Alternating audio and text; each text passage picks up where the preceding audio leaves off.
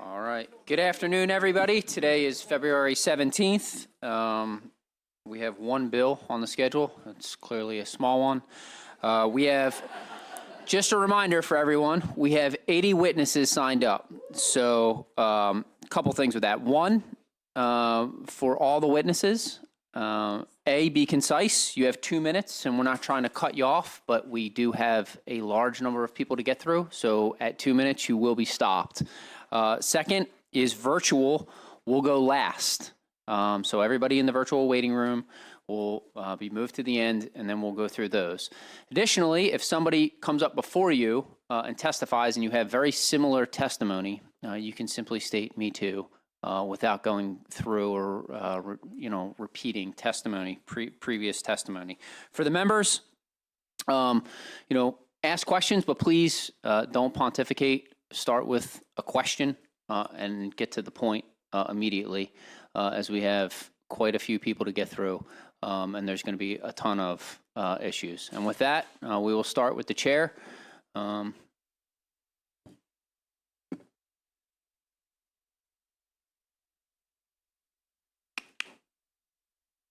Good afternoon, colleagues.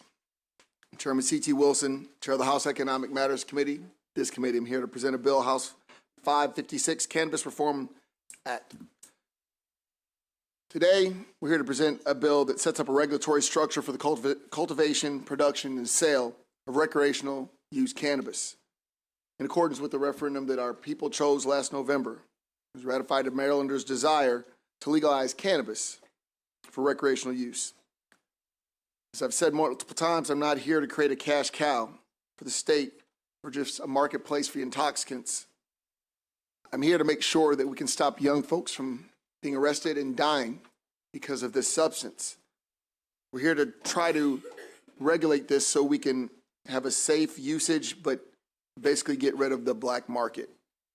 Through proper oversight and regulation, keep Marylanders safe if they choose to partake in this substance.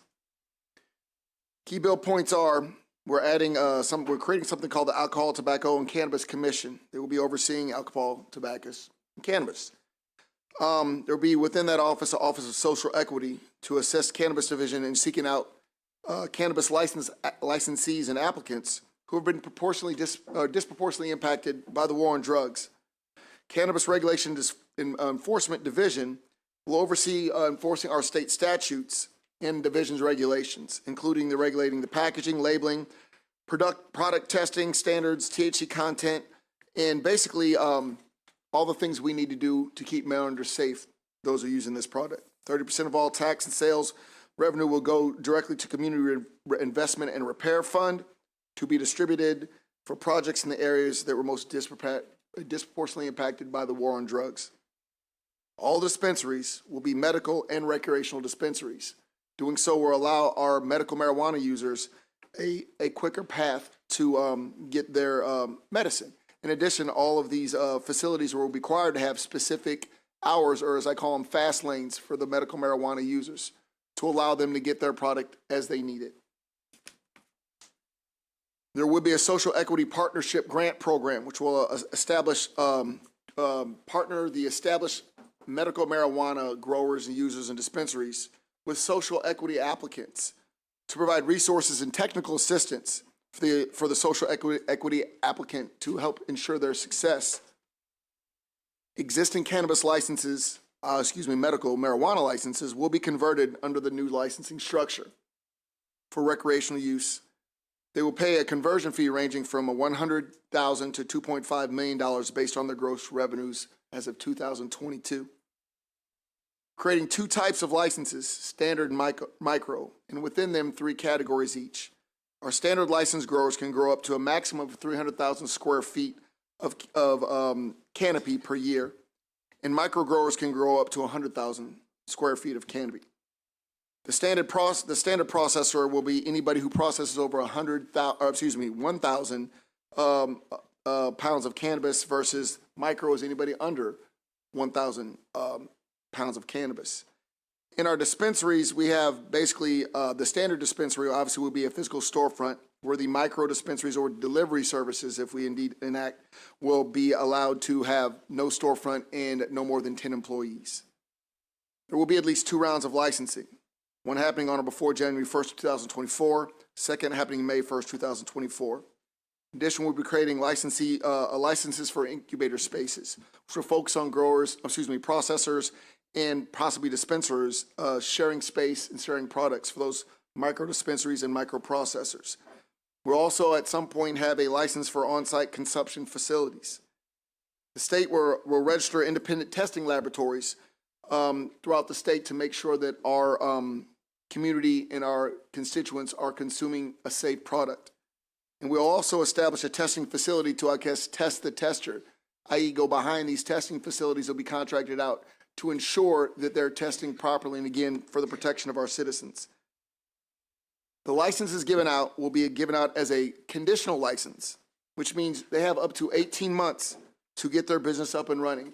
And if in that time that license was not able to be utilized, it will be clawed back, taken back, and put back in the pool for another social equity licensee to try to. There's a compassionate use fund program which will create a special fund to assist veterans in their medical cannabis needs.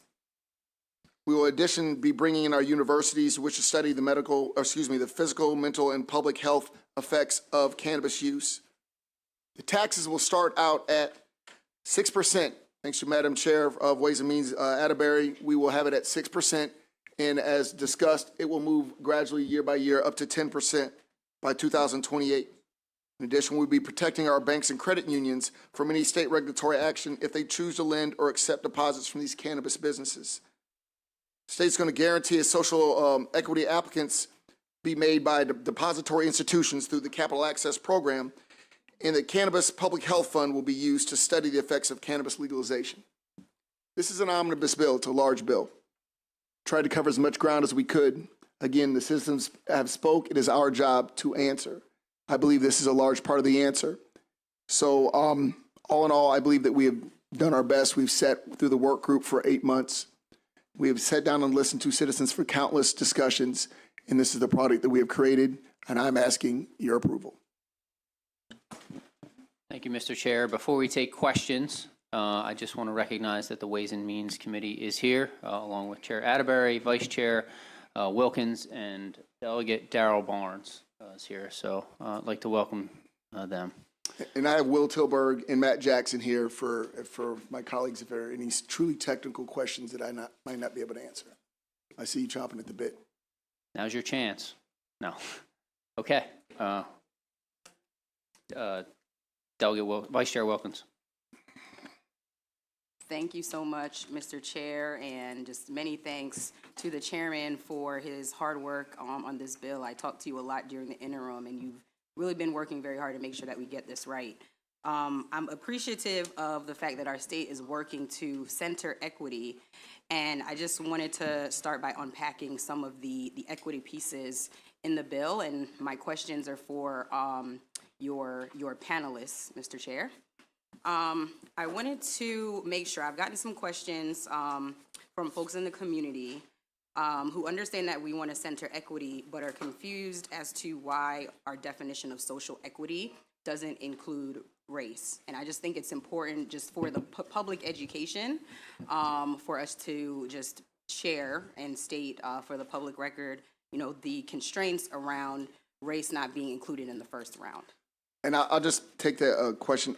Legally, we're precluded from utilizing race. The courts have made it very clear that when you're doing a first round of anything, it has to be done in a race-neutral fashion, which is why we identified the way we did with individuals who have been disproportionately impacted communities instead of specifying race, because we do want this to survive any court challenges in the set-asides, and they're not quite considered set-asides, but the licenses are given out, that we reach our target areas without being specific with using the words race, because again, that will be kicked back by the courts. Thank you. Thank you for that explanation. Hopefully that helps folks who are watching it in the room. In terms of the timeline as we continue to talk about and think about equity, currently in the bill, the current medical marijuana licensees are able to begin July 1st of this year. And so they're off to the races. They pay their fees. They agree to limit their production in certain ways, and they are set to go. The social equity licensees that we really want to ensure are successful are not able to start just having a license that you can start building out your business until January 2024.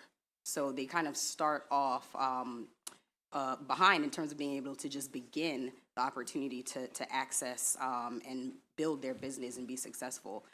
Can anyone, especially particularly Mr. Tilburg, share what it takes in terms of being able to get this commission up and going to potentially have the social equity licensees be able to start earlier as opposed to having such a gap? Sure. Thank you, Delegate Wilkins. Again, for the record, Will Tilburg, Executive Director for the Maryland Medical Cannabis Commission. If we can take a step back, you referenced, Delegate Wilkins, the desire to get social equity applicants awarded and up and running. There are currently 14 pre-approved entities and/or licensees that were part of a second licensing round for the medical cannabis program that are all majority minority-owned firms. And so part of what is in this legislation is support to help those businesses that already have awards get operational, and for those that are operational to help support their businesses. Looking to the future and the additional licensing rounds that are contemplated, the Commission is already working on, based on the bill that's been introduced, new regulations to implement the provisions here, developing a new application process based off of the provisions that are included within the bill, so that there can be an application period in the fall of this year, 2023, to meet that deadline of license awards beginning in January of 24. It's important to talk about the House Bill 2 awardees in this context as well, because the state was really successful in awarding licenses to economically disadvantaged and minority businesses, but those businesses have faced additional challenges, and we would expect that social equity applicants in additional rounds would likely face those same challenges of access to capital, which is a significant barrier, not just in Maryland, but across the country in the cannabis space, as well as access to business development, business plan, tax planning, financial support services, and other consulting services that help take a license to fruition of actually becoming operational. And a lot of those key support services are included within House Bill 556 as it was introduced. Thank you. I appreciate that. And if I may briefly jump in, because it's also important, we're living in this tension between wanting these licensees to get started as soon as possible, but also ensuring that those that receive a license are actually going to be able to complete what they start. So creating, not only expounding upon the definition of what social equity means, but also ensuring that the process that we use for the application is fair, that we're not using that point system that it seems a lot of minorities never seem to succeed on. But the people that survive actually will have that access to capital, actually have that business acumen, because what we don't want is to give all the licenses out in a rushed manner and then those businesses fail. And as we know, 1 out of every 3 businesses fail within the first 3 years. That's statistically. So ensuring that we have a process that allows the best and most qualified applicants to make it through, so when we lay these seeds in the ground, that they will flourish. Thank you. I appreciate that, Mr. Chair. Just one final question.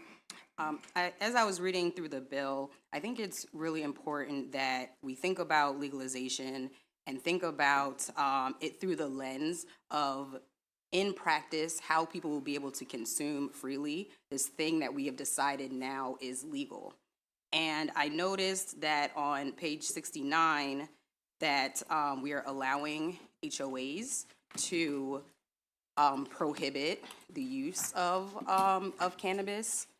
And I completely understand in terms of wanting to make sure that, apartment buildings, people who are renters and things like that.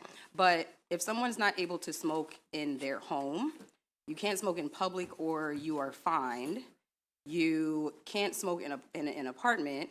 You can't, how are we legalizing in terms of where can people actually consume is something that I want to make sure that we talk about and think about. And finally, when it comes to employment, we have a lot of protections in the bill, but someone who consumes that has a job that's unrelated to safety, and let's say they're randomly drug tested, that person is facing repercussions. So the question is, looking at it through a lens of what actual legalization in our state will look like, how will all of these restrictions, including potentially in employment, including in where someone will be able to consume, how can we make sure that this is something that is actually legalized reasonably so that people are not, on top of each other with marijuana smoke, but we also want to make sure that it's legal and people are not criminalized. So if you can comment on And that. I believe that the part you addressed about the dwelling, it was focused mainly on attached dwelling. And throughout hearings and just talking to the general public, there are a lot of people that don't consume marijuana and they don't want to smell it. They don't want to try and sell their home when everything around them smells like marijuana. They want to have what we call quiet enjoyment of their home. And so it is a lot more difficult to do that when you're attached to other units. As you well know, it's different when you have a standalone. So what we did is, to address that, is we made this standalone at this currently for the individuals that are on attached units, that the HOA that you agreed to join, that you agreed to live by the bylaws, can decide whether or not that community, because you have a vote, wants to allow that to happen in those communities. So allowing not just the individuals that smoke marijuana, but that the individuals that don't smoke marijuana should not incur any negativity by it. So that was the logic behind that. In addition to the employment, obviously, I find your question interesting because we're an employee shortage right now. So employers have to live in that tension too of, well, if I test everybody, I'm getting nobody. And if I don't test the right people, there are evil plaintiffs attorneys like myself that may sue you for negligent entrustment. Meaning we have to make sure that certain jobs and duties that you may not think are safety related may end up being safety related or security related.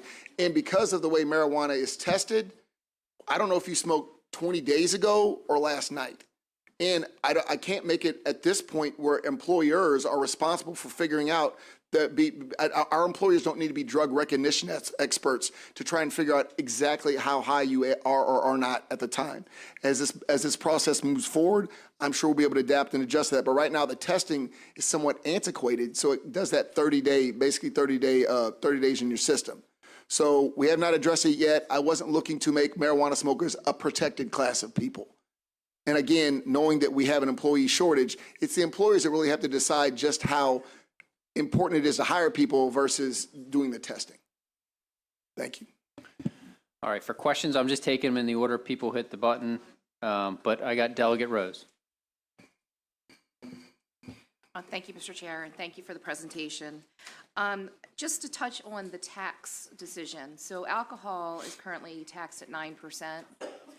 What was the reasoning for only starting it at 6%? And I know you said it will gradually increase.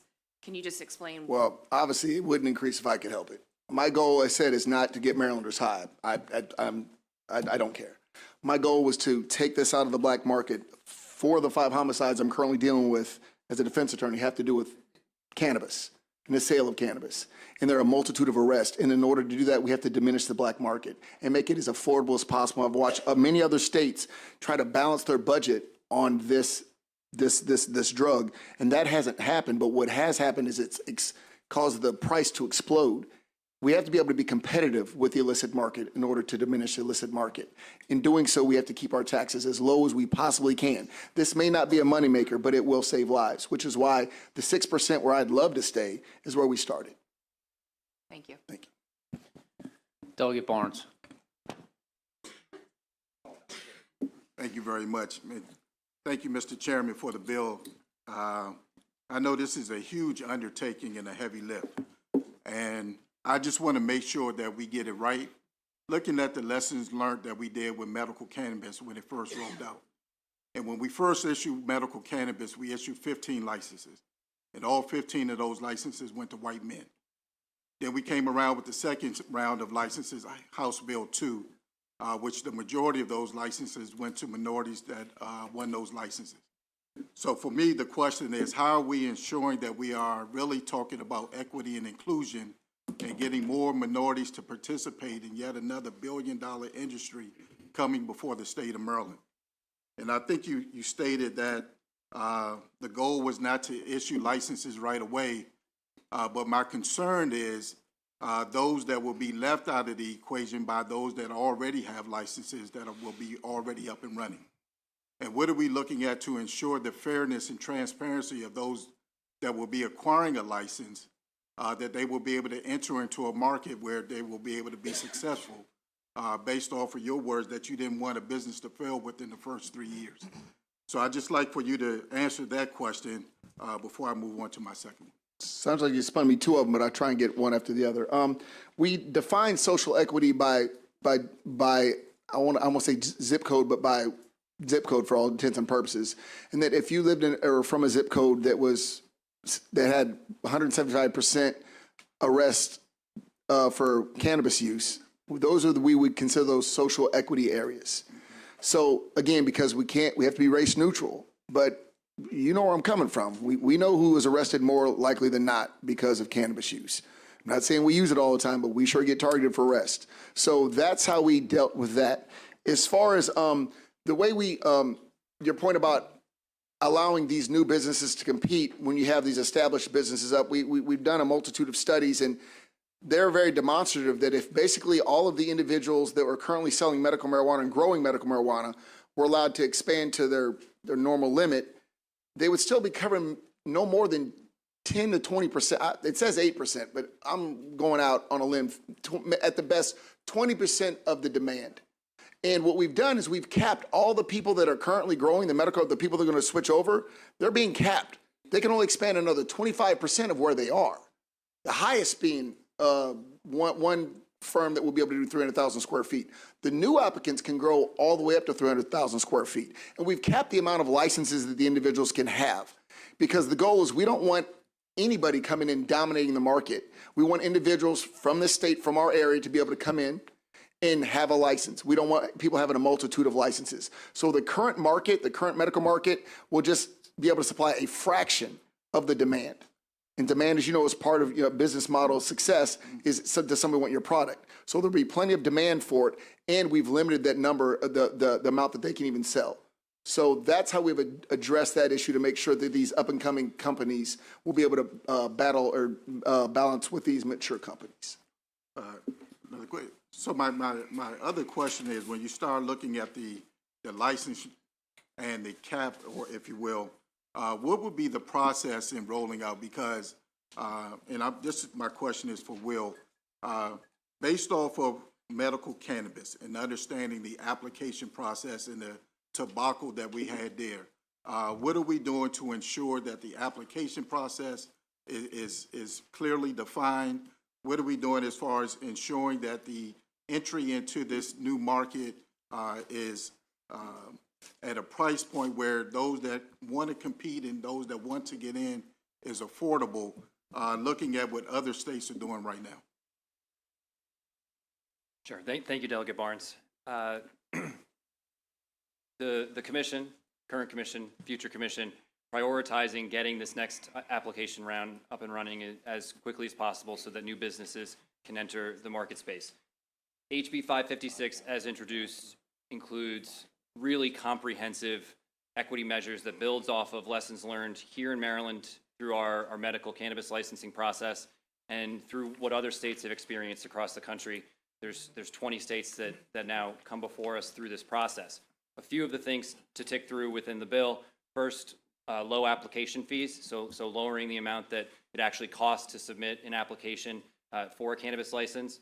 Expanding application technical assistance.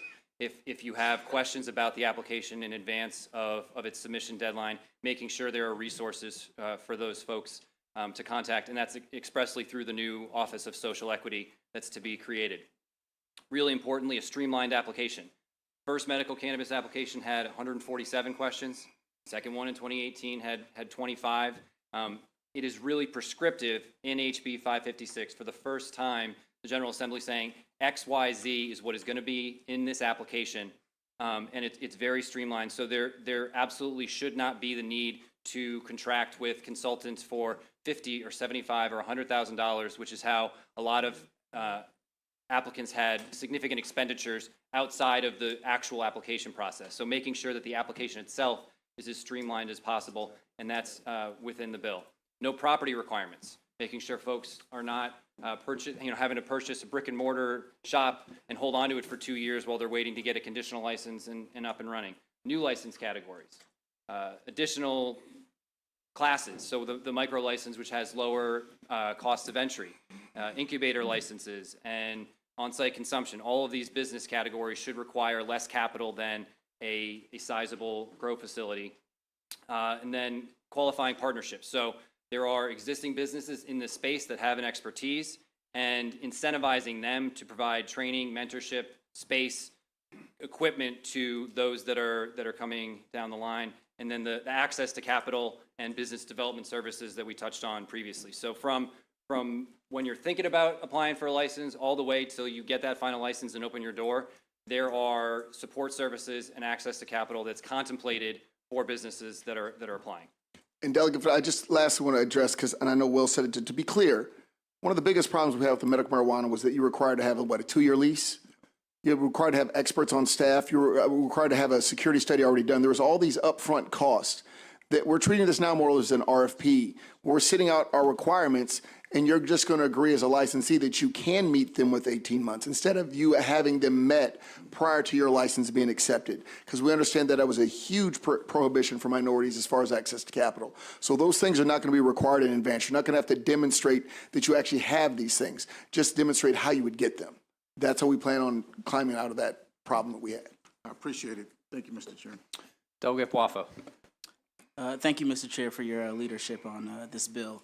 My question is a pretty technical one on page 11. It's revolving around the composition of the advisory group that we have. So currently, the operating word "or" makes it seem like we could end up with, hypothetically, 3 growers and not many other licenses represented. So just curious about the intent of the composition of the board, and if that language "or" kind of changes the intent.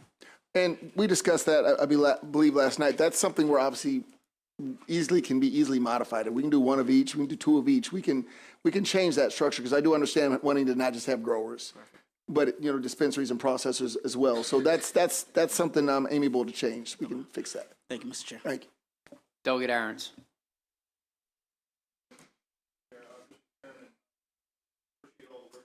One of the things that I haven't got down to page 11 yet, I'm still on the first couple lines here. When I look at this bill, it says the purpose of renaming the Alcohol Tobacco Commission to be the Alcohol Tobacco Cannabis Commission. Now, I appreciate the intent of that because there's some similarities, but this is a big undertaking. I'm not one of the people that stood up and said, I want marijuana in the world. But when I look at that and I look at the issues that we face every day with some of these other entities, alcohol, tobacco, and we go through that, I would think that maybe there should be some consideration that this is that big, that we ought to have really a separate group to manage this and manage it properly. Because you look at other states where you have still 50 to 80% is still illegal marijuana being sold, or cannabis. Can you help me with the rationale on why? Well, it just sounds like we're not addressing it as a major priority. And this is the biggest thing we've done in this state in decades. And basically, as you know, developing it, you get the bureaucratic issues and cost of developing a brand new agency, because basically the cannabis division is its own agency. There's the enforcement side, which they share with alcohol and tobacco, but otherwise everything else is done through their own division, and the twixt shall not meet. So we did contemplate that. We understand there's different demands from alcohol and tobacco and different requirements. So that's why they have their own agency under the ATCC, or their own division. And they are separate. The only thing that we do have in common would be the enforcement side, because you only have a limited number of individuals to enforce. And I understand, but that's probably a bigger problem that the enforcement side is, because in prior years, the enforcement side was a big issue because we talk about how many people have been arrested over this and what that's done. That's that same enforcement side is what would concern me. And I don't know how you address it. I just think it's going to be paramount, because as long as you still have that in the room, then this is going to be an issue, because that's the same enforcement side we had before. And it's not the same enforcement side. The enforcement side we had before was police officers. Now we have these individuals, and remember, their goal is to have a safe product out there, is to make sure that if somebody's selling something, it's not a knockoff, that it's tested. They want to be able to go through these different facilities to make sure they're not selling to minors, that they're not putting it out to the black market. We need an enforcement branch of this. We need people that have experience in that. Alcohol and tobacco, they kind of already have that. I am not questioning your resolve as far as the intent of your question, but after running the numbers, it was the most logical way of doing it, especially on the enforcement side, because it's not being enforced like cannabis was before. That's a police officer. We're not doing that anymore. But these individuals still have to make sure it's safe, that people's business licenses can be put at risk if they're violating the trust of this community by selling unregulated, just like right now it's selling unregulated tobacco can get you in trouble. Selling unregulated marijuana should also be penalized. But thank you. Thank you. Thank you. Delegate Harrison. I guess I'll say me too, because my question was going to be that. I guess Delegate Aronson and I, we just hang out together and the brains just keep going together. But that was a question that was posed to me as well, because right now we pretty much have enforcement by police officers in that commission. And to add cannabis in there for so many of us who have experienced, all of the issues, all of the legal issues, all of the issues that are surrounding that, the criminalization of it, and how actually, it's mostly black kids who are, having these issues with the police. And then to have the Cannabis Commission to come under that with the police officers that are there, are we still going to run into issues like that? And so... Well, and to be clear, they're not police officers, but beyond that, and they're not chasing kids down. This is regulating business. Because imagine you're an individual who put your life savings and put your mortgage up to get a dispensary, and then there's somebody right next to you selling it illegally. I don't care what that color of that individual is, you want them shut down.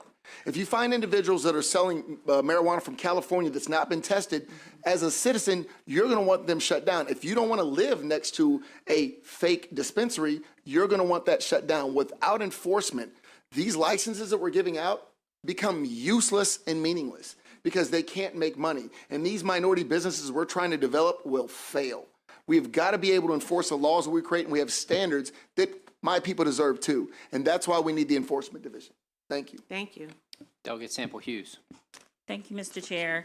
And thank you, Mr. Chair, for the bill and your thorough work. He's the vice chair, by the way, but that's okay. While he sits in the chair, he is the chair. But seriously, thank you so much for your thorough work, because this is a lot.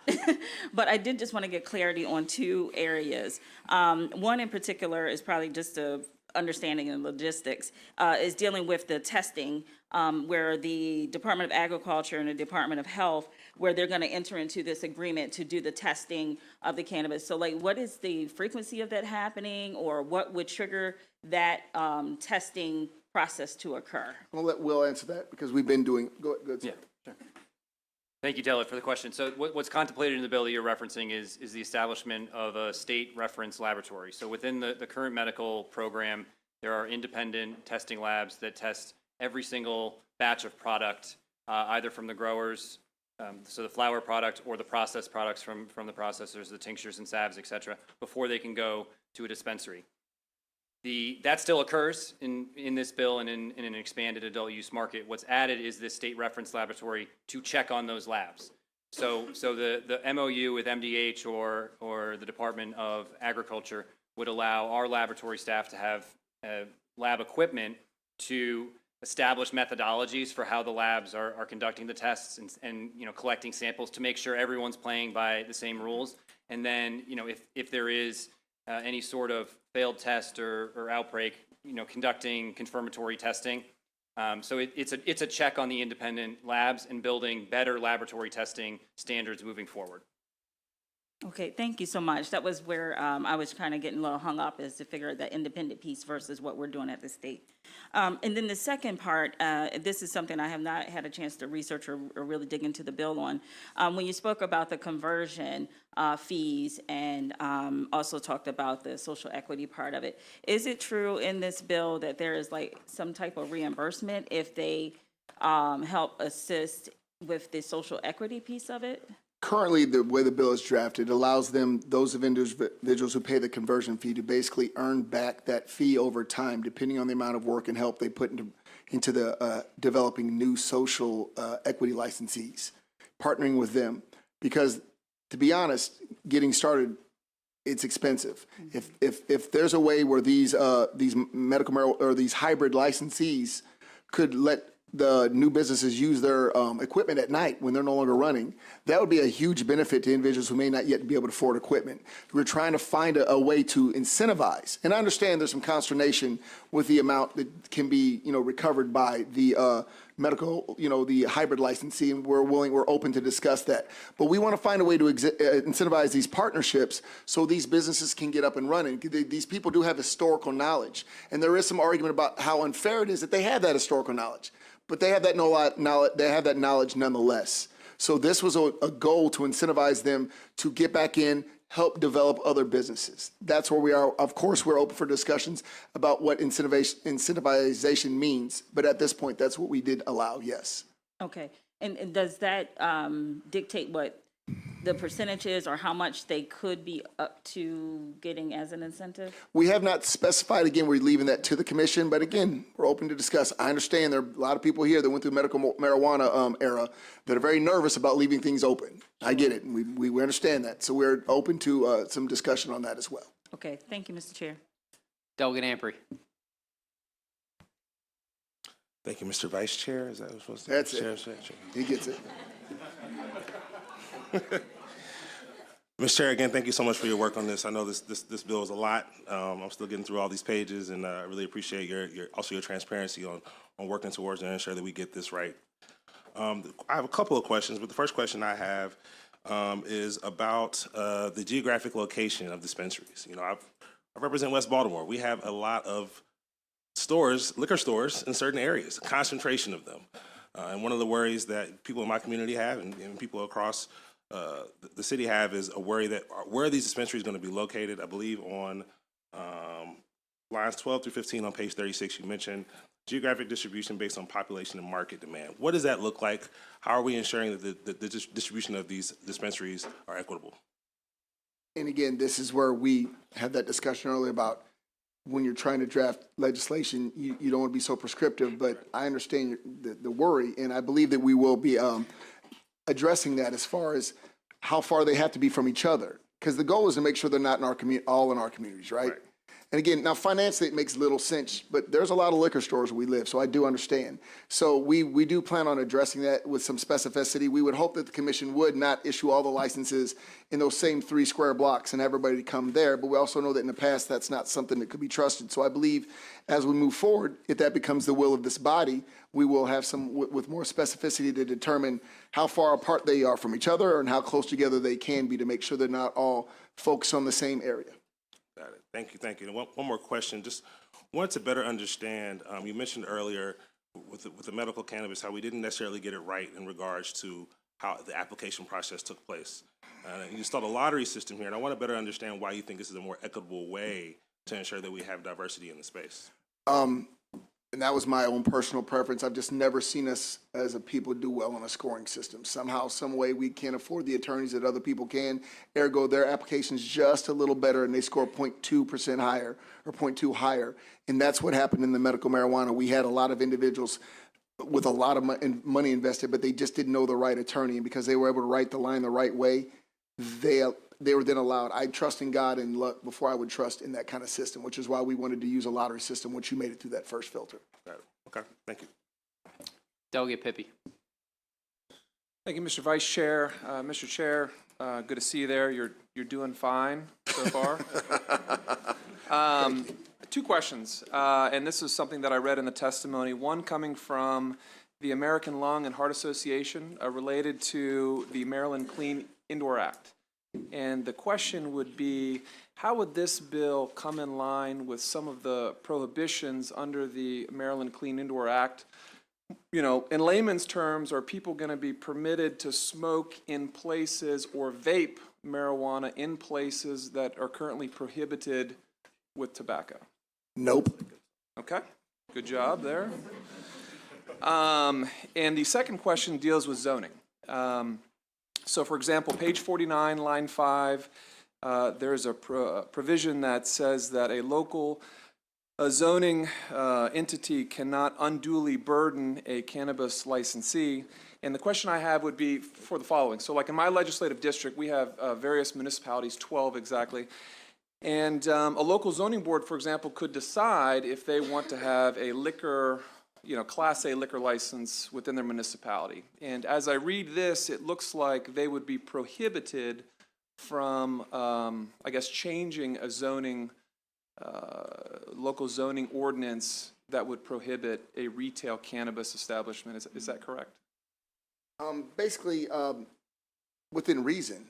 There's still, I obviously don't want these patchwork applications, but obviously they're still allowed to have these zoning laws, but they're within reason. Because we don't want we always have the NIMBY, not in my backyard, but I do want some of the tax money. And as you know, the way the taxes are broken down, all the municipalities, they're gonna want that 1.5%. So share the wealth, show the love. We wanna make sure that they're not just precluding any shops in their entire area, that there's a logic behind their zoning. So, because again, we have to get the product out there. We have to make sure it's spread out throughout. And remember, this is also for medical marijuana too. Make sure that those users have access within a decent geographical area. So the word is unduly burdensome. And that's a legal definition. Yeah, and then just my follow-up, and then I'm done, and I appreciate it. It looks like if there were no prohibitions prior to January 1 of 2023, then they're not permitted to add any prohibitions going forward. Is that fair to say? Yes, that's correct. If you have existing law, we get it, but we don't want you to start throwing laws up now. Okay, all right. Thank you, Mr. Chairman, and thank you, Vice Chairman. Delegate Weibel. Well, apparently y'all do not want to be on ECM long. Keep going. No, you're good. Hey, I want you to know I spent 29 days on appropriations. I'm almost going for the record here. Thank you, Mr. Vice Chair. I'm trying to understand the first round licenses. So it says that the first round is limited to the social equity applicants, defined in part to have lived in a disproportionately impacted area for 5 of 10 years. But it's my understanding that disproportionately impacted area will eventually be identified by the Office of Social Equity. That's correct. So it seems kind of like circular logic. If somebody wants to apply, how will they know they're in that disproportionately impacted area and therefore eligible to apply? That'll all be published. It'll be published long before the application process? Without a doubt. And in fact, which is another reason why we're not rushing through this, because we might want to expound upon that and use, did you go to college in a certain area? Or for people like Delegate Fisher's age, maybe he came up, but he left that 20 years ago. Does that mean he should, if he left that area 20 years ago and became successful, maybe he wants to go back and give to his community. So we may, instead of say 5 of the last 10, maybe 5 of the last 20, something of that nature to demonstrate. So we might expound upon that issue or definition of social equity. Okay, and then is that, does the business then that's eventually opened also have to be within that disproportionately impacted area, or it can be anywhere in the state? Yeah, and it has to be. That goes to Delegate Ampre's question about making sure that we don't put all these businesses in, certain locations that our liquor stores are always in. Okay, thank you. Is this the last question, Mr. Vice Chair? I was reminded last night, I'm the chair, nobody's asking me questions. Nice. That's what I thought. My mistake, I obviously have not been enough of a tyrant. Yeah. I will address that. So now the reason the media is here, Delegate Fisher.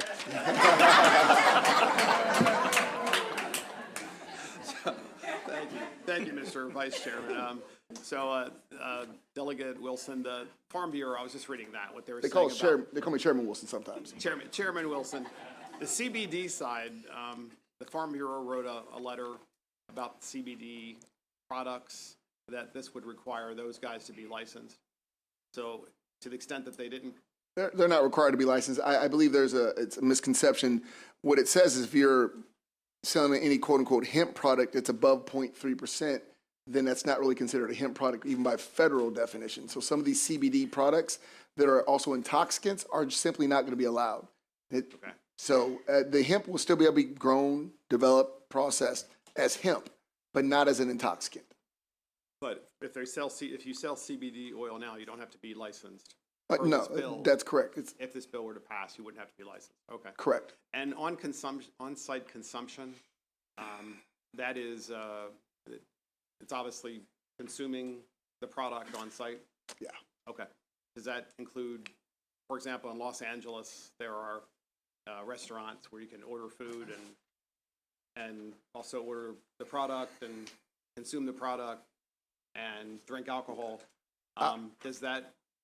To be clear, what we've created is a framework, colleagues, There are certain things that are not going to happen immediately. That's one of those. There's a lot more research that has to be done to find out the safety, the efficacy, making sure that individuals aren't targeted immediately for a DUI as soon as they walk out of these facilities. I'm not comfortable, but we had to lay out the framework so individuals, including yourselves, could plan and see the vision for our state.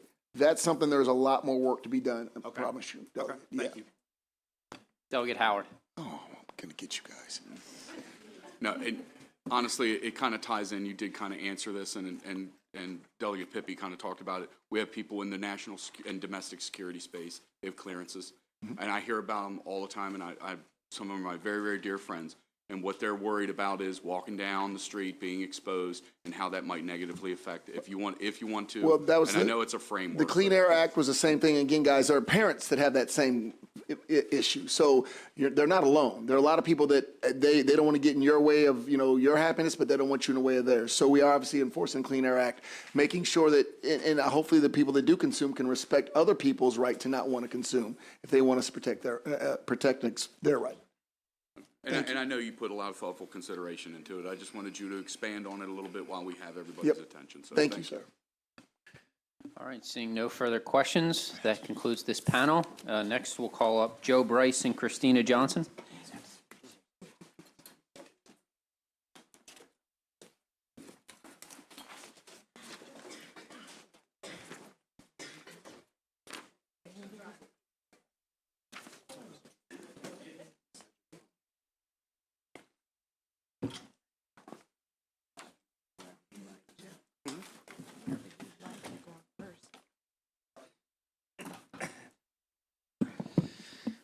Thank you, Mr. Vice Chair, Mr. Chair, the chairman for putting all this work into it. I don't know if any of you have ever seen him worked up, but I've seen him worked up a couple times in the last few months, and it really, he approached this with a vigor, and I appreciate that.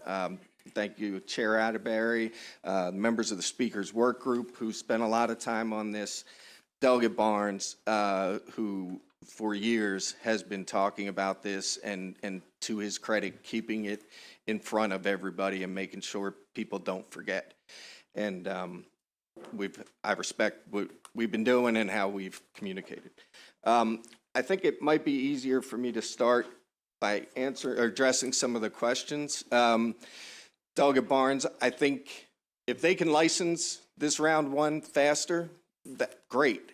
And I think part of the bill gives them the ability to use the current regulations right away, so they don't have to spend time working all those things out. It gives them a year. So I certainly trust in Mr. Tilburg and the commission to do that.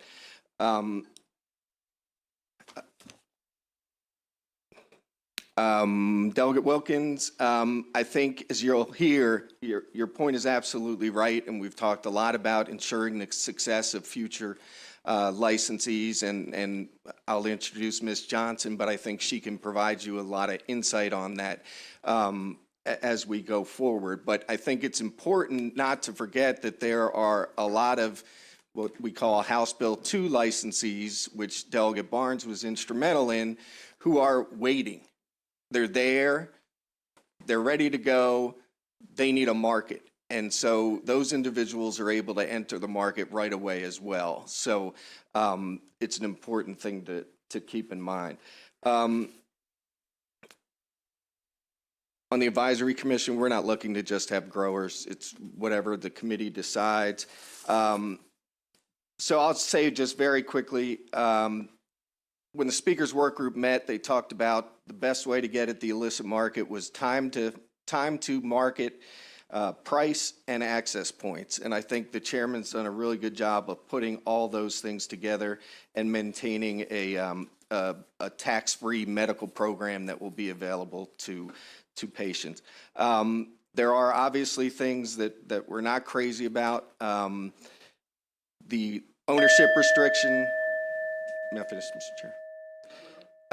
The ownership restriction, we have some ideas about how to make sure that everybody can still raise equity short of ownership control, estate planning, things of that nature. And then just on hemp, it's intoxicating. Intoxicating versus not intoxicating. I don't begrudge what folks are doing now.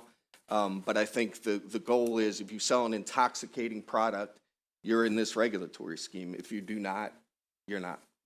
Thank you very much, sir. And again, I know you may have some amendments. Please get them as soon as possible. And for everyone else listening, by next Wednesday, we need to have all these amendments because we have a lot to work with. I'm sure you guys have a lot to say. Anything else you're missing, obviously, my door is always open. Thank you very much. Thank you, Mr. Chair. Madam Johnson. Thank you, Chairman. Everyone, today I come before you as a cannabis business owner in the state of Maryland, also in New York. I am on the United States Cannabis Council's board, the National Hispanic Cannabis Council's board, and vice chair of CanMed here in Maryland. I am the CEO of Standard Wellness Maryland. I'm speaking on behalf of CanMed today, but also as an African American, a Latina woman in Maryland who is a business owner. I'm going to talk to you about three things in the bill specifically, but I do want to say I fully appreciated reading this bill. This sector is extraordinarily complicated. This bill succeeds in presenting really innovative solutions to build a model adult use program. We've already got a medical one, but it also adds to the value for social equity applicants here in Maryland, this market. The first issue I want to discuss today are high conversion fees. We at CanMed knew that we'd have to pay them in order to get into the market, that is pay fees, but they're extraordinarily high. 280E continues to be an issue for us. As an existing operator who is actually not functional just yet, and I know there are several of my peers in this market that came in as a result of House Bill 2, we haven't had time to make money. Expecting us to pay into this sector is I think, a tall order and request. Secondly, transfer prohibition. Section 36205 authorizes the division to impose registration and other fees to administer the program, but we're also not able to sell any equity in our licenses or transfer ownership within 5 years. That's extremely prohibitive, especially since the existing operators have already gone beyond their 3 years and the new applicants haven't started. But should we get to a 3-year mark, once we become operational, I think we should be able to sell equity. The next issue is social equity. If you could just wrap it up, because again, I'm sure we'll see your amendments as well, but I just could go ahead and wrap it up. I appreciate it. Sure, I fully appreciate that you all are supporting the social equity ecosystem. Many people talk about social equity in a very linear way and only are talking about licensing. We need to address it in a broader context. Arrest and convictions, procurement opportunities, ancillary businesses, decrim, access to startup capital, and support services and wraparound services. We think that you all are doing that in this bill and appreciate that. Thank you very much. Thank you for your time. Sure, thank you for the time. Seeing no questions, we'll go to the next panel. Thank you, Mr. Chairman. Thank you. And I'm sorry, Ms. Johnson, because I'm just looking through, to be clear, for the HB2 license holders, I think it's a 50,000 or 25, it's a small fee. And obviously we can amortize that over time if need be. So there's obviously room for wiggle on that because we understand some of these businesses aren't even up and running yet. This fee has been drastically reduced for the individuals that are not open, and we can deal with that over time if need be, okay? Appreciate the reduction. Low is relative, small is relative. It sure When we is. haven't been operating, and as you know, I had to sue in order to get my license. I know, and that's why we're working on our payment plan. Thank you. Thank you.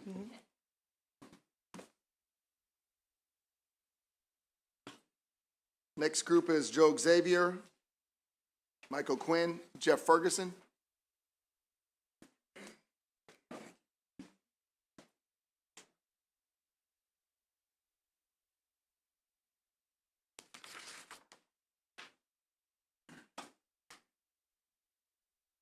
When you begin testifying, please introduce yourself. Good afternoon, Jeff Ferguson with Ferguson Trenching Company. Good afternoon, Mr. Chairman, Vice Chairman, and members of the committee. As I said, I'm Jeff Ferguson, President of Ferguson Trenching Company and FTC Aggregate Supply. My companies are located in Odenton, White Plains, and Forest Hill. In total, we have approximately 250 employees. We were established in 1966 here in Annapolis, and we do all kinds of underground utility infrastructure, such as water, sewer, storm drains, gas and electric lines for BG&E, and gas lines in Southern Maryland for Washington Gas. Safety for our employees, customers, and the public have always been a priority We actually first established our drug program in 1988. Our drug program does pre-employment, random, post-accident, and reasonable suspicion.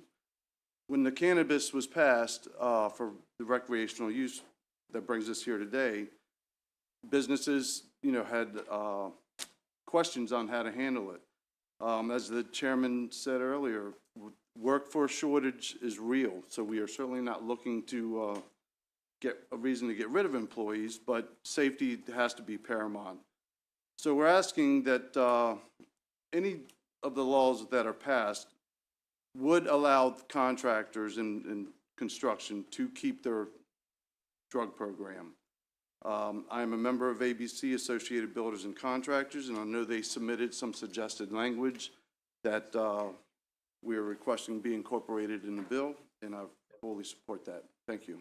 Thank you. And to everybody listening, guys, you don't have to thank the committee because I know you have 2 minutes. It's a short amount of time. So that'll give you 15 extra seconds to say what you need to say. We know who you are. You know who we are. Thank you, guys. Great. Well, thank you very much. I'm Joe Xavier, Senior Director. I'll be here all week. No, just kidding. Okay, so just wanted to say that all Maryland businesses will need to do 3 things exceptionally well once recreational cannabis is fully legalized in July. First, to obey the law regarding consumers who use cannabis in a responsible manner. Secondly, to protect the right of the workforce to a safe and healthful workplace. And third, to ensure that the workforce is predictable and sustainable in order to provide a valuable product or service to the market.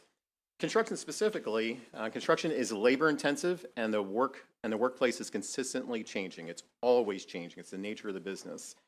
Even with sophisticated safety systems, there are still too many injuries in the construction industry. One miscommunication, one misjudgment, 1 inch, 1 second can be the difference between a normal day and a tragic fatality. Construction companies need the flexibility and the ability to utilize policies, practices, and tools to keep our workforce safe and to keep them free from impairment while at work. The proposed language that Marcus Jackson will include in his testimony are necessary for the construction industry. So in closing, this request is a pro-worker position. Workers want to be safe at work, and thank you for your consideration.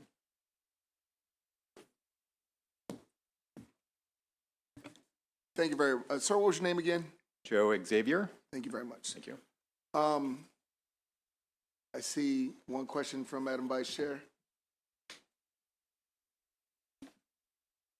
Thank you, and thank you for your testimony. I'll be brief. You mentioned being pro-worker, and I just wanted to unpack a little bit around my first round of questioning regarding employers. Totally understand and agree around construction. We don't want people intoxicated doing construction. But I wanted to know if you understand or agree with the fact that there are other industries, whether it's someone who's in an office job, clerical, other industries where perhaps we should ensure that folks who are consuming a legal substance are not fired or even criminalized due to consuming something that is legal. I'm just trying to establish the difference between the industries that you're referring to and other industries and jobs that maybe should be protected. I would concur with the testimony of C.T. Wilson. I thought he did a fantastic job answering that question. And we do need people in our industry. There is a workforce shortage. Everyone we have highly skilled. We need them out there to building the places where Marylanders live, work, pray and play. So we need everyone we can get. I'm sorry, if I could just... Pose for one question. We have a lot of people. Pose one question to one individual. Thank you very much. Okay. I don't see any other questions. Panel, thank you very much. We're going to be calling the next group of witnesses, coming up 4 at a time.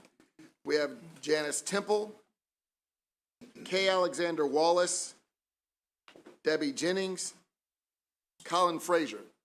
Again, Janice Temple, K. Alexander Wallace, Debbie Jennings, Colin Frazier.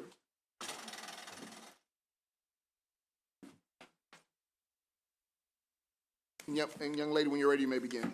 Okay.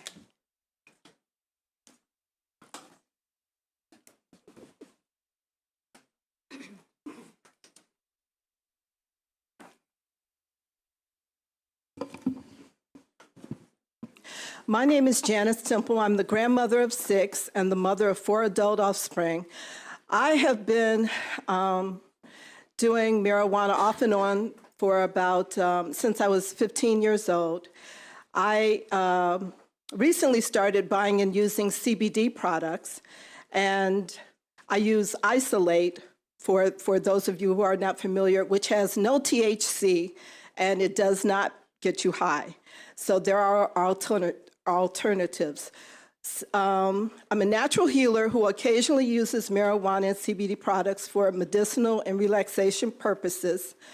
I have consumed weed around the world in France, Belgium, Argentina, Turkey, Mexico, visited marijuana dispensaries in several states, Massachusetts, California, Maryland, Washington, D.C., and some of my favorite products are vape pens with hybrid strains because they're odorless, as I live in a senior dwelling, don't want to disturb others. I enjoy THC and CBD balms for healing insect bites, rashes, and aches, like arthritis. TBC and THC and CBD tinctures are another favorite. I use them under my tongue and mix them in water. And I just want to say that I've read the HB 556 bill, and I feel that it generally addresses the need for social equity and cannabis reform. I'd like to suggest that a medical component be added to the bill for the consumers of cannabis, similar to alcohol and tobacco, where there are medical programs for users, like a 12-step program for those who are abusers. And it also should be covered by insurance and receive the same treatment as alcohol, tobacco, and opioids. Thank you very much, ma'am. Next, please introduce yourself. Thank you. Debbie Jennings with the Chesapeake Region Safety Council. The Chesapeake Region Safety Council wants to express specific support for Subtitle 13, Civil Immunities and Liabilities, Section 36-1301 E through F, relating to an employer's ability to discipline an employee or contractor for ingesting cannabis or working while impaired by cannabis. Our primary function as a 100-year-old Maryland-based safety organization is saving lives and preventing injuries.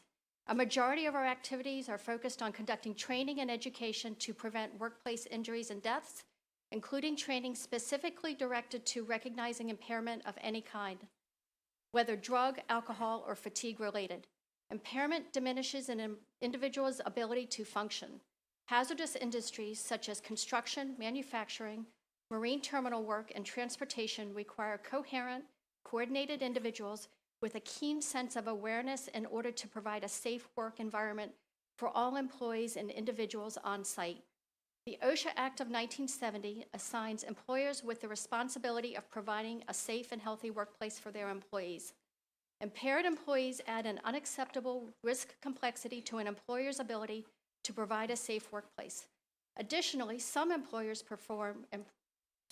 perform safety-sensitive functions, and employers are responsible for ensuring that supervisors are educated on the signs and symptoms of impairment, which are triggers for removing an employee from their work activity and following a prescribed evaluation protocol.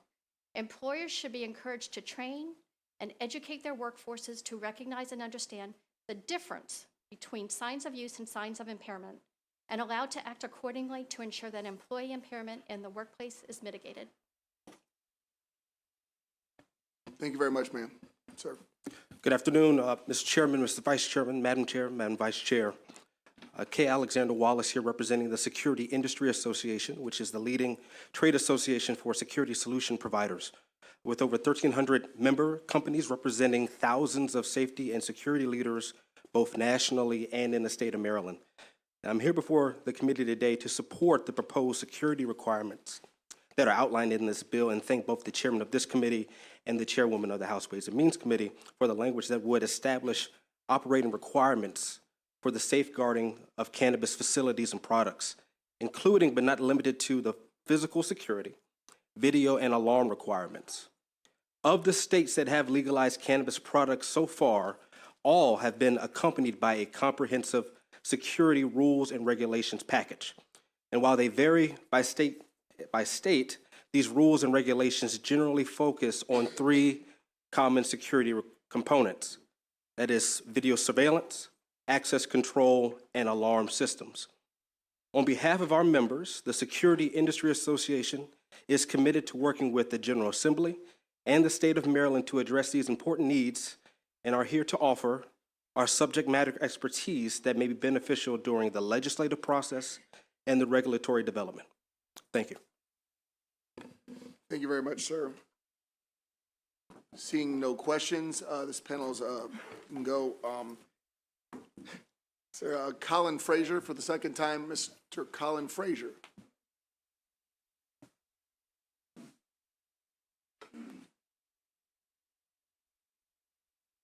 The next group of individuals we're going to be calling is Mr. Michael Arrington, Gina Lee Thomas, Valerie Rogers, and David Borden. Again, it's Michael Arrington, Gina Lee Thomas, Valerie Rogers, and David Borden.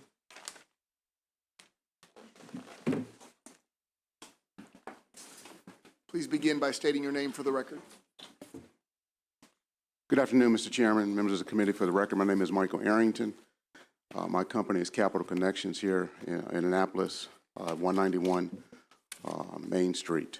I'm here today and generally to support HB 556. With me today are my clients, Organic Green Goddess.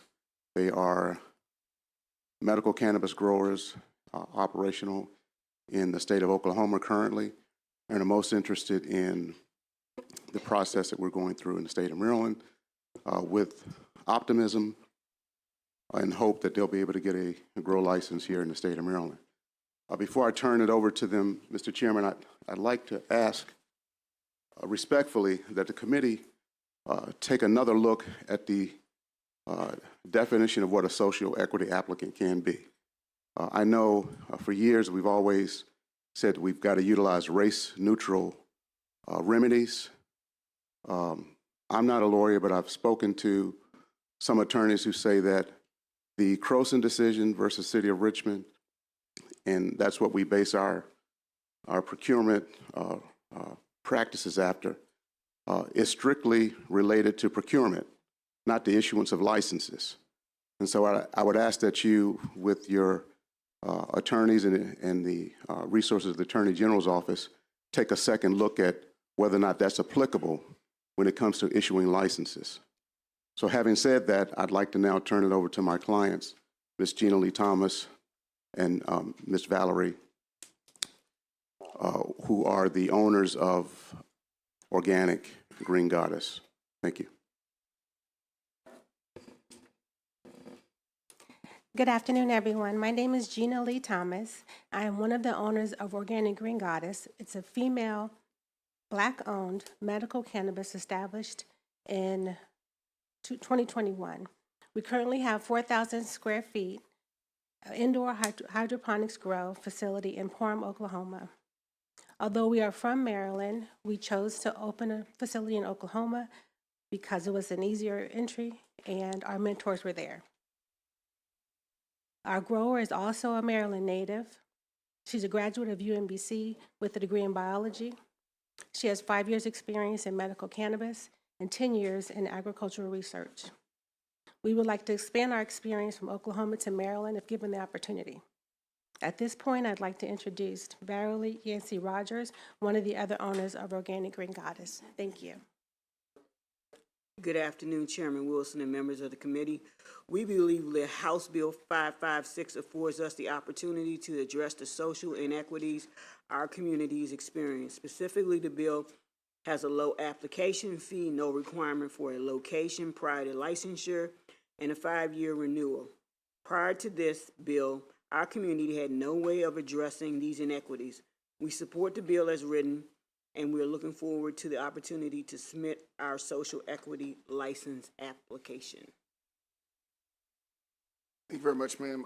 Last one is Mr. Borden. Hi, I'm David Borden, Executive Director since 1993 of StopTheDrugWar.org. We support HB 556 but suggest enhancements to Subtitle 15 on banking, an area which we approach from the worker safety perspective. Last year, we published a report which analyzed a surge of armed robberies that targeted cannabis stores in Washington state between November 2021 and the following April. During these 4.5 months, nearly 100 documented robberies, armed robberies, targeted roughly 80 stores and ended with 3 people dead. Our analysis found that cash from purchase transactions was the principal target of these robberies. We also found that robberies targeting the back of a store, which in the great majority of cases was about obtaining cash from a safe, exhibited greater average aggression levels than robberies which targeted only the front of the store. In some cases, news reports suggested a causal link between the pursuit of cannabis cash and assaults on workers. Similarly to the Federal Safe Banking Act, HB 556 focuses primarily on depository relationships. There is language that seems like it would permit more, but it's not specific and it's more limited. Note that Washington has a stable depository system for the cannabis sector, which it achieved through engagement with credit unions. That's made an important difference, but it hasn't won safety for the workers yet. We therefore urge more broadly written language on financial services, noting as one example, Pennsylvania's Safe Banking Act of 2022, SB 1167. We also urge direct engagement with credit unions or state chartered banks generally to ensure success with depository services. A final note, it's worth pointing out that armed robberies of cannabis stores has been much more of an issue in the west of the United States than in the east. More stores competing over more years with collapsing profit margins have made the small businesses less able to spend on security here, security as they should. We are properly encouraging small and independent businesses here, but there are steps we need to do to secure their safety. Thank you. Sir, I would say thank you. Obviously, we take everything you said in consideration. That is still not a done deal because I do agree we would like to enhance the banking side a little more to make sure this is cashless as we can possibly make it. So thank you very much for your input. And from that, you guys, thank you very much. We'll call the next panel. Anthony Buckler, Barry Glassman, Rusty Carr, and Derek Spruill. Right? I will say this again. Anthony Buckler, Barry Glassman, Rusty Carr, and Derek Spruill. Let's see, Rusty Carr. Supposed to be down there. Sure. Oh, outstanding.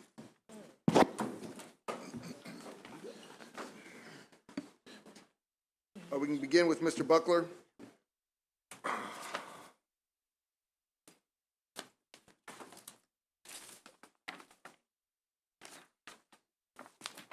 My name is Anthony Buckler.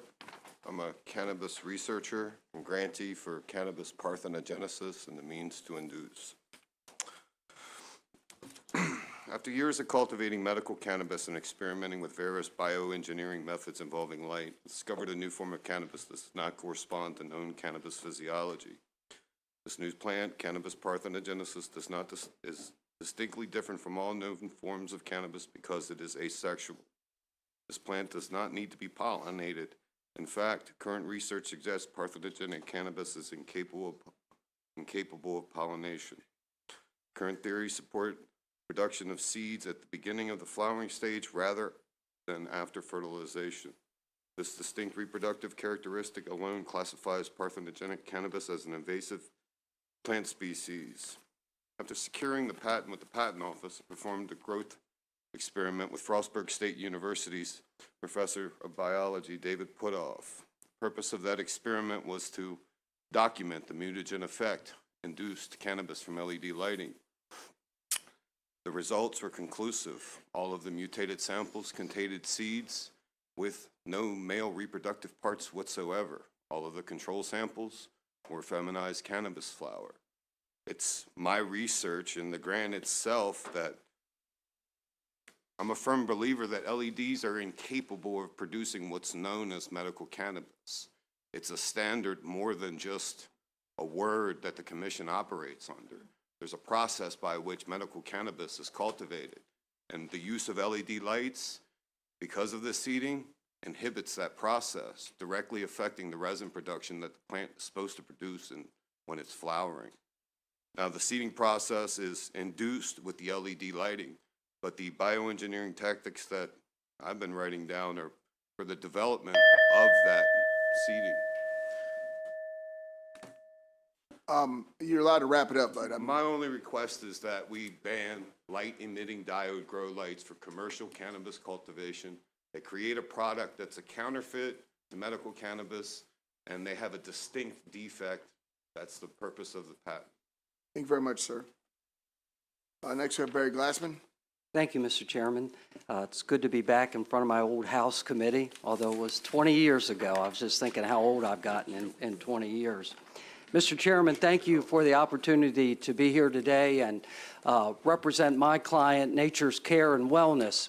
Nature's Care and Wellness is one of only 2 Maryland-owned small cannabis medical dispensaries located in Cecil County.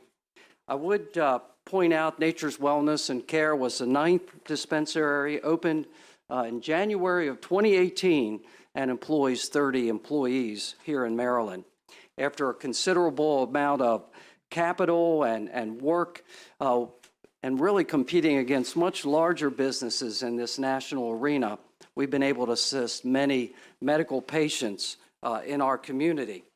So in anticipation of the recreational arena opening, we have seen a decrease in the number of medical patients applying for cards and as customers, and we just have a couple of concerns with the bill.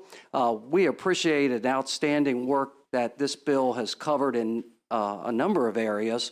One would be, Mr. Chairman, as we've heard, the conversion fees would be difficult with the amount of capital and debt already incurred for operating businesses. So we would be open to an installment or a phase-in of those conversion fees. We'd also ask you to take a look at the delivery process for current medical dispensaries that are able to deliver. We would like to continue to deliver to patients that are homebound or disabled and not able to access their prescriptions. We'd also ask for our medical patients to be able to use express lanes or priority privileges when they arrive for their prescriptions. Mr. Chairman, thank you for this work, and we are supportive with these suggestions. Thank you very much, sir. Next, we have Rusty Carr. Hi. Thank you, Chair Wilson, Vice Chair Crosby, and committee members. My name is Rusty Carr. I'm a District 4 voter living in Mount Airy, a medical cannabis patient, a caregiver, a retired and very concerned citizen. I favor HB 556 with amendments. There's a lot in my written testimony, but let's focus on affordability. In 2021, the average price of cannabis, medical cannabis, was $10.53 a gram. By the end of 2022, it had dropped to just over $6 a gram. This is the latest update from MMCC. Why has the price dropped so much? Several cultivators have greatly expanded their total canopy in anticipation of legalization, and now they're flooding the market. The real story is a little bit more complicated than that, but the bottom line is that we're going to enter July with a market surplus of supply on the market. When retail sales start in July, demand will go up, and that surplus will disappear.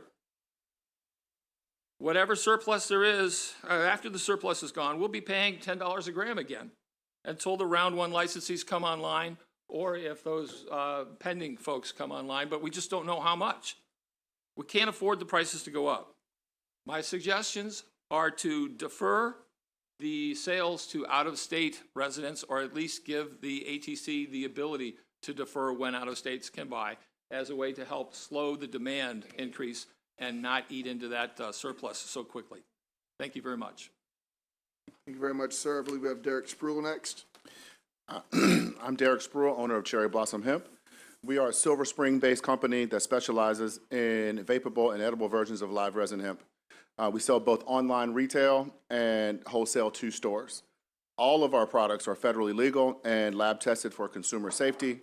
We have always sold full-spectrum hemp products because they help people find more medicinal relief than CBD alone can offer. I stand here today representing one of 100 or so Maryland retailers, small business owners, that this piece of legislation would permanently put out of business as of July 1st. We're specifically referring to language regarding THC caps and the natural plant extractions. As well as this bill is written, it would literally translate to at least 100 families losing their ability to produce income. That lost income could have a multi-generational effect on those families. I say with absolute certainty that at least 30% of these tax-paying small businesses are either legal immigrants or minorities that have already overcome so much just to get into business here in Maryland. Nonetheless, these brave entrepreneurs using nothing but their own belief and limited resources built an industry, and even when that industry turned down, they continue to build, promote, and grow their collective hemp businesses into a multi-million-dollar industry, only to potentially see that taken from them.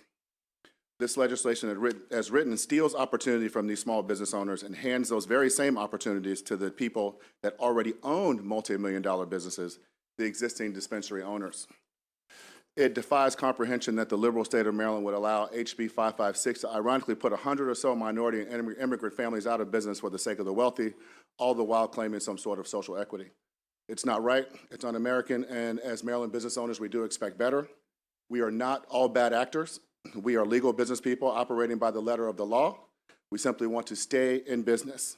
So just like the state issues alcohol licenses with categories and tiers, that's exactly what we're asking for the Maryland hemp industry.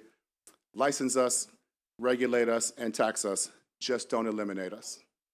Thank you for my time. Delegate Weibel. Thank you, Mr. Chairman. I did have a question. The gentleman that does the research and has the patent. I missed your point. Was it that the bill doesn't clearly define the definition of cannabis, or it can be worked There's around? no regulation right now. They just use a blanket term of medical cannabis. My conception of that is sinsemilla.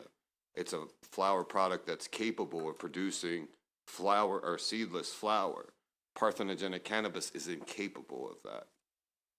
Okay, so you're saying that the bill should then address? It should the type of address the cannabis. regulation of the lighting for the, absolutely. Okay, thank you.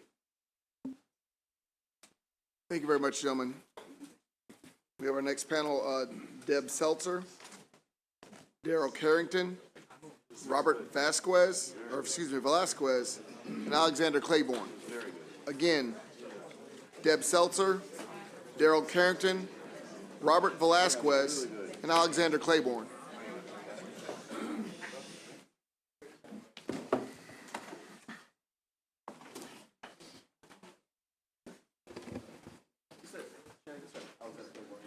Yes, sir. Ms. Seltzer, you may begin. Good afternoon. My name is Deb Seltzer, and I'm the Executive Director of the Maryland Legal Services Corporation. MLSC urges the committees to favorably consider an amendment that would direct 10% of cannabis sales and use tax revenue to the existing Maryland Legal Services Corporation Fund. The General Assembly created MLSC in 1982 to be the primary statewide funder of civil legal aid. Our board is appointed by the governor and confirmed by the state senate, and for more than 40 years, we have worked to ensure low-income Marylanders have access to stable, efficient, and effective civil legal services. Our nonprofit grantees offer services that have a direct nexus to cannabis enforcement and community disinvestment. In order to fulfill our mission, MLSC invests deeply in our program's operations, funding staffing and other expenses that allow their programs to be possible. But having sufficient and stable staffing has become more and more of a challenge for the nonprofit organizations that we fund. There have always been a gap in salaries between nonprofit providers and other publicly funded public interest legal staff, especially at the attorney level, but recently that gap has widened, making recruitment and retention even more difficult. Recognizing this challenge, MLSC recently provided supplemental funding directly aimed at increasing salaries, and while it was a great step, it was not enough to close the gap. Improved salaries are important as a general recruitment and retention tool, but they are also key to ensuring attorneys and other professionals from diverse backgrounds are able to accept nonprofit civil legal aid jobs, therefore resulting in a staff that is more representative of the clientele it serves. Additionally, one of our funding sources is solely based on interest rates, which are currently high, but as those rates fluctuate, additional funding will be needed to maintain this staffing. Staffing is the most important factor for our grantees to be able to offer services addressing economic security, expungements, family stability, and more. Through its creation of MLSC and the MLSC Fund, the General Assembly has created a framework that can address some of the greatest challenges Marylanders face and we urge the committee to consider this amendment and deepen that support. Thank you. Thank you. Next. Thank you, Mr. Chairman, members of the committee. For the record, my name is Darrell Carrington, Carrington Associates LLC, here on behalf of our cannabis clients. I hope that you'll allow me to indulge me and let me thank you again, though, Mr. Chairman, for being so generous with your time, and also Chair Atterbury and all the members of your committees. We are here favorable with amendments. You have our written testimony. Hopefully, the suggestions that our amendments will be accepted as friendly by the committees. One is simply when we call internally the the Jefferson Amendment, as in George and Wheezy. We don't want you to penalize us for moving on up. So the language is to change it from 5 out of 10 years to 5 out of 30 years, because as people economically improve their conditions, they move to different areas, and so they may, just looking back 10 years probably will not be sufficient. The other amendment is to hopefully correct something that happened with HB2 in 2018, in which we had alternates that were basically ignored, and this particular amendment will address that issue. Moreover, I'd like to also say that I had the privilege of working with a delegate from Montgomery County in his first session here on, I believe it was HB 800. The reason why I remember that bill is because that hemp bill, after I testified on the Senate side, I had to go to the hospital. So that bill is something I'll always remember. And if I'm not incorrect, delegate, we never contemplated folks doing things like intoxicants. We thought they would be panels for cars, and people would develop, hemp for clothing and other things. So that was the intention. So we are very pleased that you've addressed that issue in this bill. We have said that we will be cheerleaders for this bill throughout these committees and with advocates and the like, because I think that this is, as Senate President Ferguson said, going to be the model legislation that will be used across this country. And last, I'll say I also appreciate all the members from both the Democratic Party and the Republican Party that are working in a bipartisan fashion to advance this legislation and make sure the black market doesn't take over Maryland starting July 1st. Thank you, Mr. Chairman. Thank you, sir. Mr. Velasquez. Thank you. My name is Robert Velasquez. I'm a law student with the Public Health Law Clinic at the University of Maryland.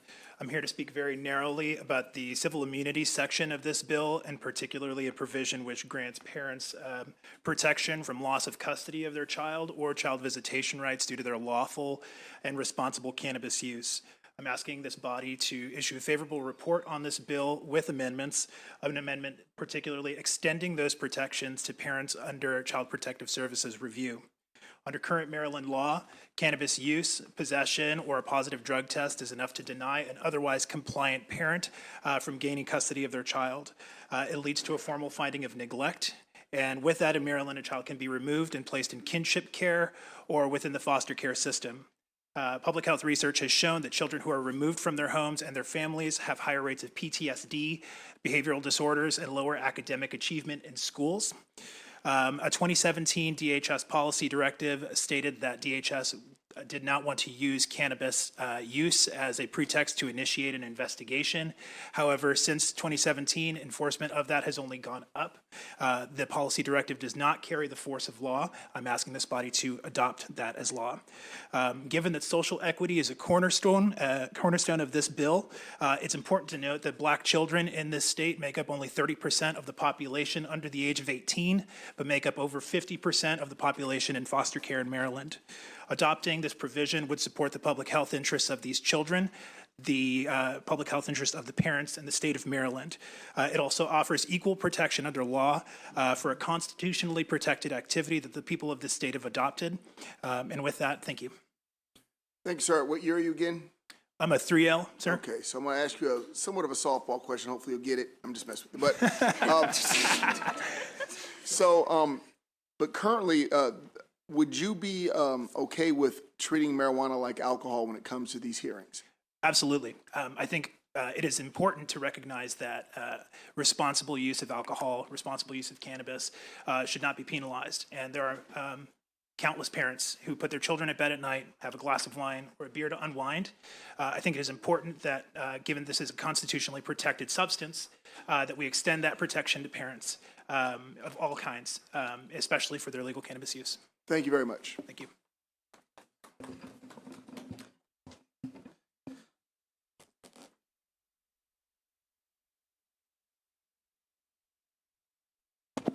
Hello, my name is AJ Claiborne. I'm the State Legislative Analyst with the UFCW, the United Food and Commercial Workers, and I'm here representing the interests of Local 27 in Baltimore and Local 400, which is headquartered in Landover, each of whom represent over 10,000 members in the state of Maryland, including many cannabis workers. Nationally, the UFCW represents over 1.3 million hardworking men and women who work in lots of highly regulated industries, including the emerging legal cannabis industry. My testimony here today is that I agree in large part with Chair Wilson that this bill is a large part of the answer to the cannabis question that's coming before us. However, we're supporting this with amendments because we feel that this bill leaves behind a crucial group, and that's the workers that'll be in these industries. UFCW supports the legalization of recreational cannabis in Maryland with the addition of labor peace agreements as a condition of licensure and the development of a robust workforce development program. A labor peace agreement is an agreement between an employer and a bona fide labor organization in which the parties agree to maintain labor peace. Such agreements protect the governance interests by prohibiting labor organizations and their members from engaging in strikes, boycotts, picketing, and any other kind of interference with an employer's business. And in return, the employer agrees not to interfere with efforts by the labor union to communicate with and attempt to organize and represent the employer's workers. At its core, these negotiated labor peace agreements create an orderly and fair process for workers to decide whether they want or don't want representation. Access to representation helps ensure that a broad range of workers can benefit from the fledgling industry, especially workers from communities that have been disproportionately impacted by cannabis prohibition in the past. Black workers in a union stand to gain as much as 20 to 30% more than black workers who are not in a union. It is no surprise that multiple other states have chosen to include labor peace agreements, including California, Connecticut, Rhode Island, New Jersey, and New York in their legal cannabis regime.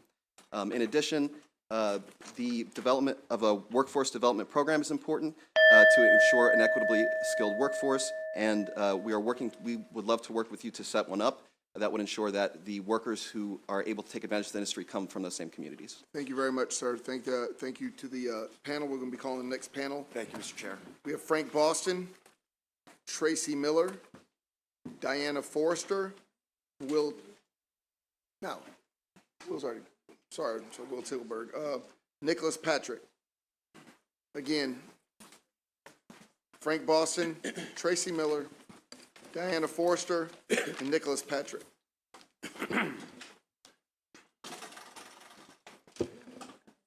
Good morning, Mr. Chairman, Madam Chairman, and members of the committee. I'm Frank Boston, and I am a lobbyist and one of the original founders of Greenleaf Medical Trading. That's greenleaf.com.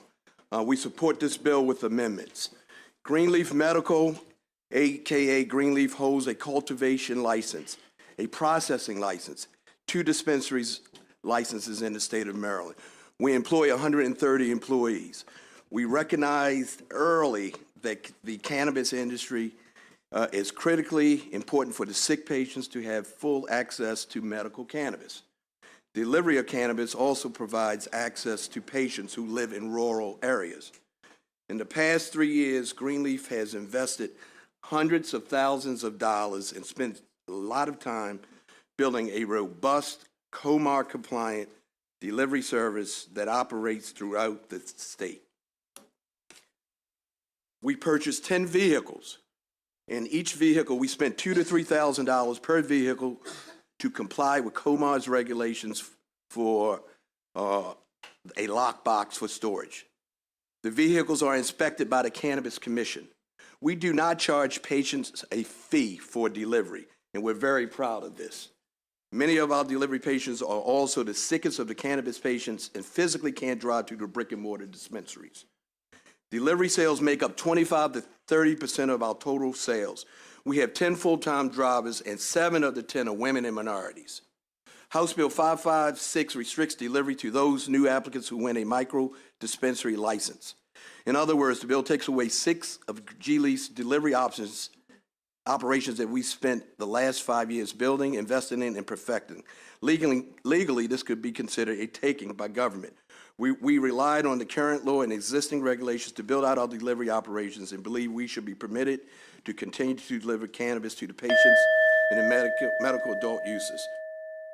The last thing I want to say is, Your Honor, I'm so used to being Mr. Chairman, is I also represent Clear Channel Outdoor, the billboard company, and we have concerns about the ban on responsible advertising. It has worked effectively with time, place, and manner restrictions in the medical cannabis industry, and we would like to talk about that because we feel the ban is just a little too far. To be clear, are you asking to be able to, I'm assuming, since we're discussing the taking, that you do plan on participating or trying to participate in the recreational side, correct? Yes. So your business will stand to gain quite a bit of growth and financial success, correct? Up to 25%. Growth, but success, correct? So hopefully. But is it your ask that you be able to continue to deliver to medical patients only, or are you asking to be able to deliver to everyone? Thank you for the question, Mr. Chairman. We've built out the model with the expectation of I appreciate your lawyer question, but I know this was a yes or no. So could you just give me the answer? Which one you want? The answer is we want to be able to also deliver in the adult use market. Of course. And we've built out our model with that anticipation. I apologize. So you built out your model thinking that you were going to have a license and that you were going to also be able to deliver recreational marijuana.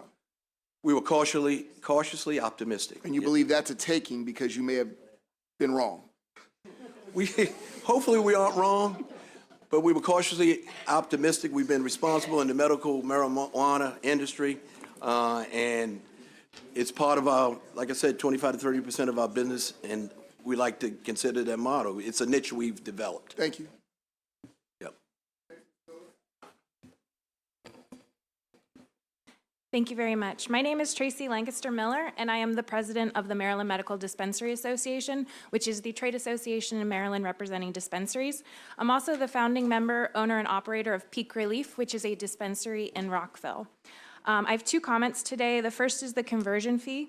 The proposed fees are very high and will be difficult for many dispensaries, including locally owned, independently operated dispensaries like Peak Relief. Although we appreciate the state level fix to 280E last year, and thank you to Delegate Wilkins for that, many dispensaries are still paying years of back taxes.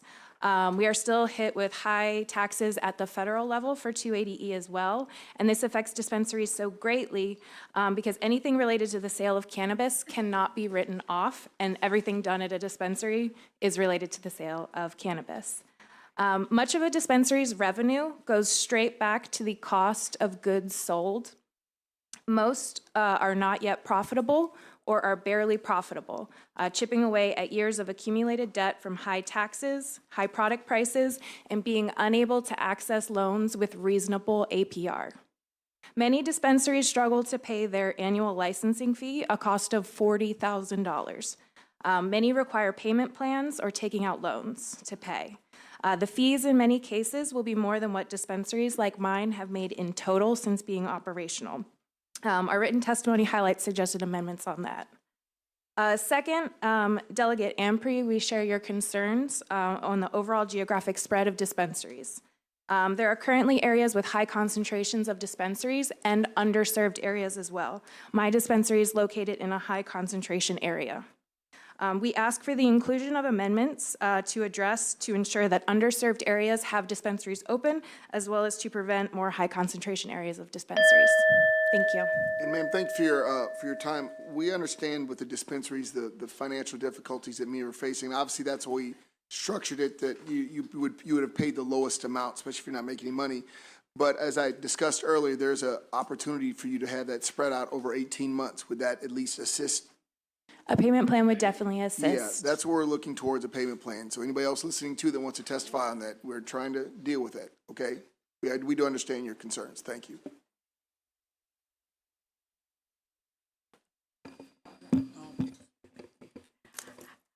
Good afternoon. I'm going to keep mine a little shorter because I was going to spend the first minute thanking everybody on the workforce and the chairman. Did I interrupt you before you were taking questions? No, I was just shocked that you showed up in person. I want to say thank you very much for coming.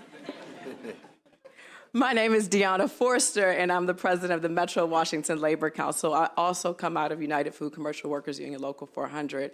Previously being elected president of the council, I spent 2 years proudly as a former police officer's daughter studying cannabis. And I can actually tell my mom about it. But what I will say is I was very proud of the work that our international did, similar to the work that this state is doing to make sure that it's creating wealth and opportunities for people of color and people in disenfranchised community. But we're also very aware of the barriers that are created because of the access to capital.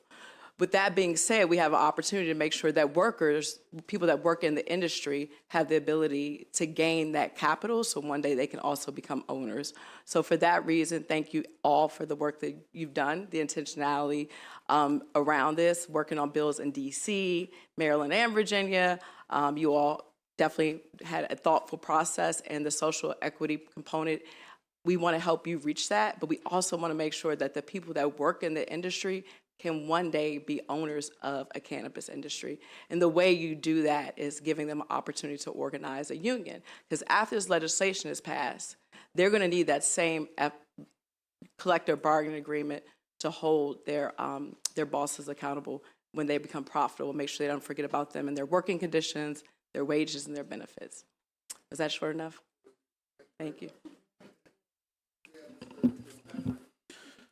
Honorable Chair Wilson and members of the committee, my name is Nicholas Patrick, and I'm the Vice President of the Maryland Healthy Alternatives Association and the owner of Embrace CBD, which has 3 locations in Maryland. I stand before you today, or sit, as many would define as a dreamer. I came to this country as a baby, and for the majority of my life, I lived in the shadows as an undocumented immigrant until I was 26 years old. I'm more than a dreamer. I'm a doer and a builder, and I'm here today to defend my livelihood and those of the entire hemp industry and their families by offering amendments to this legislation that's outlined in my written testimony. I have deep concerns about the language in this bill that aims to upend the hemp industry in 2 ways. By capping THC at 2.5 milligrams per package, which would outlaw all full-spectrum CBD products, and banning isomerized hemp products, which our industry heavily relies on. This language, as written, will effectively destroy an extremely diverse and equitable federally protected industry and put hundreds out of business without even consulting the industry or offering any alternatives. This language would, in effect, outlaw nearly every hemp-derived product for sale across our state. There is no need to do this when we have a comprehensive plan for the regulation of these products outlined in HB 1204. It has come to my attention that there are some people in this room working on behalf of the cannabis establishment that have been using political influence to mislead the legislature by spreading misinformation about our industry on behalf of their clients with a competing economic interest. This misinformation has spread since the inception of our industry, and I only have 2 minutes, so I won't waste time addressing all of it because it's all in my written testimony, but I please urge the committee to review the documents we submitted in written testimony. Behind me today, you will see many people that are here in support of our industry. Please look at them. These are the men and women whose livelihoods this bill as written will destroy. Think about their families. You have the power to either help them or destroy them, and when you destroy someone's likelihood that it's akin to killing them. That's why we're dressed in black, because we're here to attend a funeral. I know that this is not the intention of this body. Let's work together to create an alternative approach that can help the small business community in the hemp industry and not hurt them. Please consider all the information you hear today from our members and read in our written testimonies. Thank you for your time. Thank you for your presentation, sir, and I appreciate the heart you put into this. But I do have a question, because as we've done a lot of research since our last discussion, Thank you, by the way. I believe the issue boils down to this: differentiating what the hemp is used for. So, from the discussions I've had, hemp being used for an intoxicant, is that what you're trying to defend? I'm defending right now 2 things. First off is full spectrum CBD, which is non-intoxicating.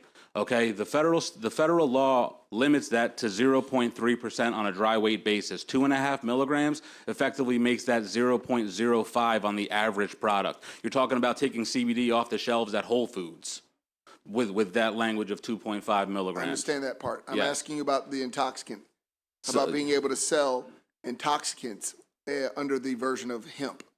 Yes, I'm also talking about federally protected products that some may view as intoxicating. We view them as therapeutic products, and we do our best in an unregulated industry to be the good guys. We're asking for regulation. Not many industries come to the government and say, please regulate us, but we've been dying for it. We've been begging for it. We put a plan forward with members from this committee to regulate these products. We've limited the sale of them. There was a study that took place last year to study these products, and we put together a regulatory program that's in line with the recommendations from a government agency. And yes, these products can be intoxicating if people take too many of them, but we're not here to do that. We want responsible use, and we want them to be protected as they are federally, the same way in the state of Maryland. Because our goal is to get rid of intoxicating products derived from hemp.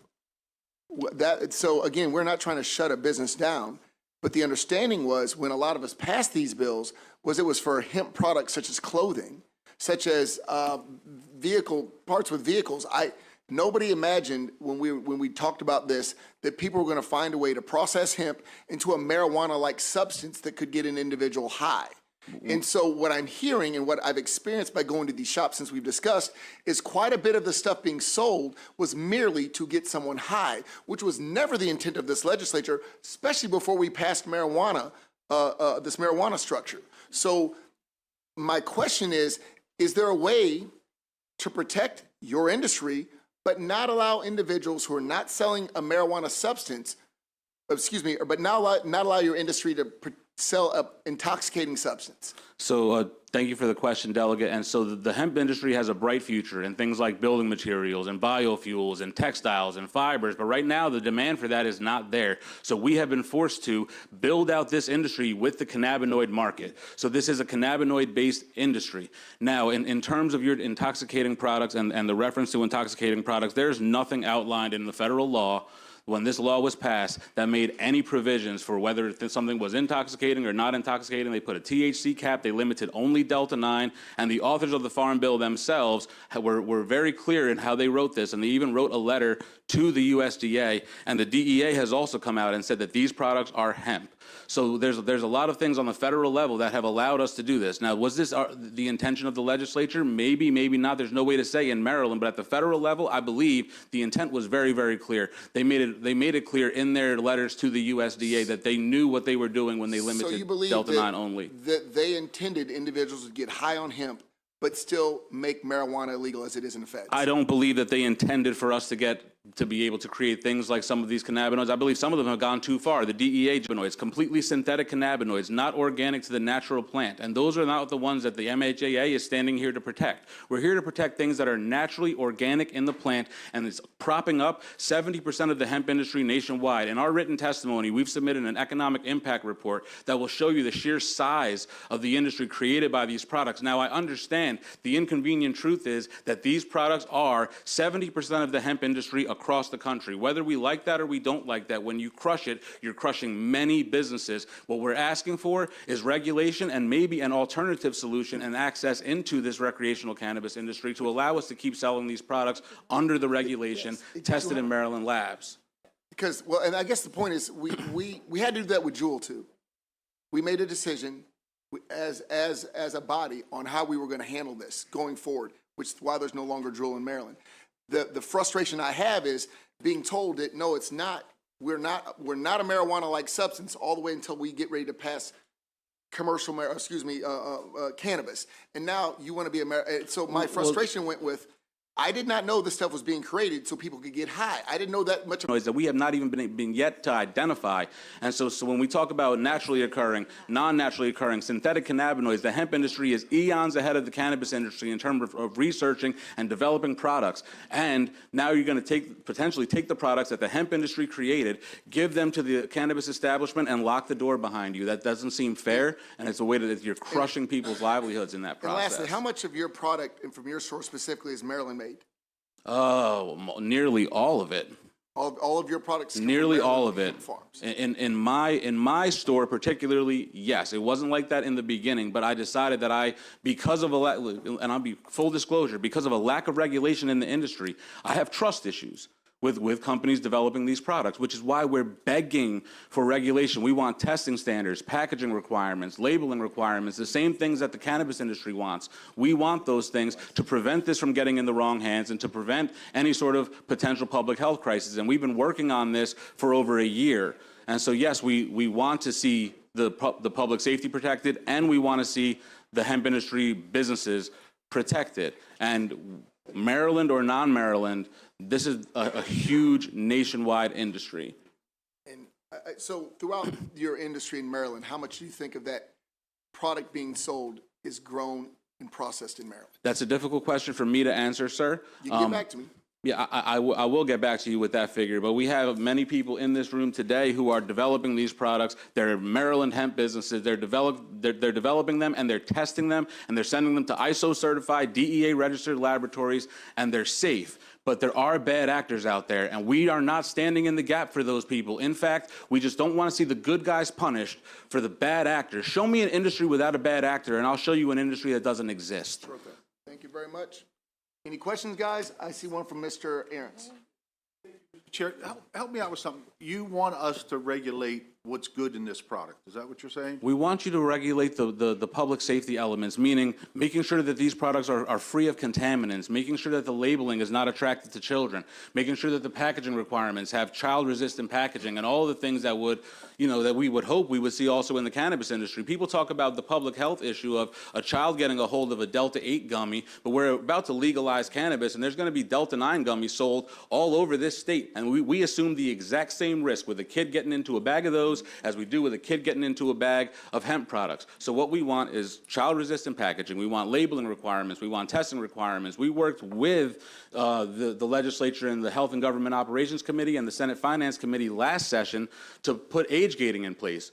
The good guys don't want kids having this. The good guys don't want there to be untested, unregulated product. We want this to be safe. And what we also want it to be hemp, and we want it to be protected. And you're willing to go through the ramifications of making sure that's correct? 100%. I guess, Mr. Chair, for you, intoxicating. Marijuana is intoxicating, right? It is? You know. I know you know. Okay, I know you know. Okay. Well, actually, I think so. For the record, I don't know, but, but no, I guess I come back to the question about, you want us to regulate you to a safe product where what you say you're selling. Yes, like why would we criminalize one part of the plant and while we're legalizing the other? Why would we criminalize a federally protected industry while legalizing a federally illegal industry? That just seems ill-advised, in my opinion. And there's a lot of information in our written testimony that tells you the truth about these products and what we're hoping to do, the history of the products, the medical application of these products. I encourage the committee to review our written testimony for any more information. And I really thank you for giving me this extended period of time, Delegate Wilson, very much. Thank you. Chairman Wilson, thank you. Really? Do we have everybody? Did we get everybody? All right. Thank you guys for your testimony. We'll call the next. Thank you. Thank you. Do you all want to join? David Martin. David Martin, Levi Sellers, Ashley Bagwell, and Miguel Jones. Again, David Martin, Levi Sellers, Ashley Bagwell, and Miguel Jones.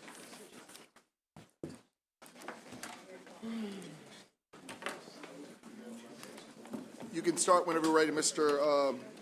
Martin. Chairman Wilson and honored members of the Economic Matters Committee, thank you for allowing me to speak today. My name is David Martin, a Havre de Grace City Council member. I'm requesting the Economic Matters Committee give House Bill 556 a favorable report with the following amendments. I'm requesting funding to be included to cover the cost of manpower needed for proper staffing during the training process for Maryland Drug Recognition Expert Certification. Currently, the cost of the training certification is covered by a federal grant from the Highway Traffic Safety Administration. This covers training, lodging, and related materials. The DRE preschool is 16 hours. The DRE school itself is 56 hours. DRE field certification is approximately 24 hours. An example of the cost to the city of Havre de Grace is $3,800 for an officer, $4,600 for a private first class, $5,400 for a corporal, and $7,800 for sergeant. Costs for larger police departments can be even higher. The focus of the DRE curricula is on the identification of drug-impaired drivers. However, DRE skills can be applied to different law enforcement activities. When we talk police reform and training, DRE skills will allow better understanding and assist in differentiating between drug influence and medical and/or mental disorders on patrol responses. The certified DRE is an exceptional, valuable tool for combating the adverse impacts of drug on the communities we serve. There are currently 52 DRE instructors, 189 DREs, and 35 agencies that have active DREs in the Maryland DRE program. Second request is additional funding to develop and implement a curriculum for cannabis impairment detection workshop from the Maryland Police Training Commission. Law enforcement officers are not always equipped with the skills necessary to detect and investigate influence, medical and/or mental disorders while on patrol.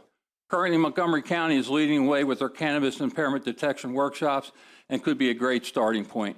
Thank you for your time today.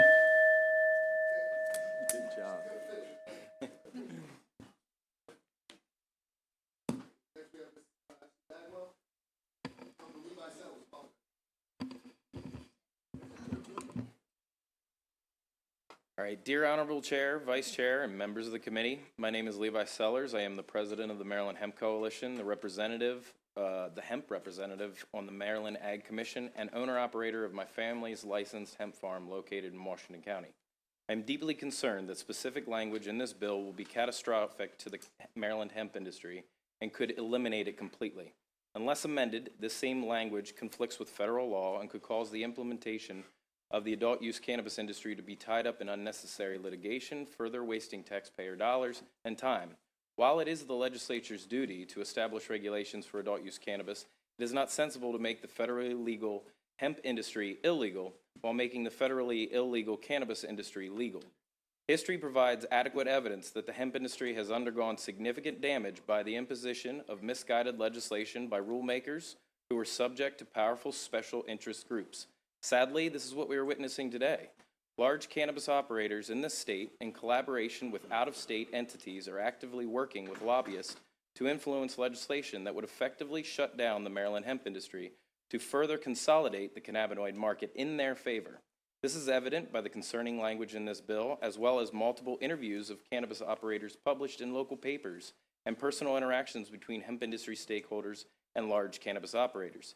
In my written testimony, I included an attachment with the amendments to address these issues in a way that is supportive of both the Maryland hemp industry and the Maryland cannabis industry. Promoting a collaborative venture between hemp and cannabis market entities best serves the public and industry stakeholders. For these reasons, I urge you to oppose House Bill 556 as written, but favorable with amendments. Thank you for your time and consideration.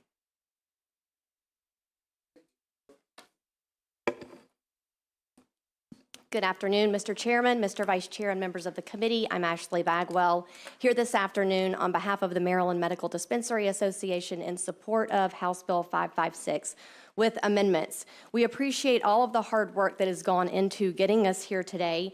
You should have a copy of our detailed written testimony, but I want to speak to 3 issues this afternoon. First of all, there is a 5-year moratorium in the proposed legislation whereby all licensees would be unable to sell or transfer ownership of their license for 5 years. Current licensees already have been subject to a 3-year moratorium as a result of House Bill 2, which passed in 2018. And for some of these licensees, rather, because the clock starts ticking on that moratorium, once you're fully operational, what is a 3-year moratorium is turned into a 4.5 or 5-year moratorium. And so we would respectfully request that converted licensees be exempt from this moratorium, or if this committee decides that a moratorium is important for all licensees, then we would request it go from 5 years to 2 years. With regard to ownership caps, the Dispensary Association has consistently advocated for measures that minimize consolidation and that support independent Maryland-owned dispensaries. If this committee decides to increase the number of dispensary licenses that a license holder can hold beyond what is allowed in this legislation, we would urge you not to go beyond 4, which is the ownership cap currently in law. Lastly, I just want to refer to the comments that were offered much earlier on the first panel by Mr. Bryce. The Dispensary Association, too, believes that all intoxicating products should be regulated and tested similarly. Thank you for the opportunity to testify. Thank you, Mr. Jones. Yes, thank you very much. My name is Miguel Luke Jones. Everybody knows me as Luke. I'm from Montgomery County, District 20, and I say hello to my Delegate Janelle Wilkins and Delegate Lorig Charkoudian, who's not in the room, both who represent me ably in the General Assembly. And I enjoyed our spirited exchange this past October. Delegate Wilson around this bill, and thank you for bringing it forward. I know that we're going to come back in future years and keep talking about this issue. I'm here today representing myself and my family, but also an organization that's been working to reform marijuana laws for a long time, the National Organization for the Reform of Marijuana Laws. I have the honor of representing the state chapter, and therefore the testimony represents consumer voices from across the state. We're asking for just a few what we think are very reasonable considerations at this stage in the process.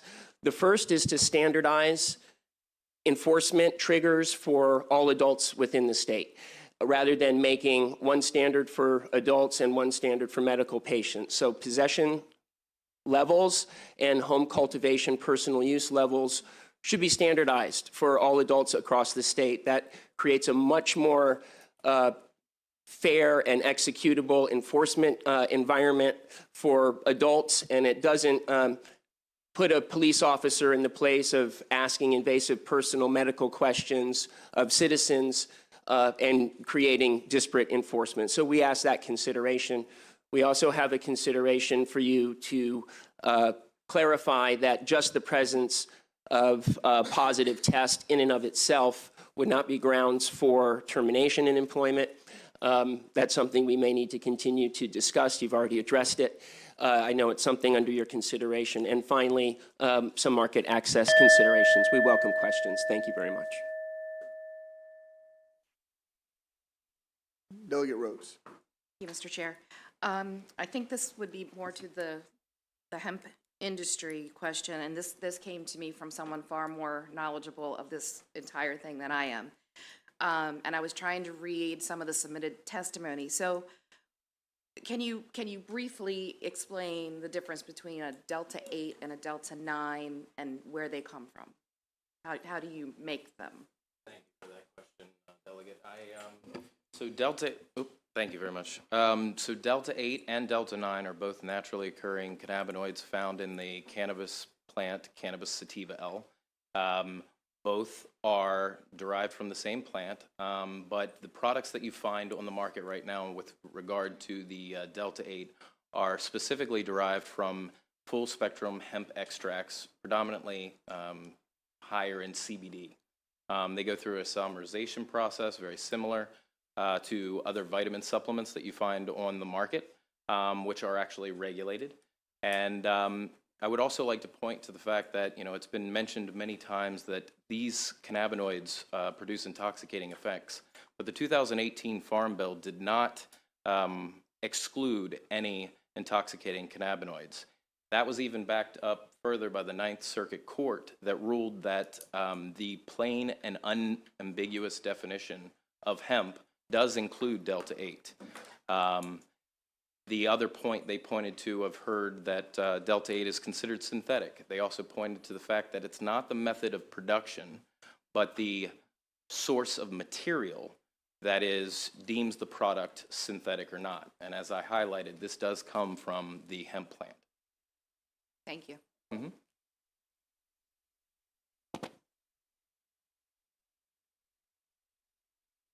I believe that completes the panel. Thank you guys very much. Next, we have Ellie Cohen, Chris Cannon, Donna Edwards, and Wendy Bronfein.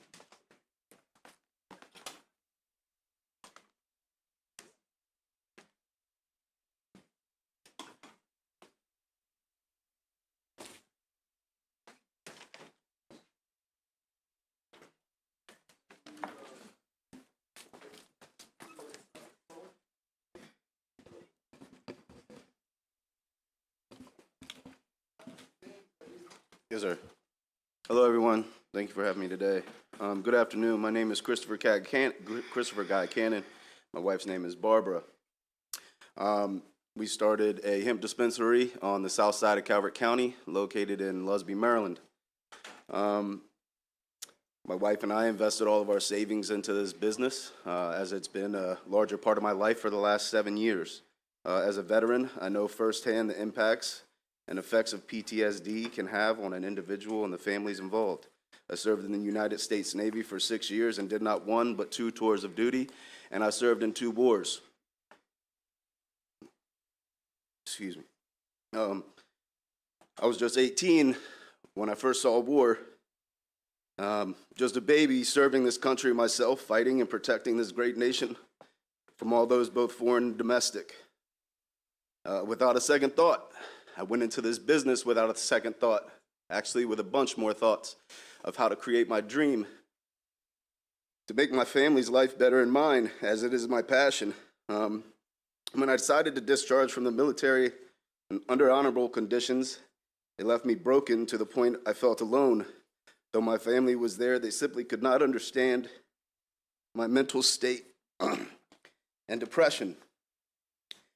It was not until I was induced to alternative cannabinoids similar to Delta-8, CBD, and they ultimately, I feel, saved my life and my family.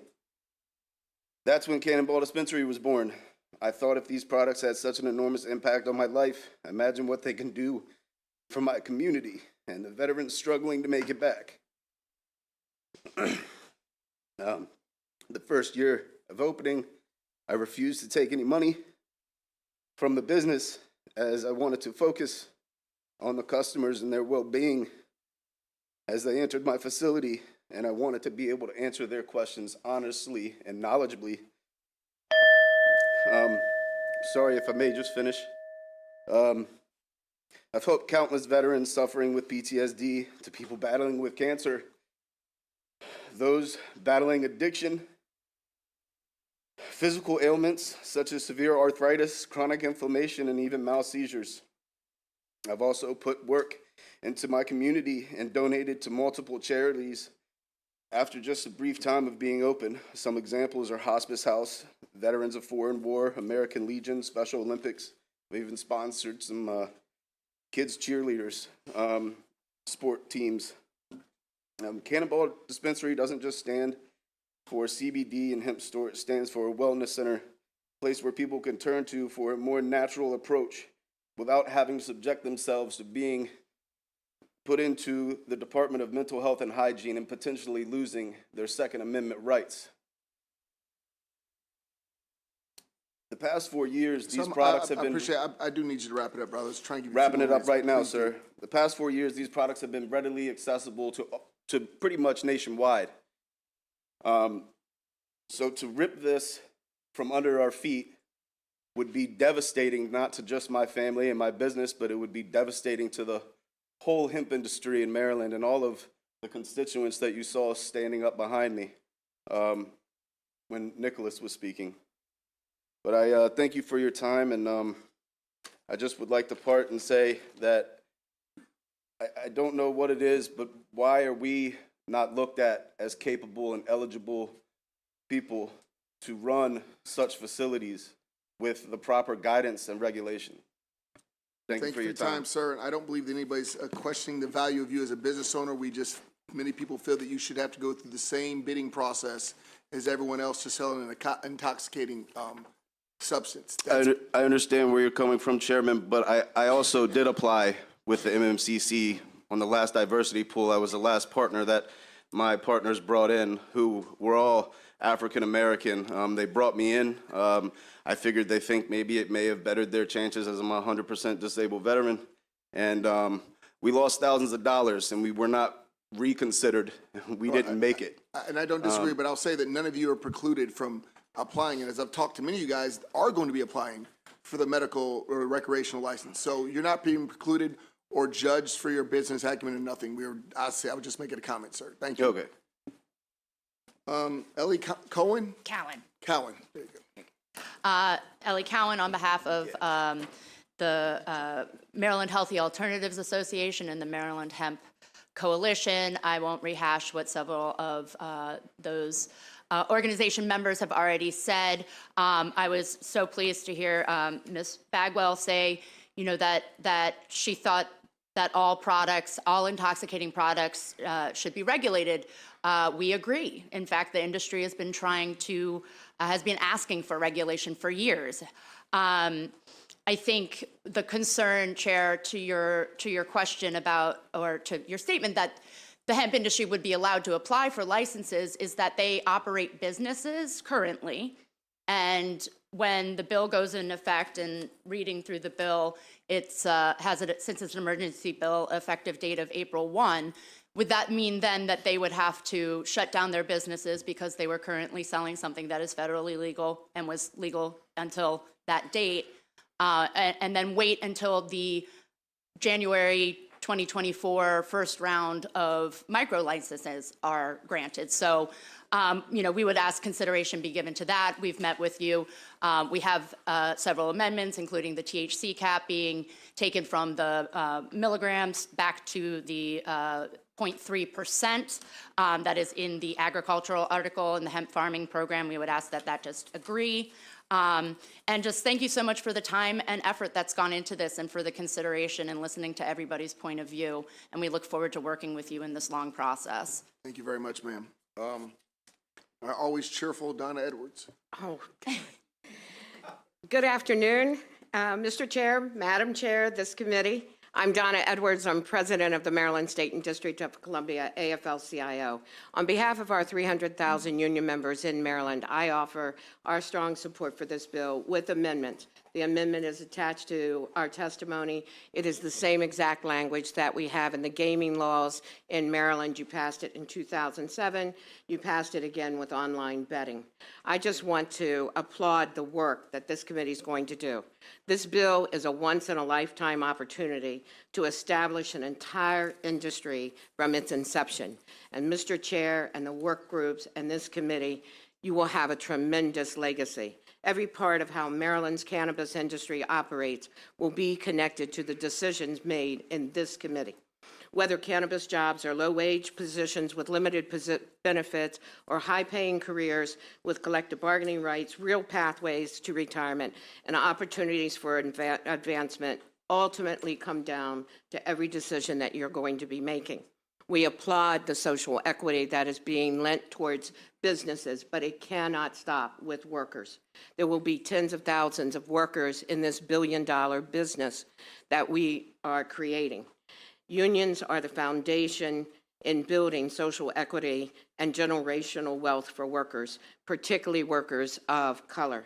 And I want to point out that in every state that has cannabis, they have found that the cannabis industry employs 10% more minority workers than any of the industries in their state. So we really want you to move forward on the bill. We appreciate the time and the concern that you are giving to everybody. Please consider us when you are making amendments and accept the exact same language that you have put in other bills from this committee. Thank you. Ms. Edwards, I do have one question. Currently, as the bill is drafted, does it preclude any of these dispensaries, growers, or processors from organizing? It does not. Labor, may I answer something? If you'd like to Labor expound. Labor peace will stop the action that you see going on in Starbucks. And aren't those federally actionable now? What are?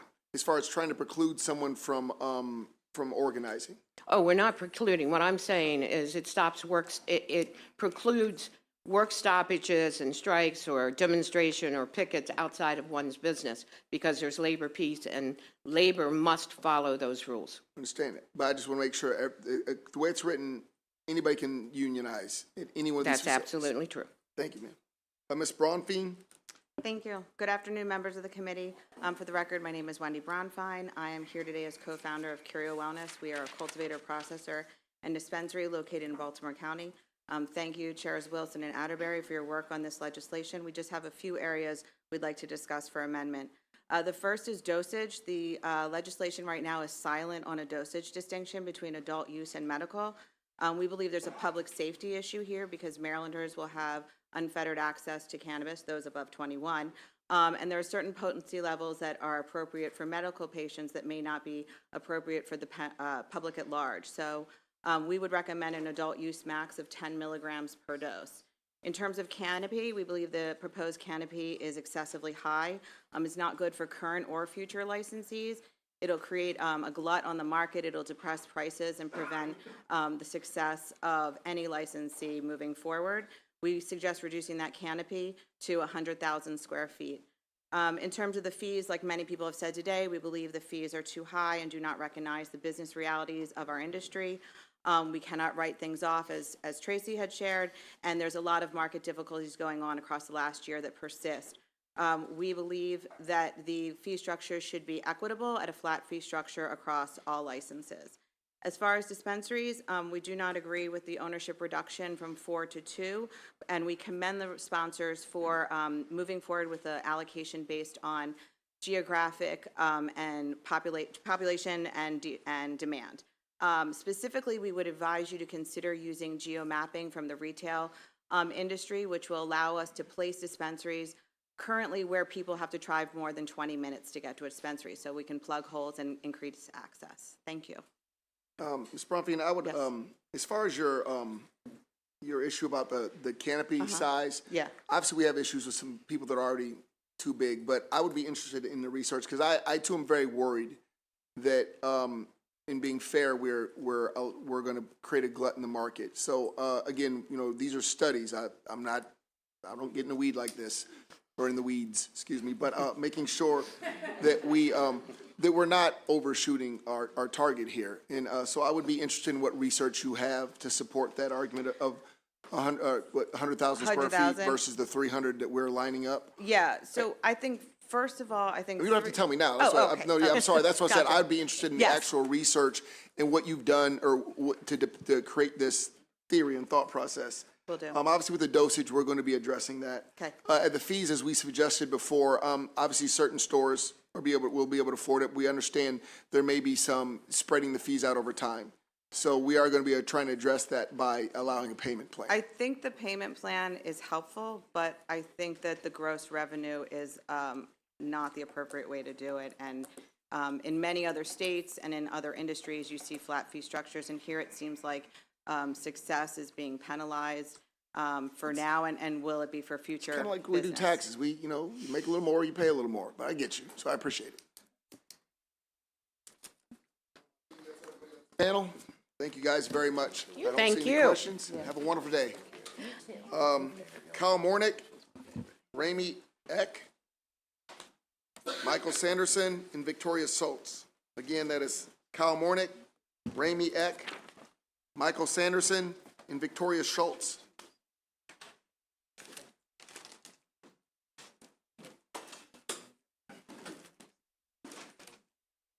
Go ahead, sir. You can introduce yourself. Yeah. Yes, sir. All set. Okay. Sorry, I'm incredibly nervous. I've never done anything like this before. You'll be fine. Just relax. You got it. I just want to start off by thanking you for that opportunity, and this is very important to me. Could you start by telling us your name? Sorry, my name is Kyle Morick. I'm head of extraction for a medical company here in Maryland that I do not wish to say. I'm not representing them. I'm representing myself. I've been an advocate for cannabis my entire life. My dream has been legalization since a teenager. I moved to California in 2005 to grow and to be a part of Prop 215. I spent a lot of time there. I recently came back from Michigan 2 years ago, where I had a very small cannabis company, and I came back home because I saw recreational being passed here, and I wanted to be a part of it. My concern is a couple things.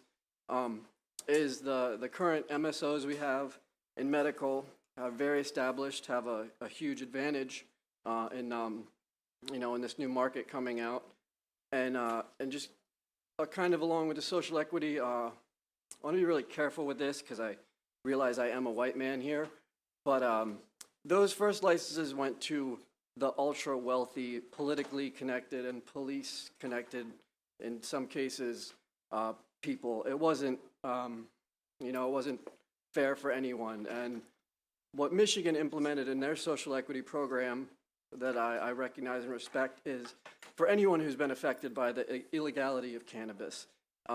So anyone who has been, affected by it. And sorry, I'm running out of time here. So I want to kick to my next thing is home grow. I don't know where exactly it lands at 2 or 4 plants right now, but my recommendation is 12. I know the concern is for the black market, but the people in the black market want a quality product that they're not seeing in the dispensaries, and that's why they are going to the black market.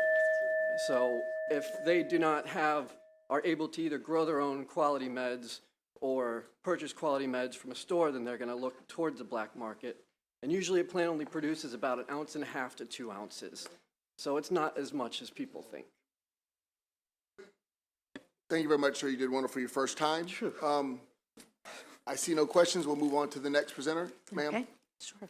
Thank you for the opportunity to testify on this important bill, which is a major step forward and much needed toward reducing the harms of the failed war on drugs. I'm Vicki Schultz, Executive Director of Maryland Legal Aid. Maryland Legal Aid is a statewide nonprofit law firm that provides free legal services to address a range of fundamental civil legal matters to residents of the communities most impacted by the failed war, including the racially and economically disproportionate enforcement of cannabis prohibition.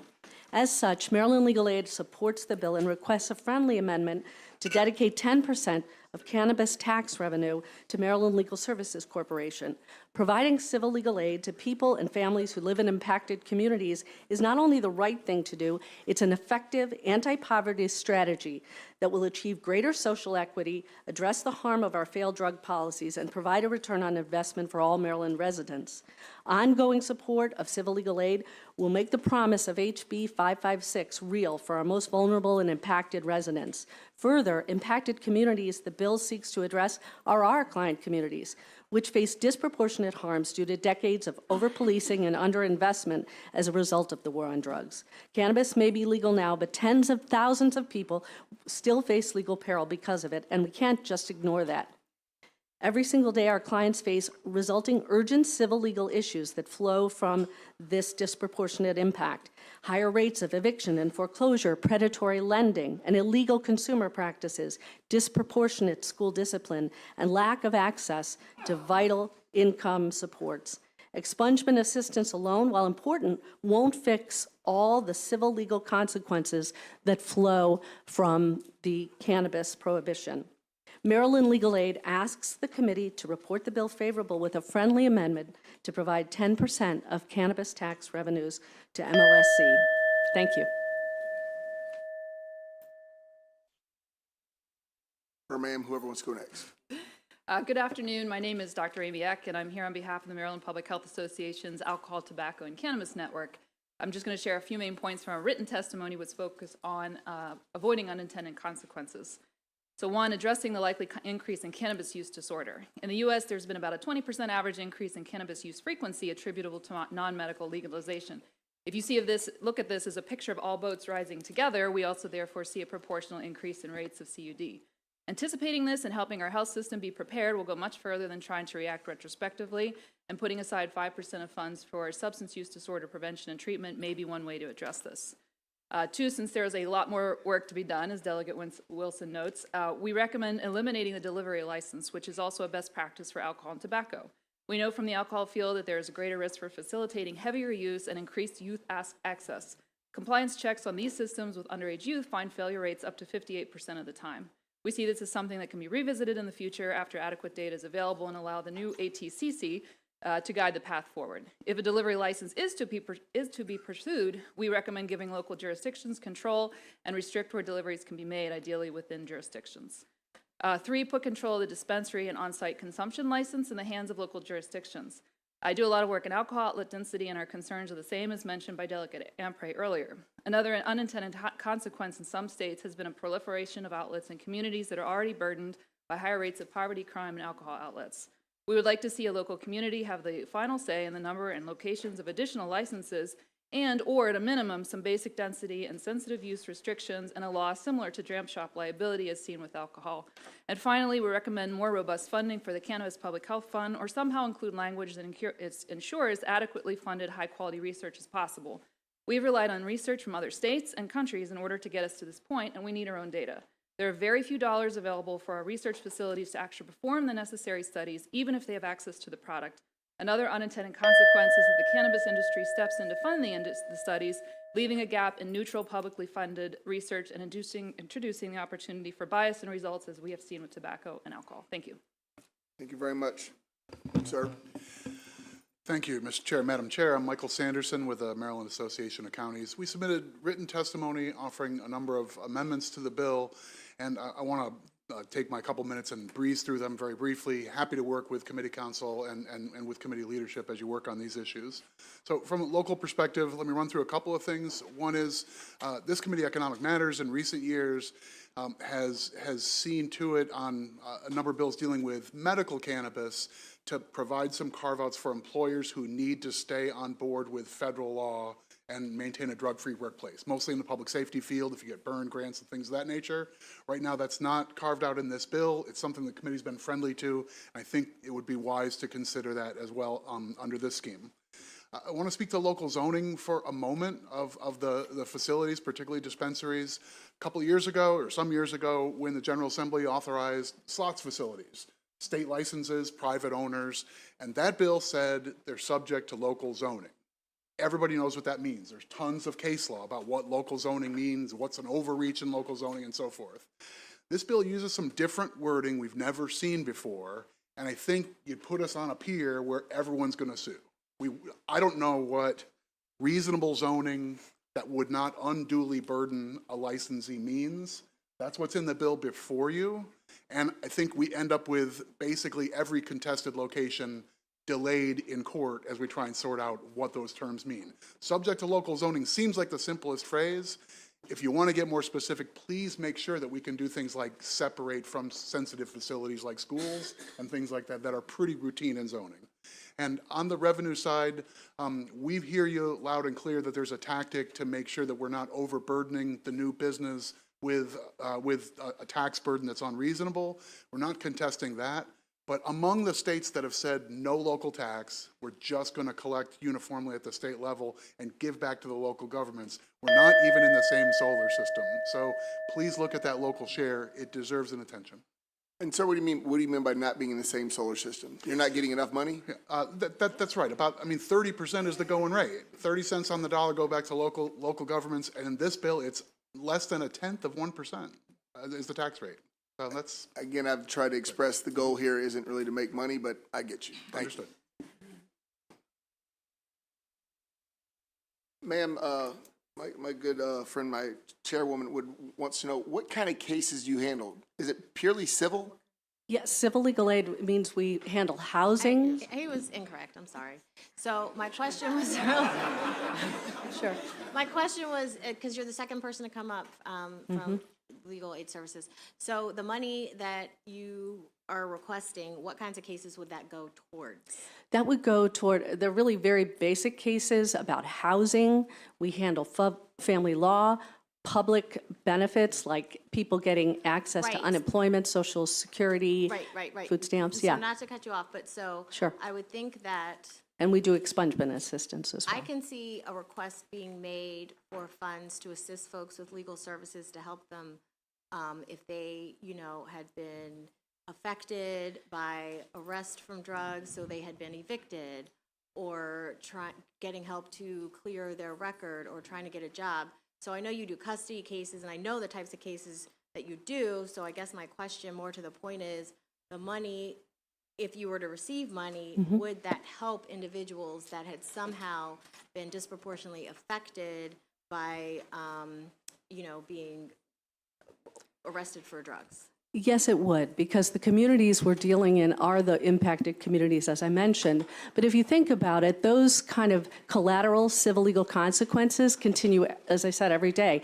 For example, somebody who's been in public housing or subsidized housing and is arrested for cannabis, they can lose their subsidy, they don't have to be convicted, they can become homeless, lose their children, lose their job. We unwind a lot of those consequences every day on behalf of our clients. So there's a direct correlation between, and a lot of fluidity. My colleague from the Homeless Persons Representation Project is also going to speak about that. But there is a lot of work to be done in those communities, and they really stem from the cannabis prohibition and the disproportionate impact they've had on these communities. And I was going to get there. I was starting with which cases you were handling, because I wanted to know if this money would be narrowly tailored to just those that were affected by the war on drugs, or would this go to just your general funding operation? We're proposing the general funding because our communities, again, these are the same communities that really this bill is trying to target as a matter of social equity. To parse through, does this connect, kind of like with our COVID cases, would be probably overly onerous. And really, frankly, we can give you some of the data, if you'd like, about that connection, that nexus to the impacted communities and the types of matters we're representing. Thank you very much, ma'am. Do you have any more questions? Seeing no questions, we covered everybody in the panel. Thank you guys very much. Thank you. We'll next be calling Hope Wiseman, Anna Cheney, Teresa Coons, and Kirsten Downs.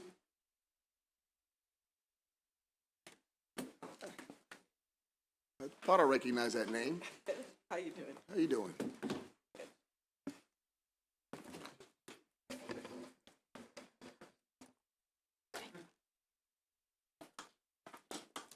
Whoever would like to begin first? If you don't mind, I'll begin because my name is Kirsten Downs.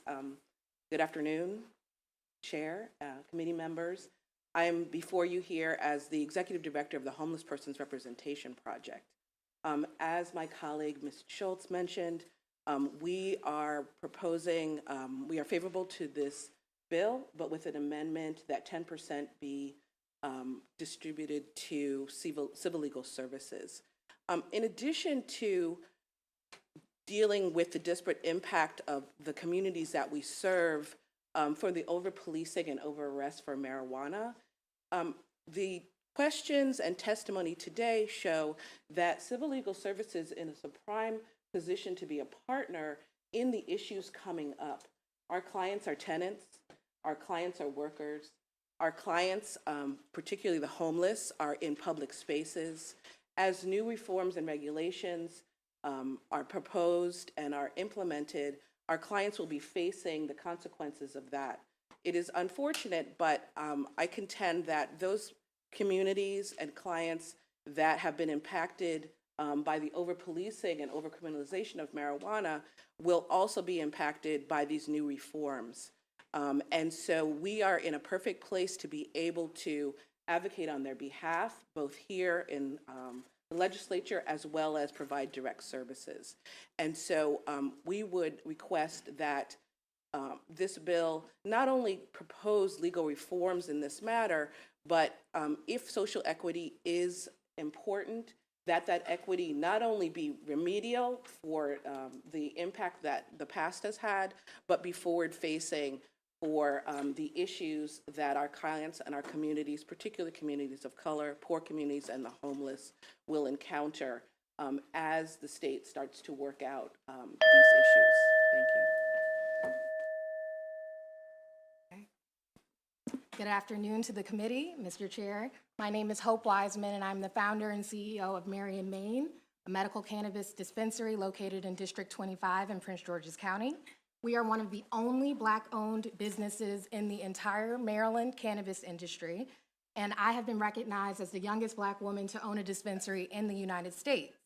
I'm concerned about the bill's high conversion fees, as many of my peers are, but especially as a minority-owned business that has not yet received any support or help from the state. I'm also concerned about the 5-year owner transfer limit, which some of my peers have talked about before, and the lack of opportunity to scale my business past 2 locations. The lack of minority participation in this industry is not only a Maryland problem, but a national issue with less than 2% of cannabis businesses being owned by Black entrepreneurs. I want to applaud Chair Wilson for crafting a bill that has a spirit of equity embedded throughout it. That being said, I am here to voice my support for House Bill 556, and I request a favorable report with amendments. I commend everyone who's worked on this bill for listening to industry stakeholders. Specifically, I appreciate the low tax rate and the detailed effort towards ensuring that the tax revenue is allocated to the most disenfranchised communities, like the one that I was born and raised in Prince George's County, and organizations that are already doing the work. This is a critical step towards creating a more equitable industry. However, I am concerned about the limitations of the bill as written, specifically when it comes to scaling a business. One of Governor Moore's campaign promises was to create a bold plan to unlock economic opportunities for Maryland's Black families, and I firmly believe that the cannabis industry is a key part of that opportunity. In closing, I want to thank everyone since the inception of this industry that has advocated and fought for equity. And a special thanks to Delegate Wilkins and the entire Legislative Black Caucus for all of your support for me and my business, and Chairs Wilson and Atterbury for sponsoring this important legislation. I'm aligned with you, and I offer my experience, my unique experience as one of the only Black licensees and as one of the youngest entrepreneurs in this industry as you craft your legislation. Thank you.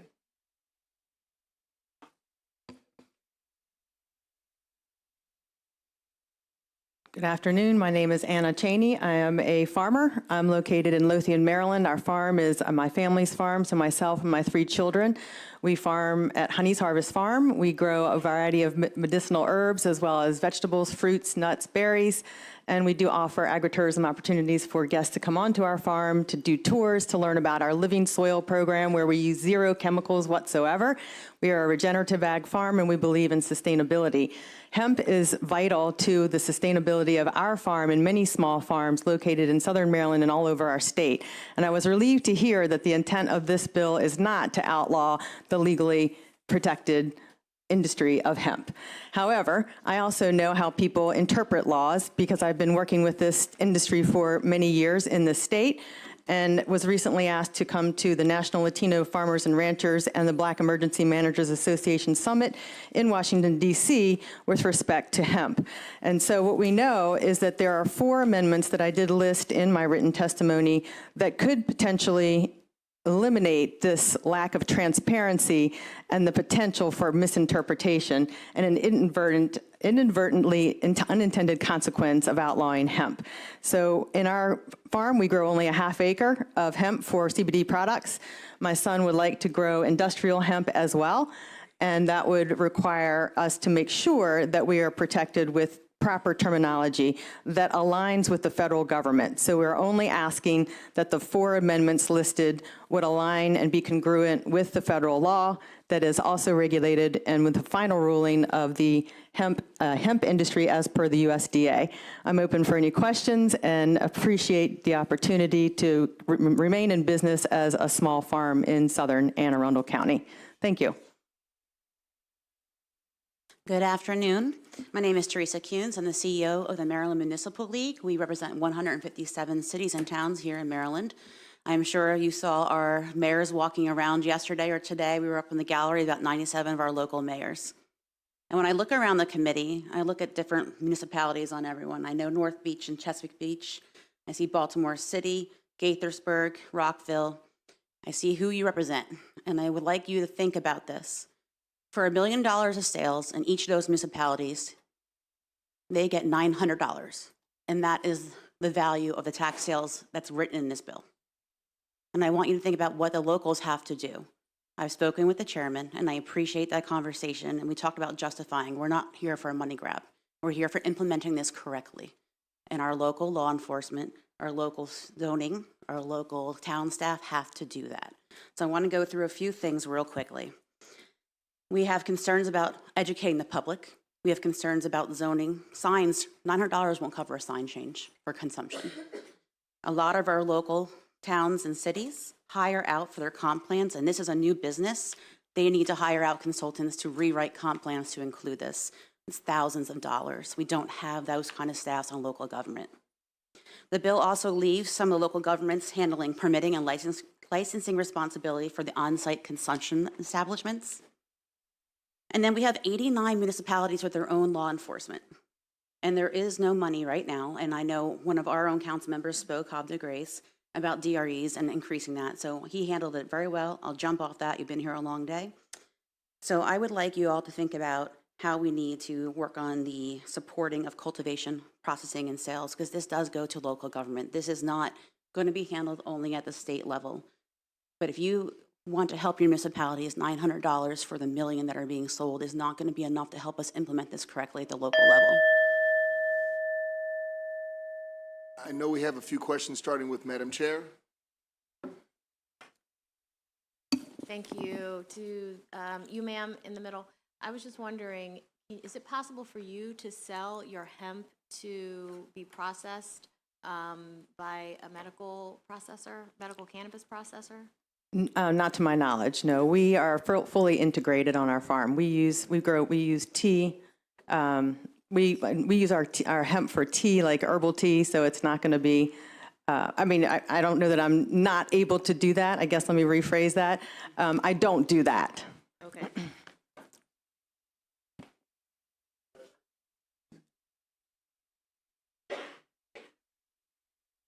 My question's for Ms. Cheney as well.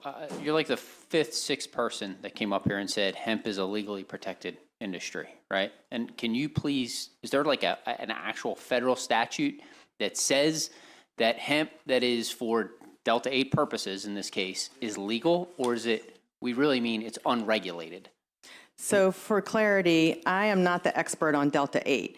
So in my operation, we grow the hemp for CBD only. So we're a full spectrum hemp operation. So that question really should be addressed to one of the folks who are experts on that. Okay. So that is not my intention with our hemp on our farm. Okay, then I'll ask if, I'm sure there'll be somebody else. Thank you. Madam Vice Chair. Thank you so much, Mr. Chair. My question is for the woman from MML. I heard you mention a couple times regarding, I believe it's 1.5% from the revenue that would go to counties and cities. And you mentioned the need, I guess, to beef up law enforcement. I just want to make sure I understand. You're suggesting that the funds that we are providing to now provide this, ensure that cannabis is legal, that you all intend to beef up, use those funds to beef up your police force and potentially, if you can just say more about that so I can just so it's more training. I think it's more training. Okay, I want to think it's understand what more that the would be used for. consumption is going to be the enforcement piece.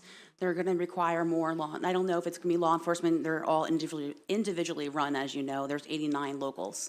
But we do believe the police forces will need to be a little bit, they're going to have to get new training, the DREs especially, and I didn't want to touch on that because of the last panel. Okay, training and then enforcement in terms of, you can just say And more. DUI enforcement also remains a concern, obviously, driving impaired and what that looks like and training those officers. Right now, there are 33 officers in the entire state that does that. 33. There's one officer in each of those agencies. We want to expand that. Okay, thank you. Absolutely.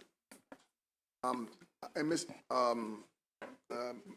Madam Chair, do you want to go? Yeah, I just have some follow-up questions. Thank you. I just have some follow-up questions, ma'am. Yes, ma'am.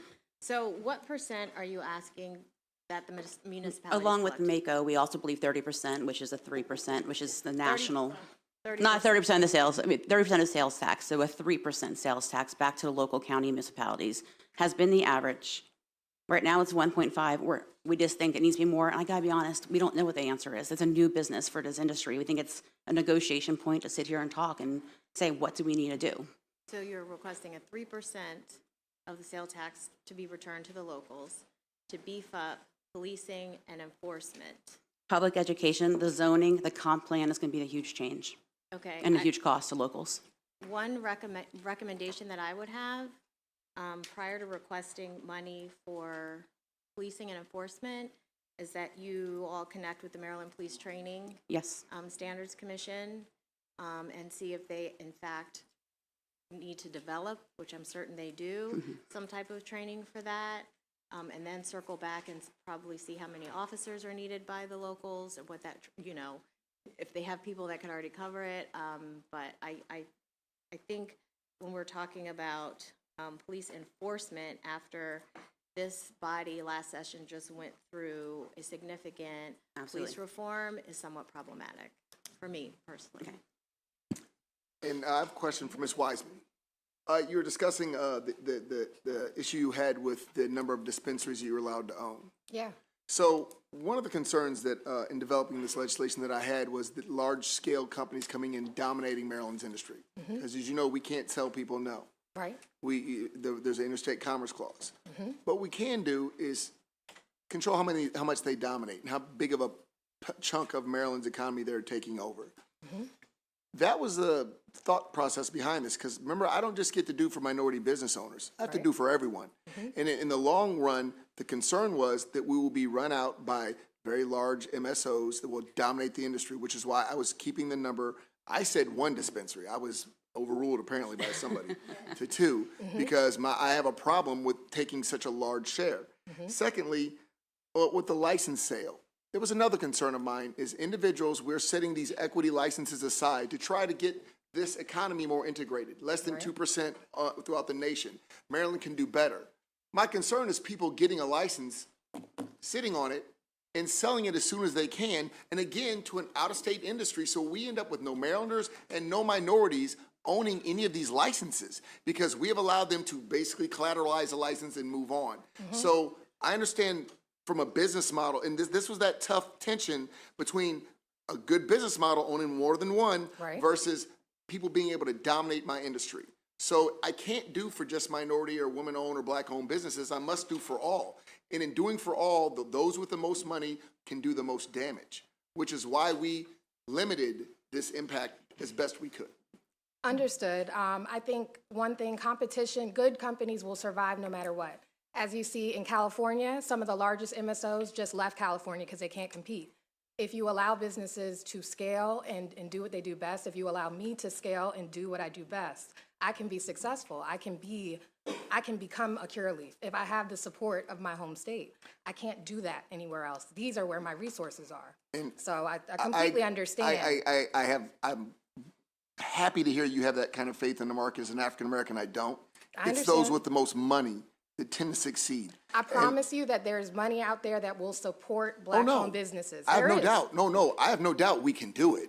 I'm just saying I know that the big boys tend to run out the small ones. do. That's happened with every, I don't know, convenience store, gas station to is anybody going to Ace Hardware lately? Literally, they run out all the small mom and pop stores. So that was the goal behind it. I know you have faith in your business acumen, and my worry is that other people may not be as good as you, and that we end up having a non-Maryland, non-minority conglomeration owning all of Maryland. So I just wanted to let you know the intent. The other issue is Maryland is one state. There's a national industry. A lot of the major players are already here. And this is going to allow them to get stronger, whether we want them to or not.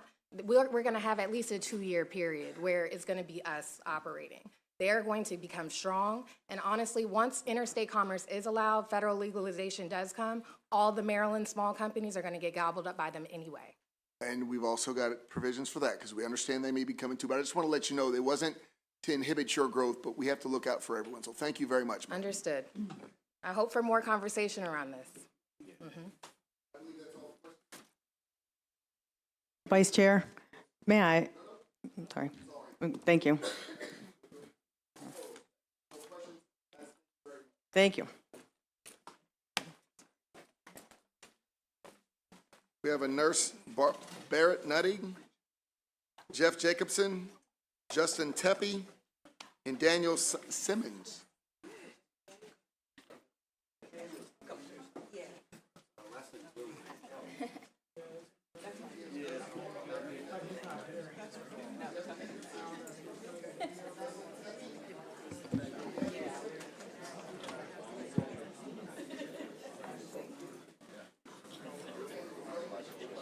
Thank you. Am I allowed to ask everybody to just take a deep breath?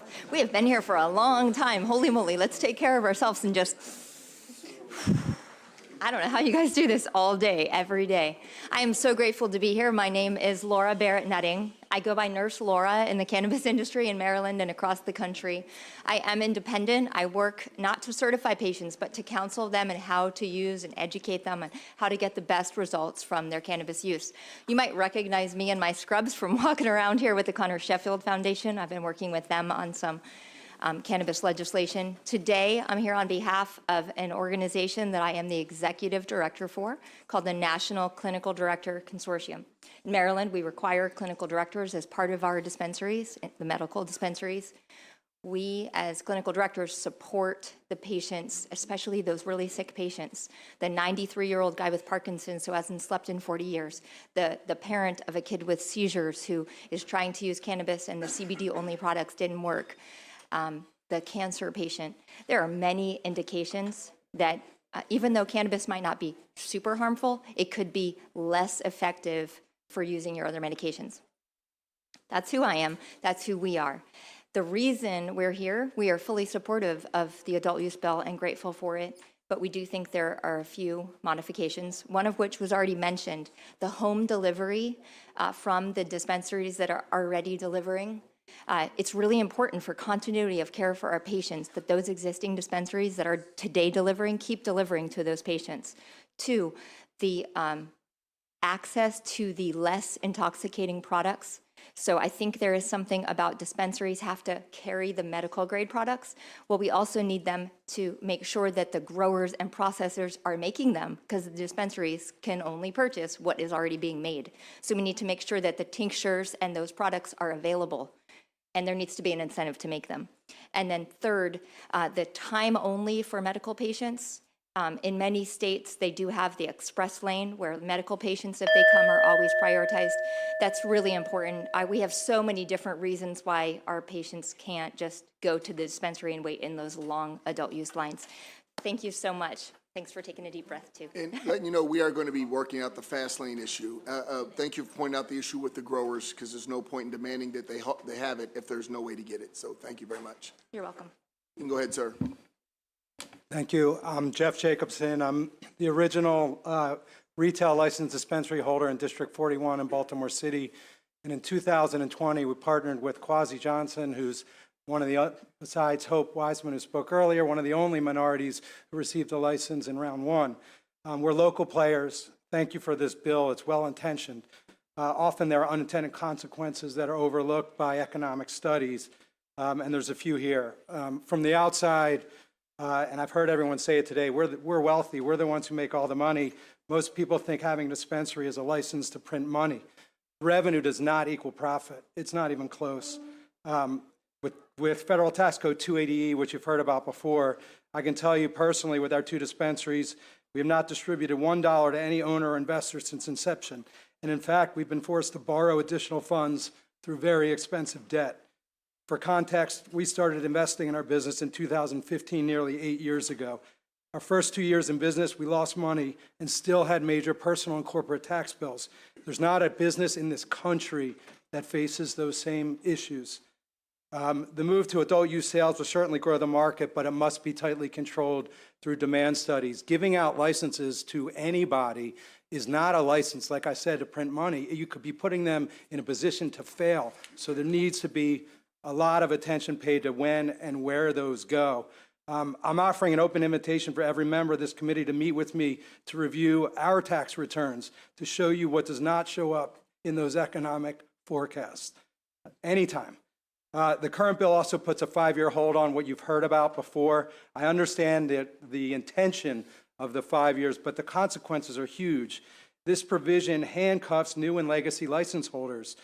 Again, it's not about revenue. This business so far is not about cash flow. We don't really have it. The operating profits aren't there.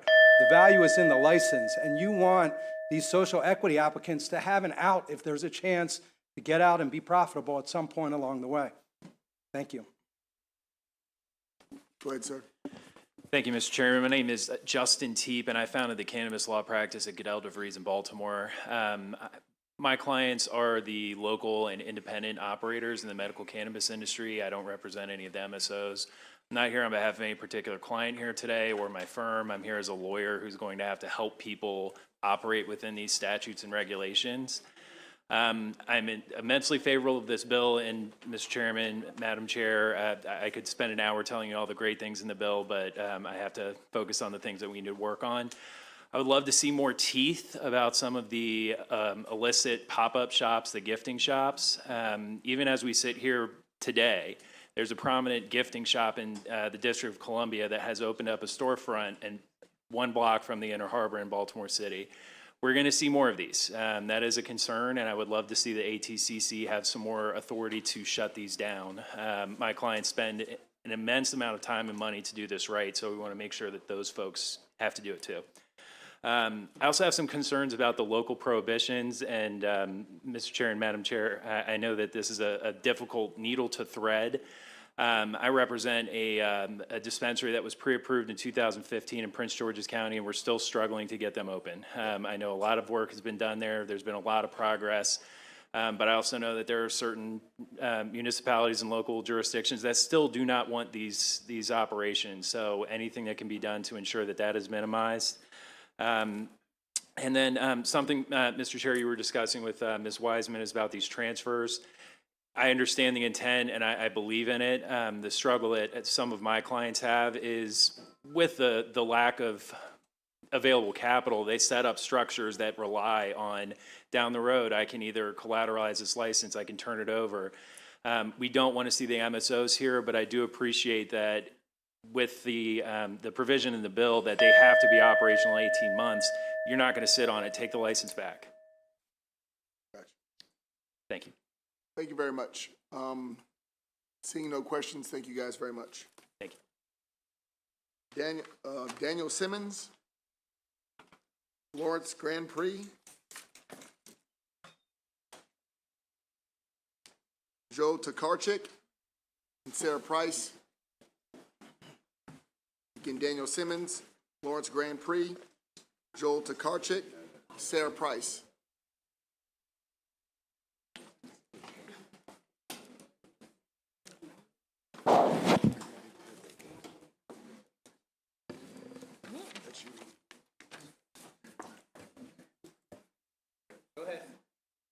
All right, great. My name is Joel Tokarczyk. I'm the CEO of Molasses Grasses LLC of Manassas, Virginia, a cannabis potency testing company. I'm not lobbying in behalf of that. I'm not lobbying on behalf of the industry. I'm actually lobbying on behalf of my friends and Marylanders that are users.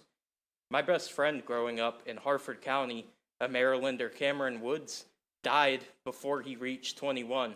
He will never have one of these industries, and neither will any of the other Marylanders dying until we get these laws into effect.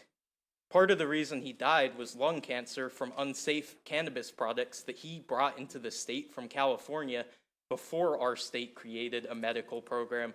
One of his patients, my friend Cody, has epilepsies. He has seizures if he doesn't have access to cannabis. So when someone came up here earlier talking about their concerns with making sure that employers can continue to discriminate against medical patients and fire people based on THC in their urine, I care more about the rights of medical patients like my friend Cody to not have a seizure and be able to earn enough money to support a living than I do care about the rights of these companies to save money on their insurance, because that's what it's about.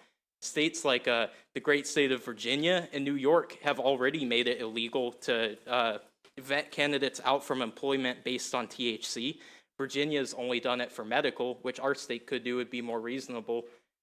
Once again, if we are focused on the concerns of Marylanders, farmers, and patients, we would get rid of all or nearly all barriers for entry to a cannabis business. Instead of discussing about what type of hoop, how tall the hoop is, what type of people should go through the hoop, we should destroy the hoops, allow as many Maryland farmers to become cannabis members and organizers as they can. And if a business cannot survive without a monopoly, it doesn't deserve to be around. That's what being American's about.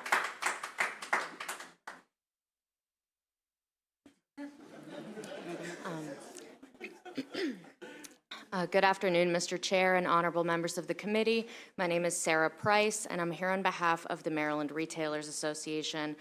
We are supportive with an amendment to address concerns that we have about the impact of children accidentally accessing cannabis products.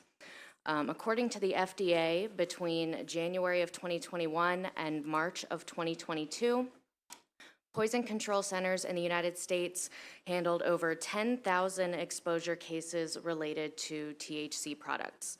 Over 8,000 of these cases involved patients under the age of 19, and almost 7,000 of the pediatric care cases required a healthcare evaluation. Some of the reports specifically mentioned the accidental ingestion of edible products that are copycats of popular kid-friendly foods like Cocoa Pebbles and Starburst.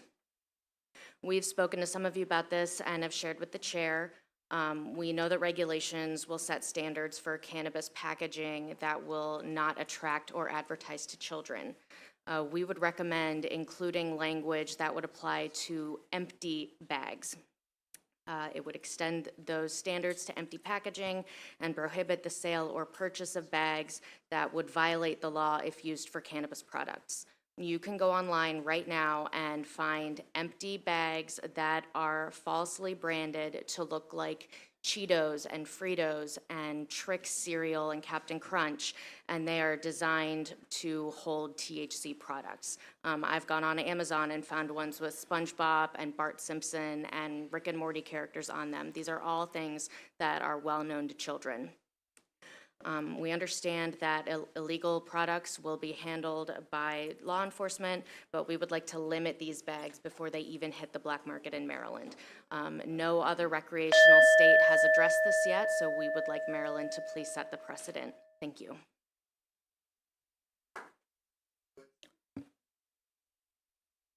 Good afternoon. Lawrence Brian Pree, Director of Research for Leaders of Beautiful Struggle. We support this amendments because we agree other states have overtaxed cannabis. It is possible that there is a trade-off between addressing the black market, keeping cannabis inexpensive, and these tax rates. We think that the tax rate's so low right now in the bill that we might have reached a point of diminishing returns on what low tax rates can do, and we might be leaving hundreds of millions of revenue on the table. So a brief overview. Tax rates around the nation on cannabis vary between 15% on the low end to 35 to 40% on the high end. At 6% to 10%, Maryland would be extremely low. The high tax rates can make cannabis more expensive, but there's no demonstrable evidence that low tax rates themselves can cut the cost. Other factors, numbers of dispensary, weather, existing black market, impact cannabis costs. CEO of Weed Maps, Chris Beal, says it's density of retail establishments, not the tax rates. It's the critical factor to undermining the black market. He promotes the New Mexico model. They're going for 1,000 dispensaries. We're at 200, 400, including the micro, right? Cannabis Public Policy Consulting produced a document where they say the optimal tax rate to undermine the black market is 15 to 20%. Saying, quote, although several options among these could be favorable, we recommend between a 15 to 20% tax to maximize rapid shifts to the adult use market. They also say that starting at 10% would be the optimal starting point for this strategy. So that's what we're recommending. Start at 10%, go up 1% per year to 15%. This will keep cannabis cheap. The average purchase is between $25 and $50 at a dispensary.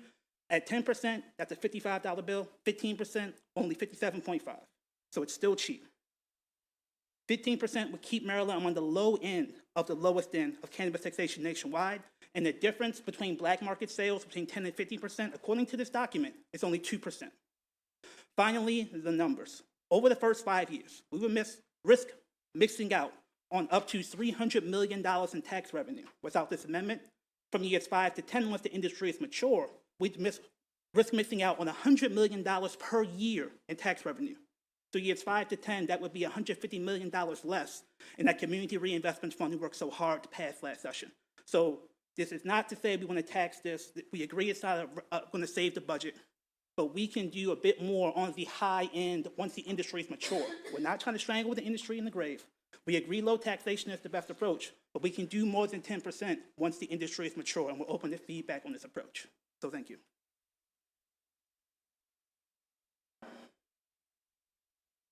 Delegate Amprey. Thank you for your testimony. I know it's hard to explain tax law in 2 minutes, so I'm trying to understand your rationale or understand. Can you briefly and succinctly as possible re-explain the argument that the low tax rate is not a determining factor in the competitive cannabis pricing, and how I guess I better understand how a 15 to 20% tax rate is still considered low. Just want to better understand the argument. So we're not proposing 20%. No one's saying 20%. We're saying 15%, which will still be on the low end. The critical factor to undermine the black market is, of course, keeping cannabis cheap. All I'm saying is that when cannabis is really expensive, the high tax rate on top of expensive cannabis makes it even worse. All I'm saying is that having a low tax rate in itself does not produce cheap cannabis. Similarly, what many states have done is produce a tax on the manufacturer, which gets passed on to the consumer, and that increases the overall cost. That's also not what we're saying. We're saying keep it on the consumer side, but instead of starting at 6, start at 10. And again, on a $100 cannabis purchase, that'd be a difference between $110 and $115. So I don't think, not only do I not think that's substantial enough to deter people to the black market, the Cannabis Public Policy Consulting entity that did the report said that would only push 2% more into the black market. That's not going to crush the cartels. That's not going to give us what we need. But over the 5 years, once the industry is mature, we've been missing out on some of that tax revenue. by keeping it at 10%. So I agree, start low, and maybe start even lower than 10%. But once the industry is mature, what I'm saying is that we can get more of that tax revenue by going above 10. All right, that helps. Thank you. And just to be clear, we have the Chair of Ways and Means here. We're not precluded from raising taxes in 5 years. I mean, it's what we're good at, apparently. I mean, no, we're. Yeah. I think. Never thought I'd have to tell Maryland not to raise taxes. I just say I don't think that's our issue here. I don't think more people are concerned about us not wanting to raise taxes. So again, we're just, as you discussed, the lower the cost. If it's 2%, that's still 2% more. Anything we can do to save lives, that's the goal. But I do appreciate your input, sir. Thank you very much. Thank you.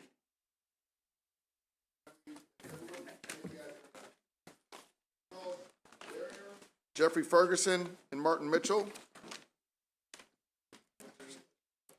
Apologize. And Daryl Hill.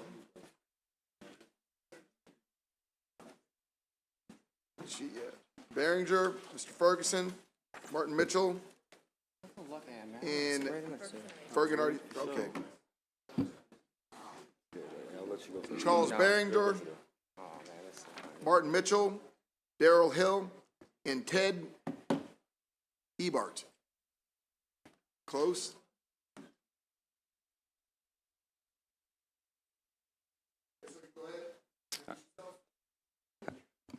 Hello, my name is Andrew Behringer. I am one of the co-founders, along with Reginald Noble, aka Redman, musical artist, of the first FEC national political party dedicated to the cannabis industry and the cannabis space, and also in charge of government affairs.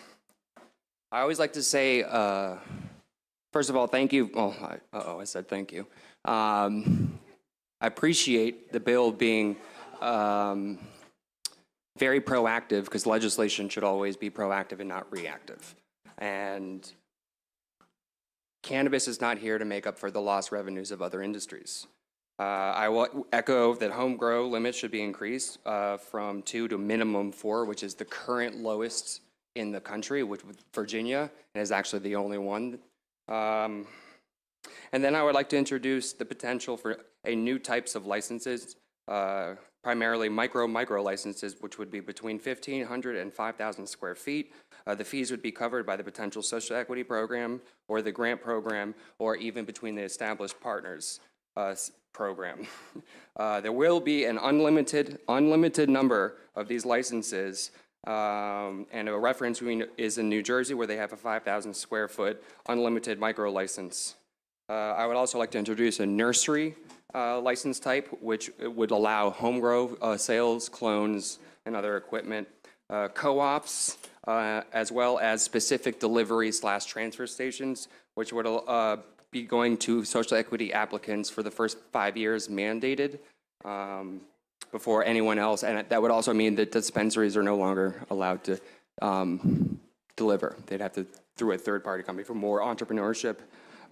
Please look at the energy usage, and Delta 8 is a loophole by the Farm Bill, so there's actually a lack of regulations and not standards yet. That's fair. That's fair. You can go. To the chair, vice chair, members of the committee, my name is Ted Ebart. I am Director of Operations for Element MD LLC. We are a House Bill 2 social equity licensee located in Princess Anne, Maryland, and Somerset County. I'm also former member of Ohio's Medical Marijuana Advisory Committee, so I have a kind of unique view on all the hard work that went into this, and I really appreciate the thought and, quite frankly, the forward-thinking, creative approach that's taken here. I think Maryland's going to be a real leader for the future of social equity, in particular in cannabis. My testimony here today is favorable, with some suggested amendments that's been based on our experience in Princess Anne, the unique experience that I have as part of this organization, in that my wife is the founder, and we have moved and invested our entire life into this state from Ohio, and I'm very proud to say that. You've been very welcoming, and this is a wonderful place to have lived. The first particular component is the definition of the social equity applicant. The current definition excludes the original House Bill 2 licensees. In particular, it does not take into account the economically disadvantaged standard, economically disadvantaged area standard, and it's now been replaced by the disproportionately impacted area standard. In order to have a truly inclusive program on a social equity basis, we respectfully believe that the House Bill 2 licensees who were awarded a grow or a processor license on the basis of that application process should be included in that definition as well. And there's a number of cascading reasons throughout the bill why that would be. The second is the prevalence of the original licensees in vertical integration between the cultivators and processors in particular. One, and only one, is a black-owned business, and that was indeed awarded through the House Bill application process that occurred in 2018. I've got a lot more, but I'll leave it there, and certainly available for any questions. Okay, I will run through it. Greetings. My name is Councilman Martin Mitchell. I'm the at-large council member from the city of Laurel. Some coined me the cannabis councilman because I'm a medical patient and a longtime advocate. I would like to offer favorable with amendments. We saw this past election that 2/3 of Marylanders believe in cannabis legalization. We, the Uplift Action Fund Coalition, asked for separate oversight of medical hemp and adult use cannabis. We're advocating to shift the key foundations of the state industry to be overseen by an independent cannabis commission staffed by top experts of the industry rather than law enforcement, someone who actually understands cannabinoids. The longtime perpetuators of the war on drugs, I'm confident that the legislators have the ability to adjust the current criminal code for a post-legal Maryland. I'm also confident that rather than creating an enforcement division for a legal substance, we should redirect that effort into building an independent commission to oversee medical adult use in hemp and regulate cannabis instead of enforcing it. Despite independent concerns, we acknowledge that the spirit of legislation, of legalization, represents a crucial step towards ending the criminalization of the people, the plant, and bringing repair to individuals and communities who survived the harm of prohibition. It is important to emphasize the potential economic benefits of the regulated cannabis industry, including job creation, increased tax revenue, but only if informed by previous lessons of states in the past. As I stated on the Yes on 4 trail, no legalization without full decriminalization of a now legal plant and mass decarceration of the people with cannabis-related offenses. Lastly, I believe that true equity includes cottage businesses. I urge this deliberative body to strongly consider these amendments during the passage of HB 556. Thank you.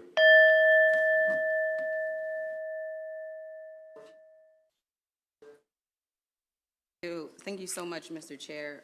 Mr. Bybart, you were unpacking a little bit the social equity licenses, and I wanted to understand what you were saying about the difference between the economic disadvantage versus the, I guess you said something along of disproportionately disadvantaged areas and the impact on that? Yeah, so the new definition relative to the category of social equity is really centered around the disproportionately impacted areas, those that are now going to be identified as having had a larger outsized enforcement of marijuana crimes in particular. Whereas the HB2 licenses were based on the economically disadvantaged area in particular. So for a business like Element MD, who has come into an area like Somerset County, Princess Anne, that is one, if not two, of the most economically disadvantaged areas, a licensee and a company such as ourselves has invested very heavily in that area, in addition to having moved in that area. And so the challenge with those change of rules is an applicant such as ourselves who's had to face not only COVID, but inflation of levels that this country has not seen since the 70s, has invested all of their capital under the auspice that they would have been treated consistently as an economically disadvantaged applicant. And under the new rules, not having been treated in this round, it puts a serious disadvantage, particularly on the basis of the fact that the existing licensees, cultivators and processors, have now consolidated in such a way that they are now vertically integrated. And the realities of vertically integration on the production side are a business consideration that the existing licensees well knew, and that's why they engaged in that kind of consolidation. Now, with the 5-year moratorium, even if the venture capital were available to groups like ourselves to be able to do so, we no longer have that same opportunity to become vertically integrated. And is this the same reason why you say that this current bill excludes the HB2 licensees, or is there a different aspect? Yeah, so it not only is it the differentiation between the EDA and the DIA category, but the inability then to have that access to vertical integration and pursuing a cultivation license was at the root of what House Bill 2 did in awarding direct licenses to, say, for example, a licensee who had been awarded a processor's license and finished in the top 30 of the processing license. For a group like ourselves, through our leader, Nkechi Uwomi, we finished in the top 9 in cultivation and processing, and then further had to undergo the most highly vetted process post-award, I think everybody's familiar with, deposition level questioning, subpoena level document request. And so the group of HB2 licensees are the most vetted candidates in the history of commercial cannabis licenses. We would only say as a group that the propensity for success in this industry with minority licenses in particular, or even taking the race-based category out of it, those who are located in economically disadvantaged areas and can do tremendous good relative to job creation, is absolutely dependent on that type of vertical integration. How do we know that? That's exactly why all of the vertical integration happened with the big players in the industry. So we would not only be further disadvantaged by not having access to those social equity programs that are wonderfully crafted in this bill, but then we also are lacking the ability to become vertically integrated because of the 5-year moratorium. I guess I have follow-up now, because a few things you said. First of all, are you a license holder currently? Yes, we're operational. Correct. So what are you being prevented from doing? Becoming vertically integrated and being able to access production of our own biomass, which renders a standalone process. I would ask you to please simplify. Are you being precluded from getting other licenses? Is that your argument? Certainly initially, yes. And you're saying you're being precluded because of what? Because under the current regime, we would no longer qualify as a social equity applicant. And to be clear, you don't have a recreational license, though, do you? Presently, no. That's correct. You're being afforded one under a different set of standards without qualifying the way everyone else has to. Isn't that correct? I would disagree with that You don't have to be social equity, do you? You said you're not. No, we are presently under the rubric of House Bill 2. We are a social equity applicant. Everyone else who applies has to fall under the social equity definition of this bill, correct? Correct. But not you. You get to come in and be grandfathered in to your recreational and medical license. Isn't that correct? The same as the rest of the category. That's correct, and nobody else is complaining about that. But what you're saying is, although you're arguing one license, ergo medical, we're not giving out medical licenses. These are recreational. We're setting that standard differently from whatever the medical thing you went through. Has nothing to do with this committee. This committee is setting out recreational licensing structure, and we're doing so in the way we see was most reflective of the issue, which is those who are most damaged by the war on drugs are the ones we're going to go, not the poor, not people that don't have access to money, but those being damaged, that were damaged by the war on drugs. So to be clear, you're going to get this license anyway, even though you don't have to prove that you were damaged by the war on drugs, right? Chairman, respectfully, I'd like to answer the question, but could I respond to a couple of things you said there as well? I would love to hear this. This is another thing about the out-of-state bias, right? So, for example, Nkechi Uwomi, our CEO, if this was not limited to just a Maryland... it's absolutely not limited to just Maryland. That's a violation of the Constitution and the Commerce Clause. Excellent. That's wonderful to hear. 175% of the arrest records of the normal in the area, and you have to show that you lived in an area, be it New York, be it New Jersey, wherever, that you have been not disenfranchised and desperately treated by the war on drugs. That is, number one, a wonderful clarification, and so great to hear. Obviously, that's not in the text of the bill, so I appreciate so much the work that went into that. The only other point of clarification that is really necessary relative to the vertical integration piece in particular is that the existing licensees themselves have had an opportunity for that kind of mergers and acquisitions. But not the HB2s. Right, exactly. And so you're here again on medical marijuana issues, correct? Because you didn't get the same opportunities that the first round got.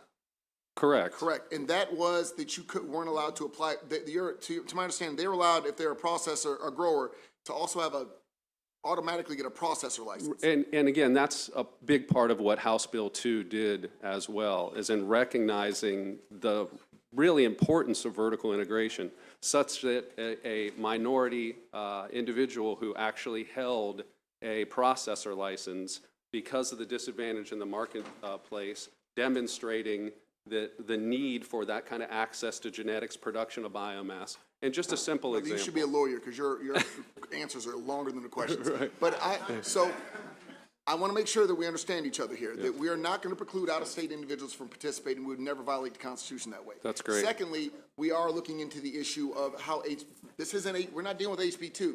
We're dealing with something else. Mm-hmm. What you're arguing is an entirely different bill. Mm-hmm. But we'll see what we can do. So thank you very much. I appreciate that. Thank you, sir. And I believe, is that everybody on the panel? Thank you guys very much. Thank you. Yes. Ms. Iwomi? This can't be right. Nkechi Iwomi, the next individual is from TT and LB. His name Daniel. I'm just afraid they accidentally didn't put your last name down. Outstanding. Davon Love and Eves Brady.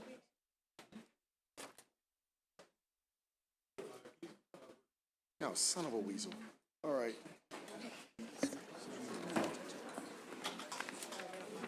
Yeah, they do.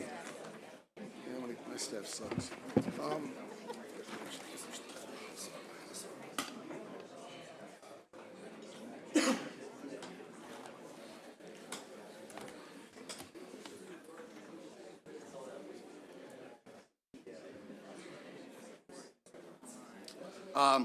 To give a quick background on me, and thank you guys, this is really progressive. Daniel Lilly. So I've been a grower processor for 25 years. I've helped a number of these facilities and companies set up in various states, including Maryland. I set up one of the original processors. I partnered with another processor to bring a set of products to market.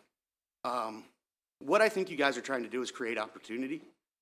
And what I see with this bill is definitely possible opportunity, but I also see some dangers. One of the things I want to talk about is market value and understanding the canopy. You asked questions earlier about that. In 2022, the state of Maryland consumed 82,000 pounds of cannabis. 82,000 pounds of cannabis, okay? If you break that down, that's 37 million grams of cannabis, okay? That means that per square foot, the square foot needed to produce that volume of cannabis is 600,000, 26,000 square feet of cannabis. Just over 500,000 square feet. What you guys are proposing puts that square foot canopy upwards of 16 to 17 million square feet. And what I want to be careful about is, as somebody that doesn't believe being in the cannabis industry means having to own a license, I don't believe that. I think if you set that bar, you're setting the majority of Marylanders up for failure. To me, creating value in the cannabis industry and then figuring out what are the parameters to get that value in is how you make it. And you'll find many more happy businesses being able to sustain their march to the market. But I think if half these people that are coming to these hearings were to recognize that the canopy space that you guys are proposing would put you in the arena of California, Oregon, Michigan, where you can get a half-gram cart for $5, that doesn't allow for quality products. That allows for consolidation, right? And so I know that patients want cheap and cost-effective medicine, but if you create a dynamic where it's a race to the bottom, you're going to create a scenario where all these social equity licenses that you're trying to introduce and give an opportunity, you're going to be sending them to the slaughterhouse. All right, good afternoon. Davon Love, Director of Public Policy, Leaders of a Beautiful Struggle. My testimony will focus on the Community Repair and Reinvestment Fund, which was created by the Maryland General Assembly, in 2022, with the underlying principle that Black communities from which the criminal justice system was weaponized against should receive compensation if we were to say that we're going to move towards justice without the contingency of having to participate in the industry. So we're grateful for the establishment of the Community Repair and Reinvestment Fund, particularly understanding the fact that it's primarily poor and working class Black folks that were the biggest targets and whose humanity was most undermined by the policy of the war on drugs.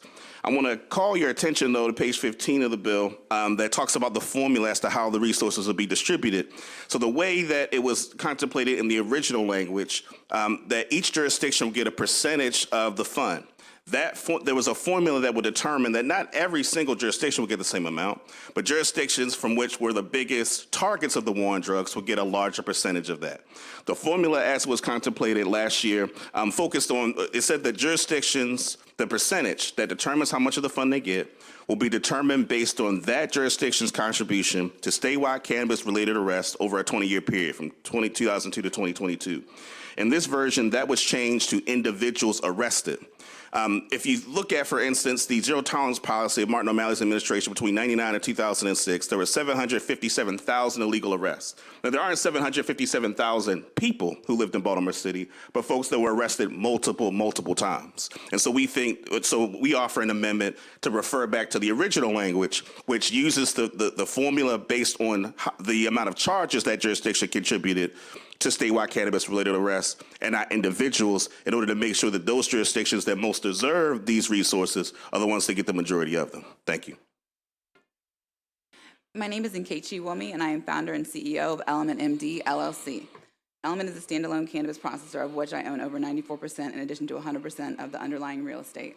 We're located in Princess Anne and Somerset County at the tip of the lower Eastern Shore, where we moved our family and have resided since December of 2020.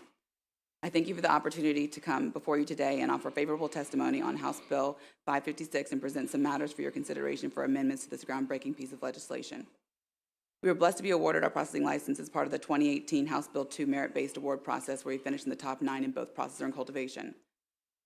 Us and other House Bill 2 licensees represent the most thoroughly vetted class of awardees the nation has ever seen in the cannabis industry. After battling through the global pandemic and facing raging inflation and ice-cold capital markets, my husband and I invested our life savings and left our successful careers to build Element's facility and operations in one of the most economically disadvantaged counties in the state. While HB 556 has taken a forward-thinking approach to addressing matters of social equity and future licensure, the present definition fails to include the vast majority, if not all, of the House Bill 2 licensees. Should the definition of social equity applicant be amended to include the House Bill 2 licensees and HB 556 further promote vertical integration, Maryland's expanded medical and adult use cannabis program would benefit from the state's prior investment in the intensive vetting of the HB 2 awardees and more rapidly would address the lack of Black-owned cultivation facilities in Maryland. Mine would be one of them. Therefore, we would respectfully suggest this committee consider amending HB 556 to add the HB 2 licensees to the definition of social equity applicant and provide the corresponding standalone processors and growers the opportunity to apply for a fast-track standard processor or grower license should they meet the required qualifications already outlined in the present draft of the bill. Thank you for your time, and I am available to answer any questions.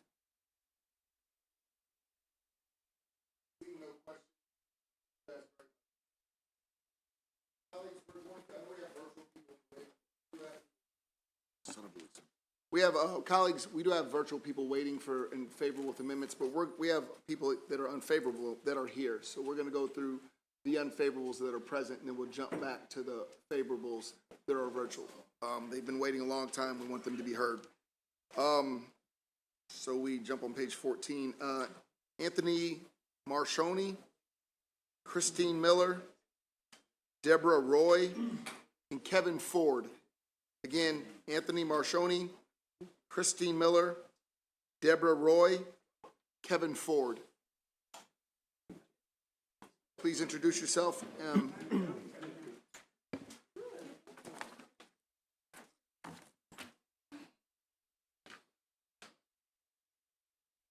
My name is Mark Marchioni, and I am a native Marylander. I served in the U.S. Navy, retired as a Top Gun fighter pilot, and then was an international commercial airline captain during the rest of my career. I've seen drug policies, both liberal and conservative, all over the world. I am an unaffiliated, left-leaning liberal. I have read and examined every word of this bill. I have read numerous books, medical articles, and studies about cannabis. You might wonder why I care. I have a son who used marijuana, and I at first thought it was benign, a rite of passage he would grow out of. I had a beautiful, intelligent, athletic, and gifted son.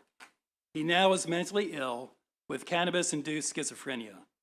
I have no family history of schizophrenia in our family, zero.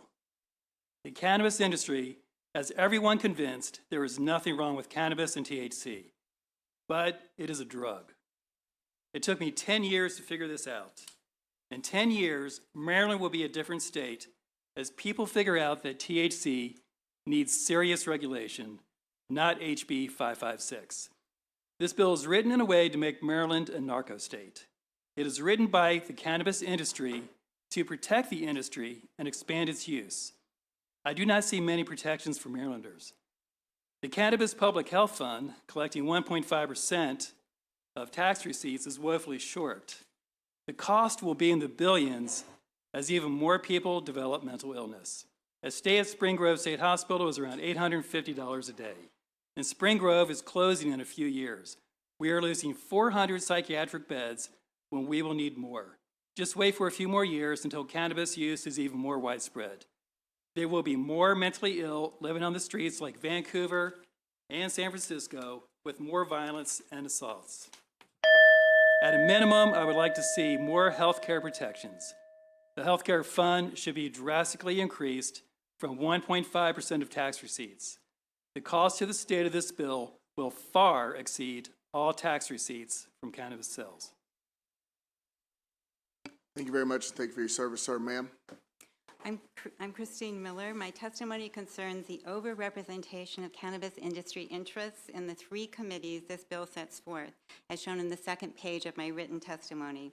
With double the representation for cannabis business expertise than for public health in the Alcohol, Tobacco, and Cannabis Commission, which will issue regulations, I believe for the benefit of Marylanders that public health should outweigh business interests. We can all recall what happened when the tobacco industry was allowed to ignore public health. There are slots on the Advisory Board on Medical and Adult Use Cannabis for organizations that advocate for the use of cannabis, but no representation for organizations that favor more regulations for cannabis. The organizational structure relating the 2 advisory boards or committees is unclear. Does one report to the other, or do they both report independently to the commission? I would argue the latter is preferable. A requirement to disseminate educational material in cannabis cafes can be found in the bill, but no mention is made of such a requirement for dispensaries, the avenue by which most individuals will receive their cannabis. Additional public health slots can be opened up in the Cannabis Public Health Advisory Council by moving the Secretary of Agriculture and the expert on cannabis law to the other advisory committee, replacing 2 of the 6 industry slots there. Then additional public health candidates could be recruited from our prominent universities who are experts on the following effects of cannabis: cognitive impacts, mental health impacts, pulmonary and cardiac impacts. It must be understood that under federal law, the 1990 Byrd Amendment has been interpreted to prohibit academic researchers on federal grants from influencing state policies unless invited to do so by legislators. Maryland will be missing out on the best and brightest resources unless legislators make the effort to seek them out. Thank you. And for both of you guys who just spoke, I want you to know that your voices are being heard. So Thank you. literally, Thank you. You understand that it is passed. Yes. So that ship has sailed, but I appreciate the mental health aspect of what you're discussing, and we will look into it. Thank you guys very much. Okay. All right. Good afternoon. My name is Kevin Ford Jr., and I'm here today representing Uplift Action Fund. I'd like to start by acknowledging our support for the intent of HB 556 to create a fair and equitable cannabis industry here in Maryland. As an equity-focused organization advocating for day one equity and the goal of providing equal opportunity and equitable resources to communities most harmed by the war on drugs, our organization has always supported the legalization of adult-use cannabis as a critical step towards restorative justice. While we appreciate the intent of the bill, I'm here today to express our concern for this legislation. We believe that the foundation of which this bill sits, which is the proposed commission to oversee the implementation of the regulated cannabis industry is problematic from our standpoint. Our concern stems from the fact that the commission is being run by law enforcement who have been responsible for generations of subjective policing, which have disproportionately impacted our communities. As an equity-focused organization, we do not believe that this commission is the appropriate body to oversee a regulated cannabis industry, and we are concerned that the voices of those most impacted by the war on drugs are not adequately represented in that decision. A standalone cannabis commission that oversees medical and adult use cannabis as well as the hemp industry is the best option to not only ensure equity in the cannabis industry, but also end the lack of regulation for hemp products in our state. Moreover, we appreciate the ingenuity of the social equity applicant definition, but we are highly doubtful that we will realize the legislative intent of this bill as written. And for that, I'll say me too, just for a point of time. We also have concerns with the Social Equity Partnership Grant Program. While we support the concept of promoting partnerships between equity applicants and other industry participants, we believe that the bill's current lack of definition for a meaningful relationship leaves it open to potential exploitation. We urge the committee to establish clear and robust criteria regarding this partnership. The canopy limit has been addressed already, so I won't go into that, and I hope we can have further conversation on that. Finally, well, in conclusion, we appreciate your leadership on this important issue, especially for keeping your focus on creating a fair and equitable industry, but we want to ensure that legislative intent is realized. We urge the committee to work with the advocacy community and community leaders from disproportionately impacted areas to develop a more inclusive bill that will truly meet the needs of the communities it is intended to serve. Appreciate you. Thanks, sir. I just want to understand, because we've had both arguments for canopy, that it's too big, too small. Too big. Your logic behind that is? So, and again, I'm sorry, if you have specific information, because I am very concerned about us doing something and then these businesses become valueless. If you have any studies or anything to demonstrate that we might be missing the mark, that's what I'd like to see. You don't have to tell me. Absolutely. You can just get it to my office. We will. Yes, Thank sir. you. I believe that's all for this. I see no questions for this panel. Thank you guys very much. Thank you. Carolyn Moyer, Kimberly Booker, Chelsea Higgs-Wise, and Amran Pasha.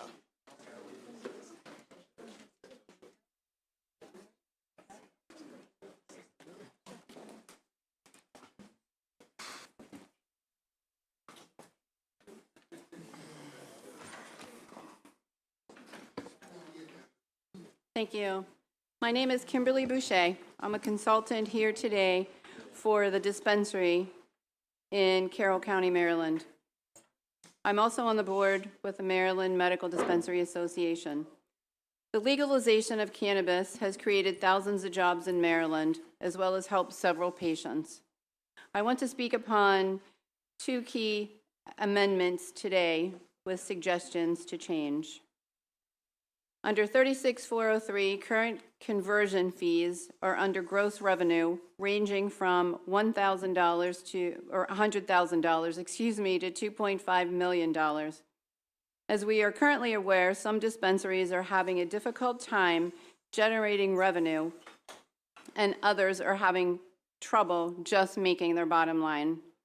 Asking legislation to please consider a much lesser amount. Secondly, offer a payment plan, as we spoke of today, that can be scheduled out over a period of time. And last, probably think about an offer that could lower a one-time fee for those who commit to a dedicated mentorship program with the first round of social equity applicants. Have that mentorship be really specific to empower that group of applicants for sure. Other states, such as Missouri, have a set conversion fee as low as $2,000 per dispensary. Secondly, I would like to address the renewal fees, currently stated as 10% of gross revenue. I would just like to ask the group to consider an annual fee to stay at the $40,000 per year. Considering these amendments, it would greatly help sustain current businesses as well as generate monies for the growth of the program set forth. Thank you. We address those issues, would you still be unfavorable, or would you then support the bill? In favor. Thank you. Sir? My name is Amran Pasha. I'm the managing member of the Dispensary, a medical cannabis dispensary located in Westminster, Maryland. I support the legalization of cannabis for adult use. Legalization will lead to the creation of thousands of jobs in Maryland, result in substantial increase in tax revenue, shutter the black market, and finally, and perhaps most importantly, bring economic benefits to communities which have been disproportionately impacted by the war on drugs. While HB 556 provides a reasonable framework for the legalization of cannabis, I have a number of concerns regarding the phasing of the licenses. This is one of the issues that Delegate Wilkins brought up. Opening an adult use cannabis dispensary is a complex undertaking. Medical cannabis pre-approvals were sent out December 9, 2016. Out of the 95 pre-approved licenses granted, 23 opened up in 2017, 50 opened up in 2018, with a balance of 22 opening in 2019 and 2020. The weighted average time to open up a medical dispensary was 21 months. As a medical cannabis licensee, I went through the process of licensing, leasing, zoning, permitting, build-out, and finally stocking and hiring staff. In my case, it took a year to find a landlord willing to permit this use. Then it took 6 months to gain local zoning approval. It took 6 months for building permits, 8 months to build out, and another 4 months for final MMC approval, purchasing inventory, and hiring staff.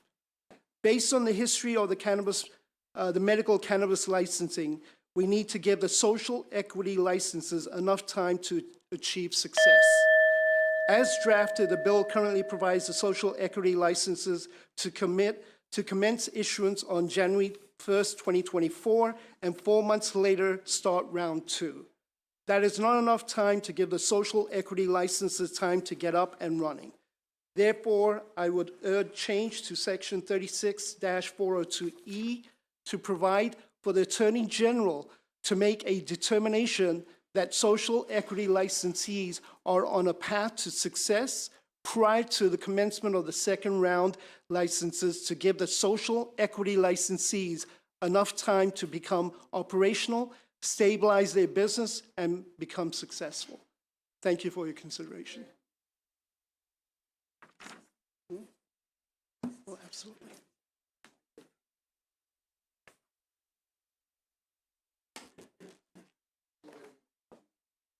Hello, good afternoon. My name is Carol Moyer, and I'm glad to have the honor to present my testimony on legalized marijuana. I'm in favor of a few things, but I'm mainly for amendments or changes. As a member of GASP and NARF, GASP is the Group Against Smokers Pollution, and NARF is the National Association of Retired Federal Employees.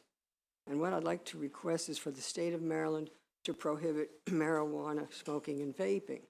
I agree with the previous speaker that, yes, we should block that black market, tank it. But other than that, we just can't have that kind of smoking, because the secondhand smoke of cigarettes is toxic enough, but the secondhand smoke of marijuana is more hazardous, especially since it's intoxicating, and I can prove it. It just happened to me one time at a party back in the 70s. There was a large room, and I was very surprised. I was sort of next to some people, but not really close. And there were a few people smoking from a bong, and I wasn't even looking in that direction. I was just kind of breathing like normal, just sitting there. And all of a sudden, I found out I was very high. I didn't know what was happening. The walls were moving back and forth. I was saying, what's happening to me? And so somebody explained it. And I was just, the group was inhaling it, about 5 or 6 people. But it was a big room, and I didn't intend to inhale anything, at least not directly, because I wasn't interested in having marijuana. But it was stronger than most of it at the time. But it's obviously a lot less powerful than it is today. So within a few minutes, I became so intoxicated that my personality changed. Usually I'm very, thinking things through, but this time I was just kind of giddy and laid back. And I was mentally impaired. I couldn't remember much of anything. If I tried to read anything, By the time I got to the end of the sentence, I forgot what the first sentence was. But then, so You're right, Hope. You're so right. my current, can I say a little bit more? Okay, my current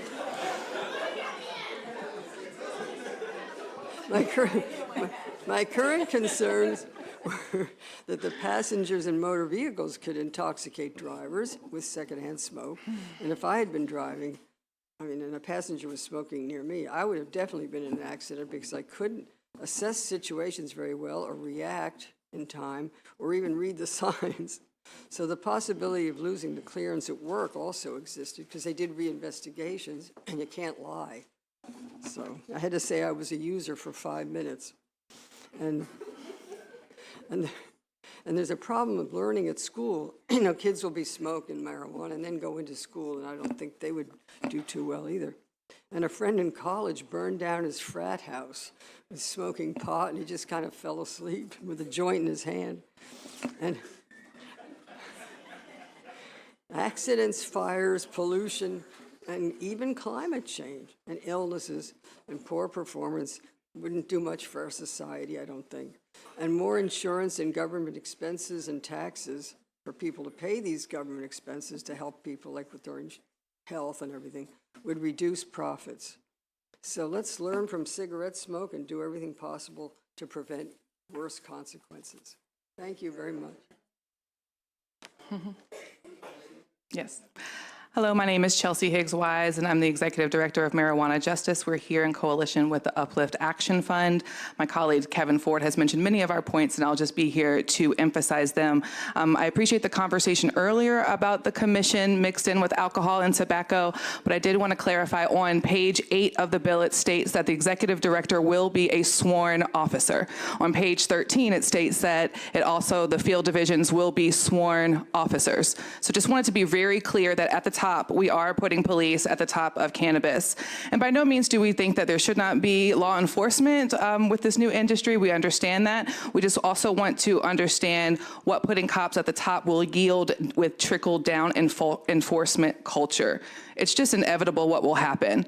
And we're also just wondering if tasking the existing body of alcohol and tobacco with extra duties, are they already showing that they're able to implement equitable practices in what they're doing right now? And if they're not, how can we trust that to go forward with cannabis? In 2020, after reviewing U.S. best practices, the Joint Legislative Audit and Review Commission, JLARC, released key considerations for marijuana legalization. Chairman, you asked for the study, so here they are. The study concluded that combining alcohol and cannabis oversight benefits the urgency to market, as this committee has pointed out, but an independent cannabis commission would yield the most equity for communities and those individual operators.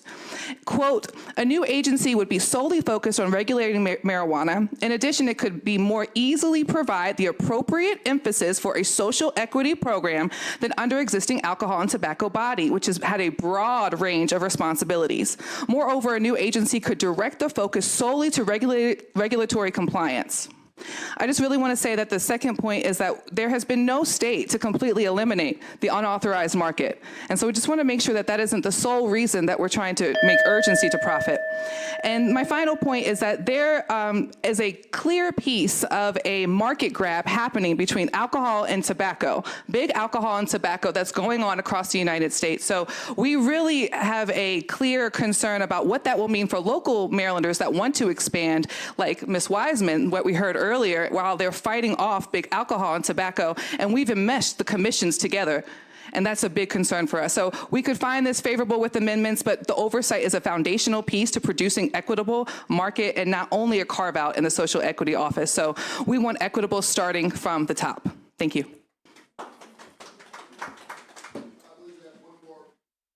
We have one more in-person witness, Deborah Roy. Yes. And I don't see, thank you guys. I don't see anybody asking any questions, so you guys are free to go. Thank you.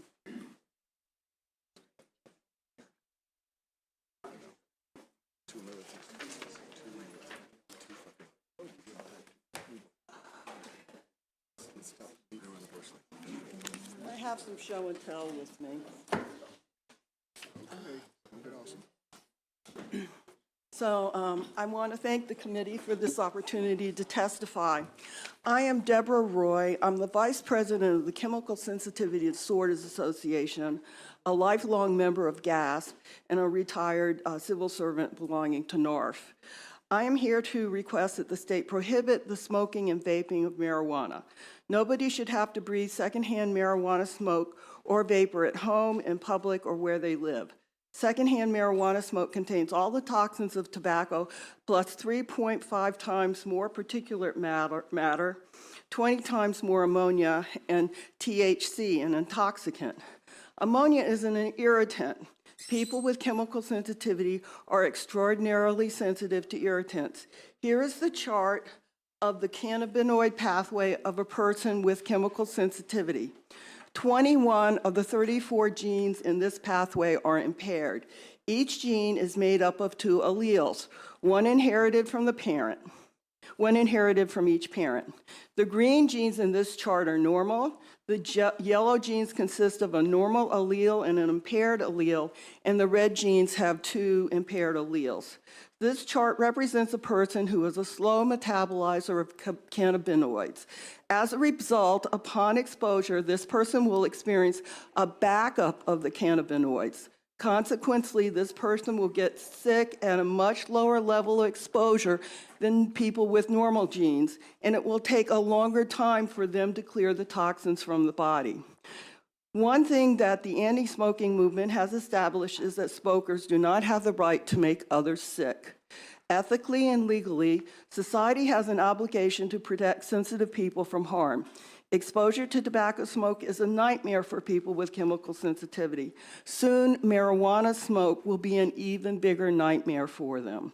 Presently, people with chemical sensitivity are having problems finding affordable smoke-free housing. The introduction of marijuana into this environment will worsen the situation, causing some people to have to become homeless. And I have a lot more in my testimony. I hope you read it, but I will end on this note. The Lancet medical magazine says, daily use of cannabis by high school students halves the high school graduation rate.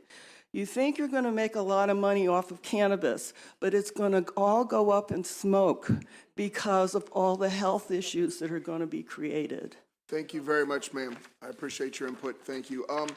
I know we have an individual, Brandon White, that said you looked like you were testifying informationally. Yes, sir. That means usually unless somebody asks a question, there's nothing to say. Would you like to just come up and briefly testify? That's fine. We do it differently in Ways and Means. We welcome everybody. Boo. And they don't leave till 9 p.m. every night, so we have dinners to go to. Go ahead, sir. Be brief.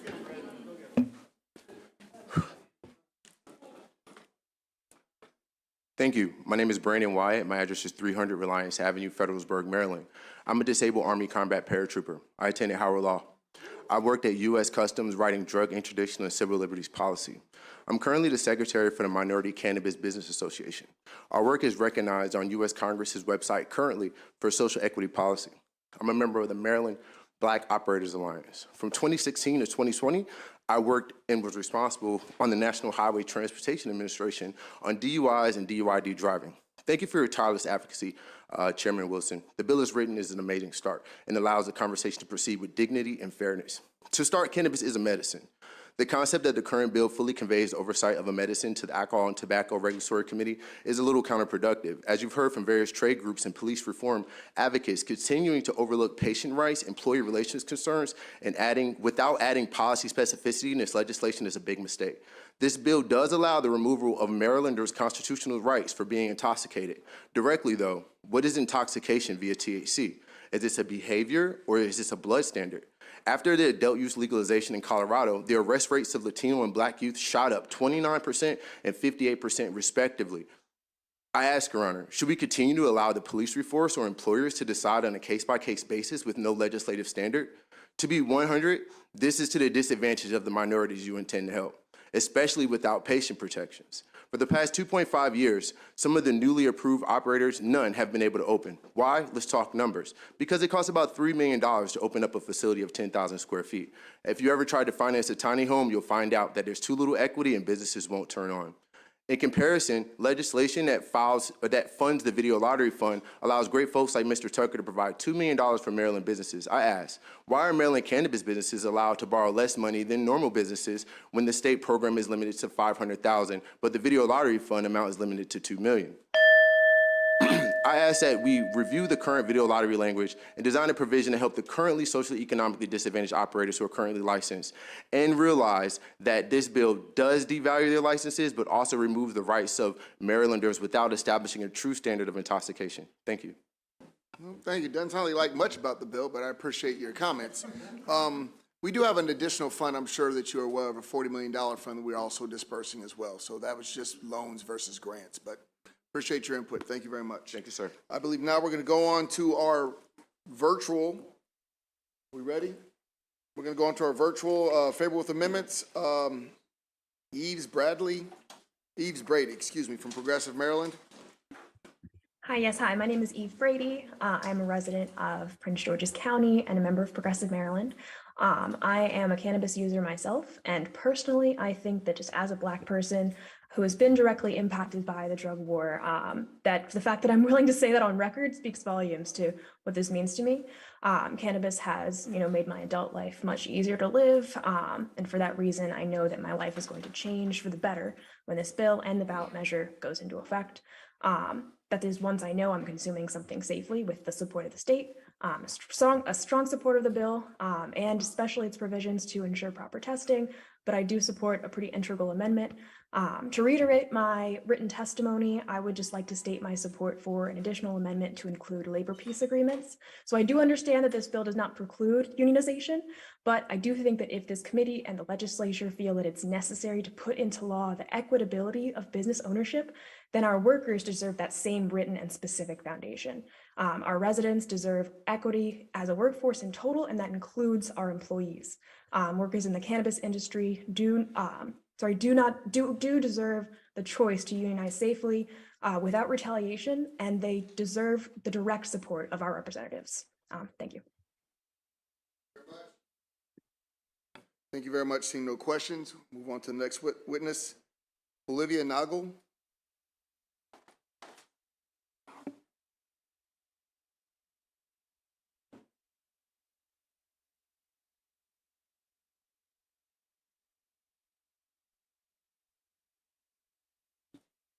All right, we'll move on and come back. Benham Pikeri.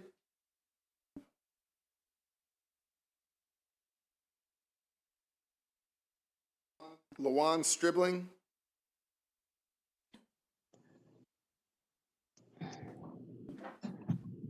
Hello, can you all hear me? My name is Lawan Stribling. Can you all hear me? Ma'am, if you're going to testify, we need to see your face, ma'am. I have start video. I don't know what happened. You want us to come back to you? It's on video.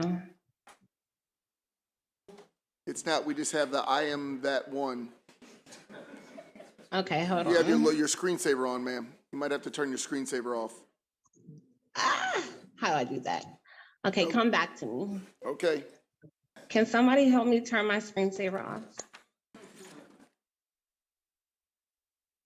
Carissa Cardellini.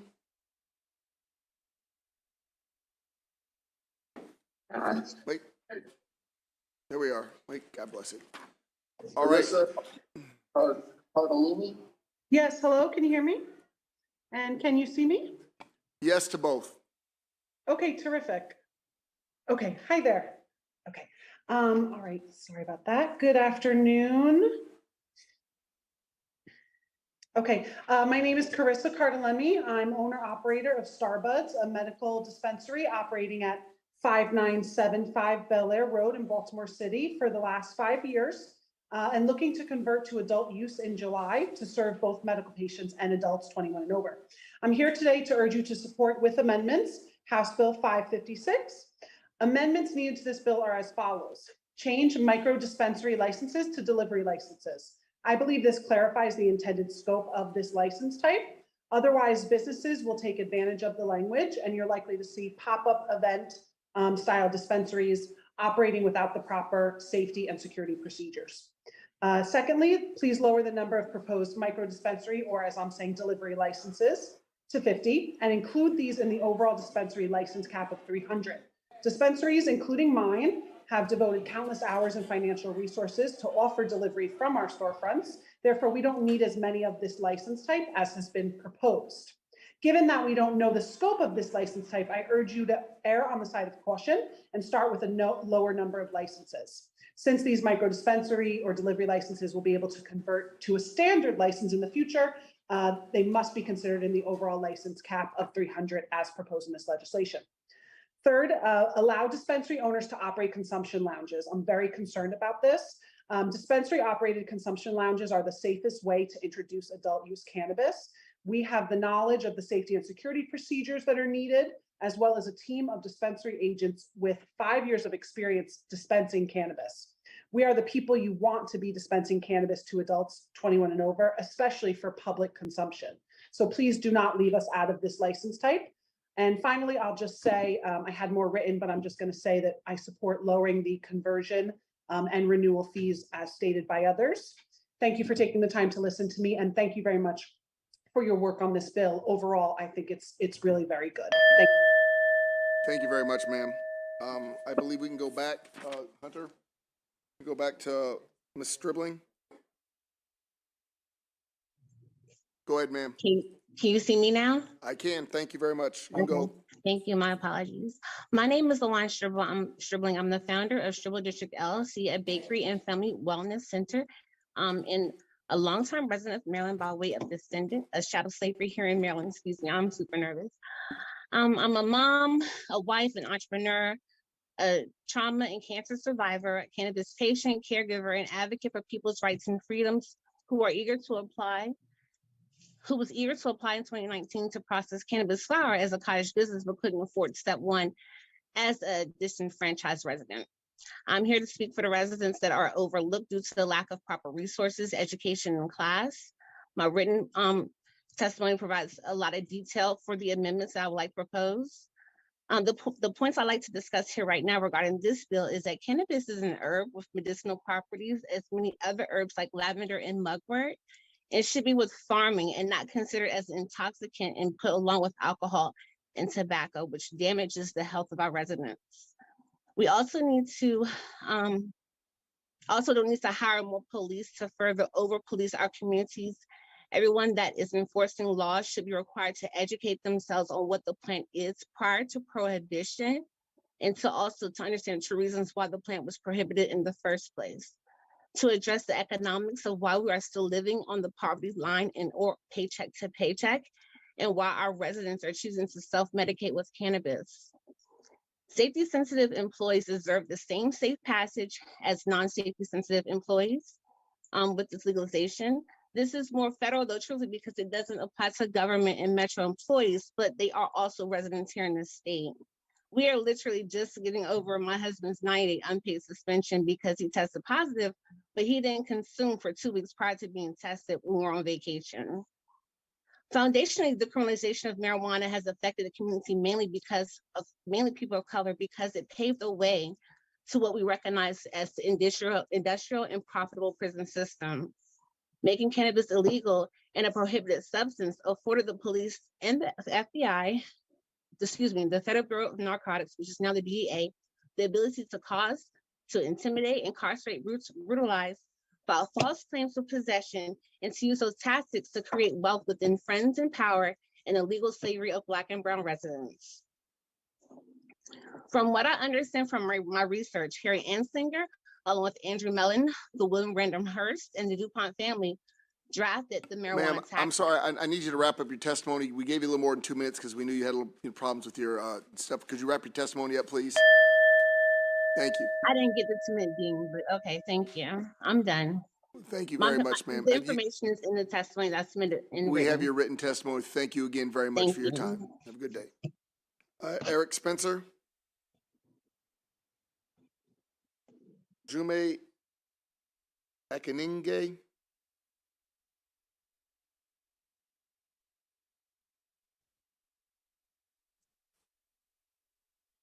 Yes. Yes, can you hear me? Yes, ma'am, Hi, you can go ahead. my name is Juma Kinagbe, and I'm a longtime resident of Maryland. For the last 20 years, I've owned a medical practice in Maryland with 45 employees with 5 different locations. I applied for the license in 2019. I'm here to support House Bill 556 with amendment. We have come to catch our check that was promised to us in House in HB2 that has not yet been realized, and hoping that HB 556 will recommit itself to increase minority participation in the medical cannabis industry in Maryland for African American, Native American. Although small steps have been made by MMCC to level the playing field in regards to minority inclusion within the Maryland's precarious cannabis industry, there still remains significant steps to be made for minority.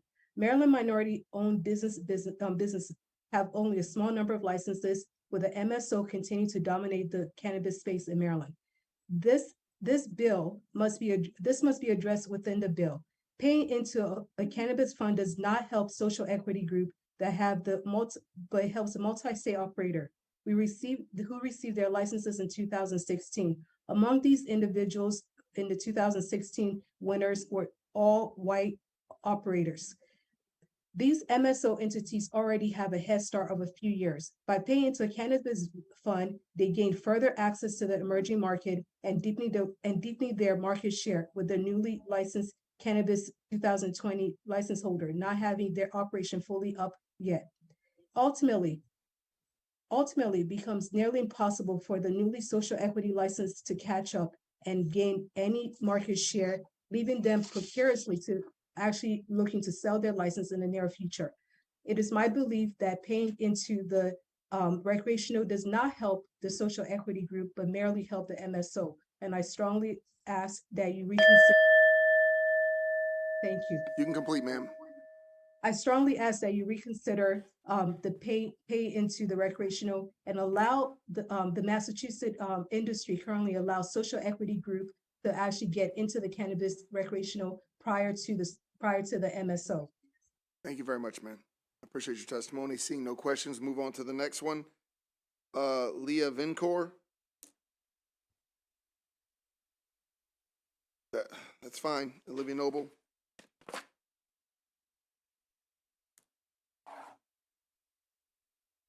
Thank you, Mr. Chair, and apologies for the technical difficulties earlier. My name is Olivia Noggle. I'm Senior Policy Analyst for the Marijuana Policy Project. We're a national nonprofit in DC. We work to reform cannabis laws across the country. I'm here testifying in favorable with amendments to HB 556. There's a lot of areas of the bill worthy of praise. I'd just like to offer a couple recommendations to improve the bill as currently written, which we have provided in written testimony as well. We do strongly support having a bulk of tax revenue be reinvested in communities that have been disproportionately affected by cannabis prohibition. However, we do recommend not having the community reinvestment and cannabis assistance funds sunset, as the bill appears to do. Additionally, we understand the desire for legal cannabis access for adult consumers when possession becomes legal on July 1st. However, we do urge that this be done in a way that ensures that medical cannabis patients don't face sky-high prices and shortages during the transition. So the bill should also require concrete actions from growers and processors, in addition to dispensaries, to ensure an adequate supply of medical cannabis. And just thank you, Chair Wilson, and the members of the committee for your work on this important issue. We urge the committee to consider our amendments and issue a favorable report of the bill. Thank you. Thank you very much for your testimony and your report. Have a good day, ma'am. Sida Abdul Malik.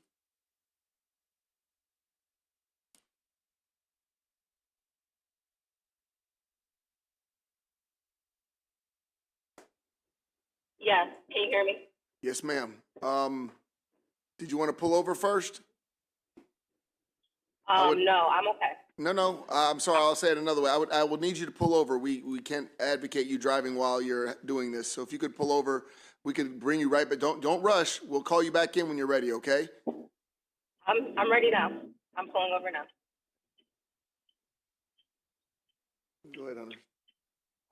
Okay. So, My name is Steve Abdulmalik. I am here representing Maryland Normal. I'm also a part of the Maryland Cannabis Equity Collective. And a couple of points that I would like to make is, will the medical program for patients still be as structured as it is currently as far as the yearly certification and the 3-year recertification for the card? Because that's problematic. If we're going to make it recreationally legal, we should definitely make it easier to receive medicine. I also think that the adult use limit for consumption as far as edibles should be 25, as that is the standard limit for most people. It should go up to 25. And does anywhere in the bill, I may have missed it, address incarcerated individuals? And is there a reentry program with that? We definitely need to help individuals who have been impacted by it definitely reenter the society and the industry of their choosing, and we should provide access, assistance, and resources for that. And also, does the micro licensing include processing for people? I know it includes growing up to 1,000 pounds. Also, is that 1,000 pounds? Is that 1,000 pounds per week, per month? How is that quantified? Per year, how is that quantified? And I think that's pretty much the end. I have most of the questions more than I mentioned, but if that could be addressed, that would be awesome. If not, I appreciate the time. Thank you very much for your testimony, ma'am. I really, again, thank you. Please drive safely. Will do. Thank you. Thank you, ma'am. Now we're going to move to the unfavorable virtual. Colby Ferguson.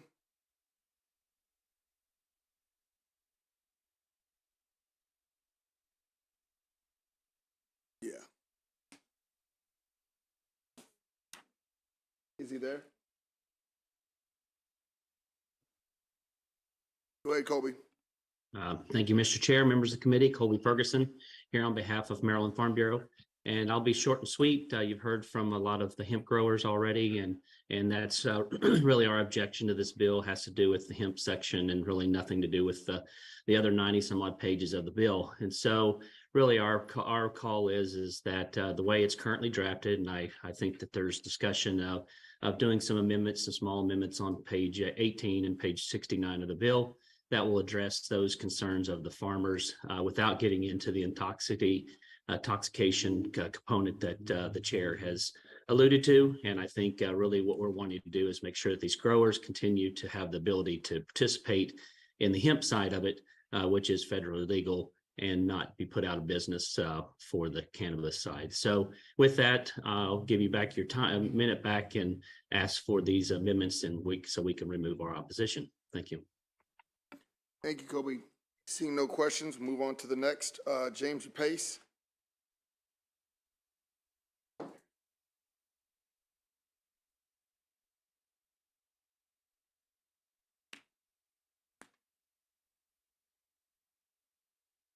We need to go on. Next one was Michael Ben Yosef.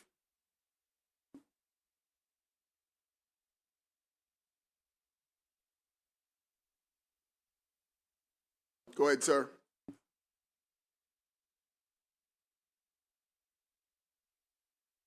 You have to unmute yourself, sir.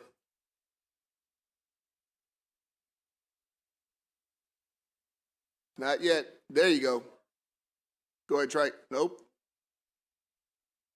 You got to hold the space bar, sir, or you're not muted. You're not unmuted. Well, you're still not unmuted. You have to hold down the space bar if you're on a computer.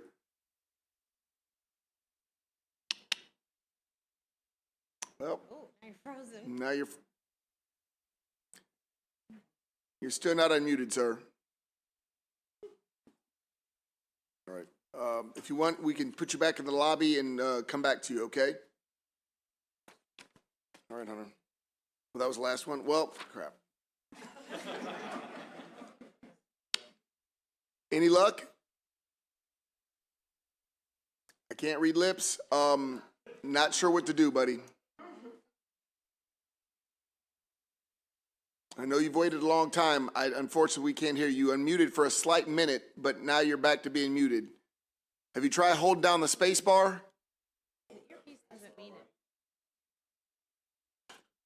If you've sent your testimony, if you have your testimony in, I'll make sure we read it, but we can't do this if we can't hear you, sir. I know. No. All right.